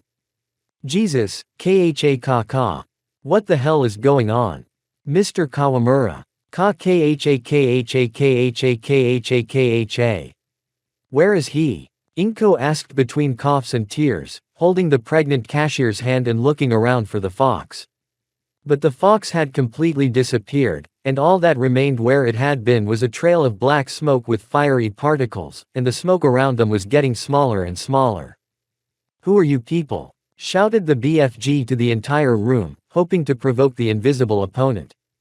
I am one who will not tolerate the abuse of pregnant women, and I will pay you for all the hostages you have killed. Creeper. Shouted a young voice, and the next moment a guy in a slightly ridiculous almighty hoodie emerged from the slowly dissipating smoke, sliding across the ground on 4 limbs. Without slowing down, he propelled himself against the surface with great force and collided with the soldier's body and his plasma cannon, which as a result fired involuntarily and, judging by the sound of the explosion, hit something. And I add more. Without a second thought to the BFG, a petite girl in a revealing demon costume flew out of the smoke, knocking the staggering criminal with both feet and knocking him back against the wall. But he barely had time to land and catch his breath when the puppet guy attacked from behind, literally wrapping his arms around the girl. "We're going to play. Ahem. The spine-breaking hug game, girl," whispered the criminal with an insane grin, tightening the hug and making the captive squeal. "Although I would rather play, dip a croissant in jelly." "Pop step," Crawler shouted, quickly getting into sumo pose with his legs locked and neck retracted. "Creep. Bully impulse style," he shouted, slamming his palm down hard. "What the?" The dummy was prevented from finishing the sentence by a strange white projectile that hit the mugger's face with such force that he flew off into the area with the smoke that had not yet dissipated.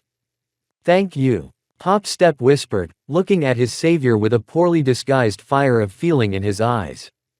"We'll discuss it later. First we have to help the master," shouted the boy quickly, getting down on all fours and sliding across the floor to the sounds of a heated fight. "Idiot," sadly thought the girl, feeling a slight pain in her chest, and hurried to follow him. "And you're a tough bastard, damn it. But that's why you're a worthy opponent," roared Knuckles with undisguised excitement, punching the golem in the back of the head with his fist and then dodging the blow with a U-turn. "You too. Caw. Not bad.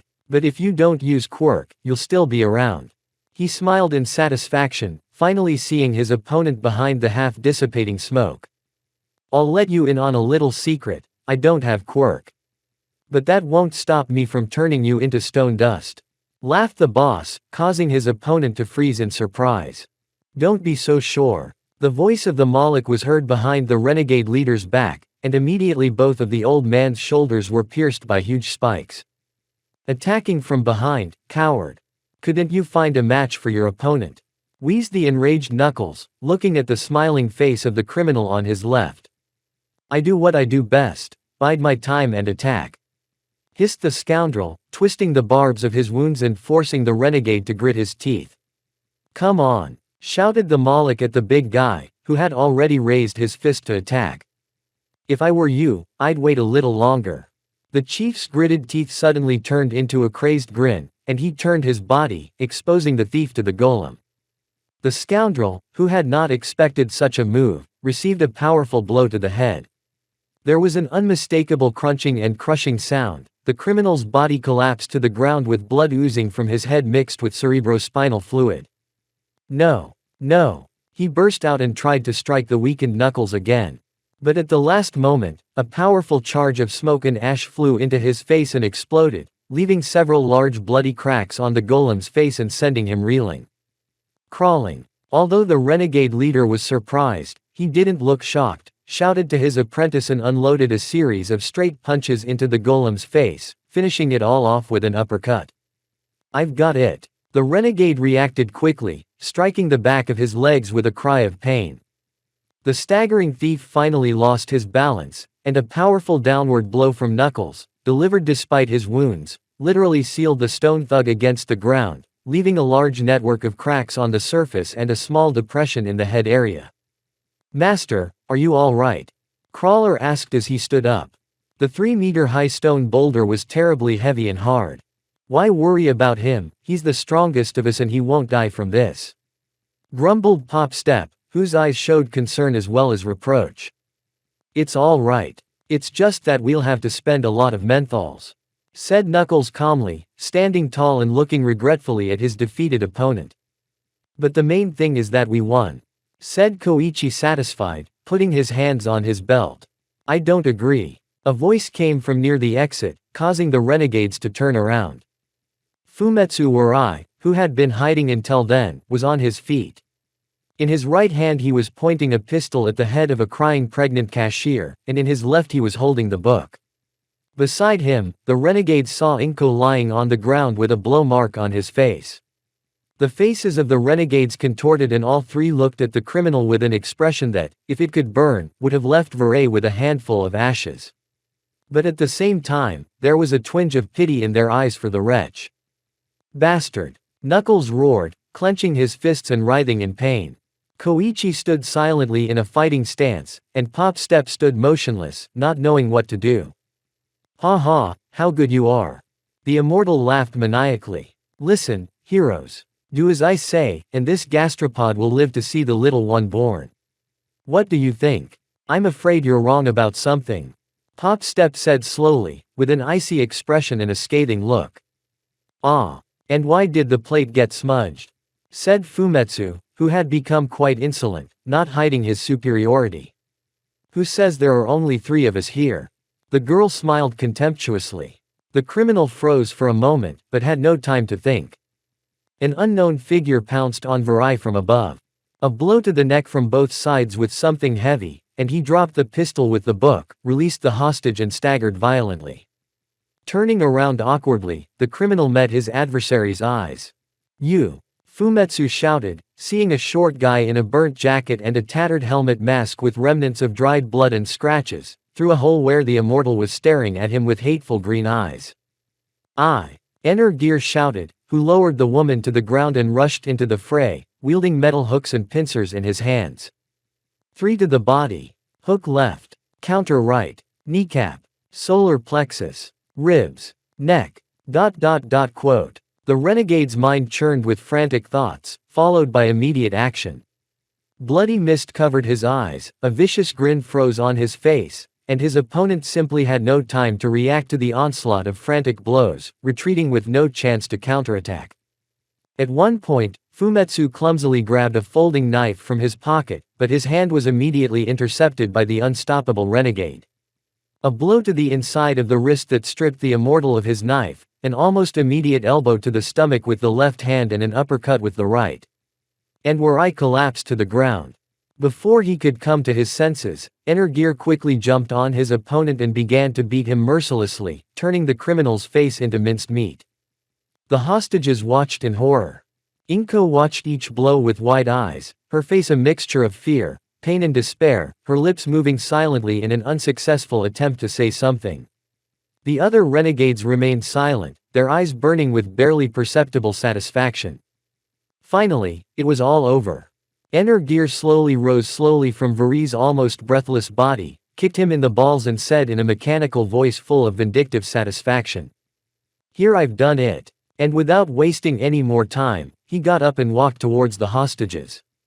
They froze, afraid to breathe, but the guy, busy putting the hooks back on the handcuffs, ignored them completely. Are you all right? He asked, kneeling down in front of the wounded women and quickly examining them.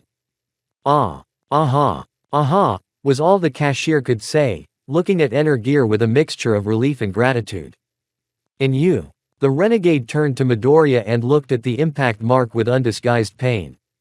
It's okay, don't worry, said Inko, smiling softly and taking her savior's hands in hers, causing him to stare at her for a moment. Gear, behind you! Pop Step suddenly shouted. Guy turned around and saw the BFG aiming a plasma cannon at him. Reflexively, the renegade blocked Inko and the cashier like lightning, but at the same moment an impressive blob of smoke with incandescent particles flew out of nowhere and slammed into the criminal, stunning him and deflecting the plasma charge right into the cashier's office, destroying much of it. Surely this is bad timing. But you're welcome. A crackling, slightly amorphous voice was heard as the blob reformed and 2 red-orange lights, reminiscent of eyes, flickered over it.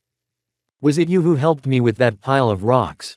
Knuckles asked, nodding at the neutralized golem. Yeah, I returned the favor. Smoke laughed with a strange snort. And you're an Gear partner, then? I thought you were a loner. Smoke turned directly to the designated renegade. Wrong opinion, he replied calmly, turning away from the hostages and approaching the assistant who had suddenly appeared. Who are you, Cloud, one of the criminals or worse? You insult me in the best of feelings. Smoke made an offensive gesture with his hand, squinting his eyes. Who I am doesn't matter. But I assure you one thing, I'm a guy who's always in the right place at the right time. And whose ass you unintentionally bailed out. I see. Knuckles muttered thoughtfully, casting a shrewd glance at the stain. Anyway, thanks for your help. Whoever you are. You saved my bacon, so I'll return the favor. Smoke smiled in satisfaction, judging by the tone. By the way, if you want to know why those Dubalamites came, look over there. Instantly, some sort of hand extended out of the clot in a pointing gesture. Following the limb, Gear spotted a black-covered book on the floor. Quickly reaching over and picking it up, the renegade began to examine it closely. So many murders and so much blood. For one little book. Pop Step muttered, looking at the book with undisguised incomprehension. All that glitters is not gold, beautiful. Commented Smoke flatteringly, getting very close to the girl and making her jump on the spot. This little book may look simple, but it's just a face. After all, people don't get killed for not turning in their books on time.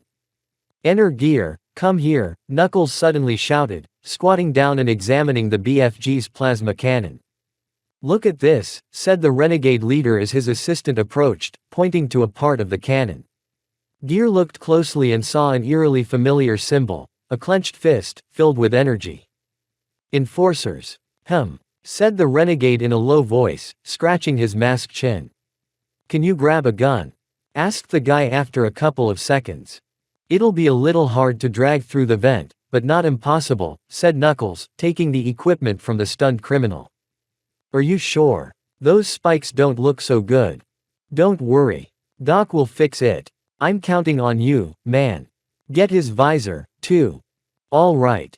Carrying everything you've got on hand and blowing up the wounded. A blob of smoke that had flown up to the boys and was watching what they were doing. We're not heroes with golden mountains of salary. We use all we can put into the business. And the question of the legality of those things. Go to hell, Gear replied, shrugging his shoulders. As for Knuckles, his steadfastness is matched only by his stubbornness. When he makes up his mind, he goes all the way. A practical point of view. Laughed Smoke. There, by the way, in a far corner there is a drone of another criminal who was not here. It looks like it was shot down during the fight. You might need it too. Really? Was surprised Enter Gear, who had looked in the indicated place and had indeed seen a smoking cheating mechanism there. Why all of a sudden these tip-offs? I want to strike up a good relationship with a future sensation that will enrich me. After all, I am a journalist. The renegade crooned uncertainly, arching an eyebrow. And then he shouted. Crawler, pick up that smoking thing over there. Why me? He asked with some distaste. Knuckles is busy, I'm in charge of everything, and Pop Step is a child, so it's embarrassing to make her carry heavy things, answered Knuckles' assistant calmly. But at that very moment a huge crack formed in one of the metal shutters that isolated the bank from the outside world, shattering the darkened glass of the window, causing the smoke stain to disappear and the renegades to first freeze and then speed up their assemblies. And when it was all over and the team had assembled, the defenses were finally breached and a crowd of hero-wearing cops burst into the building, accompanied by a shapeless brown giant, as if painted in broad, sloppy strokes, and a tall, aristocratic man in a business suit and gloves with finger-writing pens. Right on time, as usual, Enter Gear commented sarcastically, turning to the intruder. I'd be less funny if I were you, you thief. They don't like that kind of thing in jail. Said one of the heroes, not hiding his gloating tone. Don't worry, we'll make a reputation for ourselves there in no time. Smiled the renegade, to which the others nodded in agreement. Lieutenant, have your men get everyone out of here. Heroes, cover them in case the criminals try to take hostages. I'll take care of them myself, Rembrandt Caravaggio said quickly and clearly, paying no attention to the renegades. Yes. They all shouted and began to follow orders. No, wait. Don't touch them. They saved our lives. How did you? Shouted Inko, as they dragged her out of the bank with the teller and the rest of the hostages under their arms, ignoring any attempt at resistance. Don't worry, ma'am, we'll get out of this. Energear shouted after her, causing Midoriya to give her a stunned and sad look and disappear through the door. I don't think so, Yaoyorozu said calmly, stepping forward and giving the team an arrogant look. Your motives are not clear to me, but the fact that you are criminals is undeniable. Surrender and hand over to me the book that one of you is holding. In that case, perhaps the court will be lenient with you. A book. Gear was surprised, turning his gaze to the object in his hand. Why the sudden interest? I would have had to give it up anyway when they turned me in and arrested me. But Rembrandt Caravaggio paid a lot of attention to it. He made the other men go away. He outlined favorable conditions. Moreover, the tone of his voice changed subtly. What the hell? No, there's something else going on here. The thieves didn't take a chance on her. If that's the case, then we can't put this scrap paper in her hands. I'm afraid you'll have to take it with you, Mr. Millar," replied the renegade sharply, taking the hand with the book behind his back and catching the surprised looks of his companions, to whom he shook his head negatively, implying that all explanations would be later. The renegades nodded in condemnation. "Since you insist," said the pro-hero calmly, spreading his fingers. The team responded with combat stances, and Gear drew his amp. "No way!" shouted the unnatural voice and, almost immediately, the entire room and the area in front of the bench were covered in a thick cloud of black smoke with numerous motes of incandescent particles. "Well, gentlemen, get out of here." The smoke spoke, and flaming lights like eyes appeared in front of the renegades. "I will create a passageway for you in this cloud." After these words, a kind of tunnel immediately appeared in the cloud leading to freedom. "Again, all for a feeling that will enrich you?" Enter Gear asked, concealing his weapon. "Naturally. After all, it's extremely stupid to leave such a piece of cake to these pig heroes, don't you think? So you owe me one. You got it, stranger," shouted the grinning Knuckles, as he ran down the smoke tunnel with the others. "Good luck, renegades." He smiled to himself as a clot of smoke separated from the main mass and held the blue jacket aloft. As it descended towards the ground, the smoke quickly began to take shape and eventually became an anthropomorphic red fox with green eyes. "And I should be sniffing around upstairs.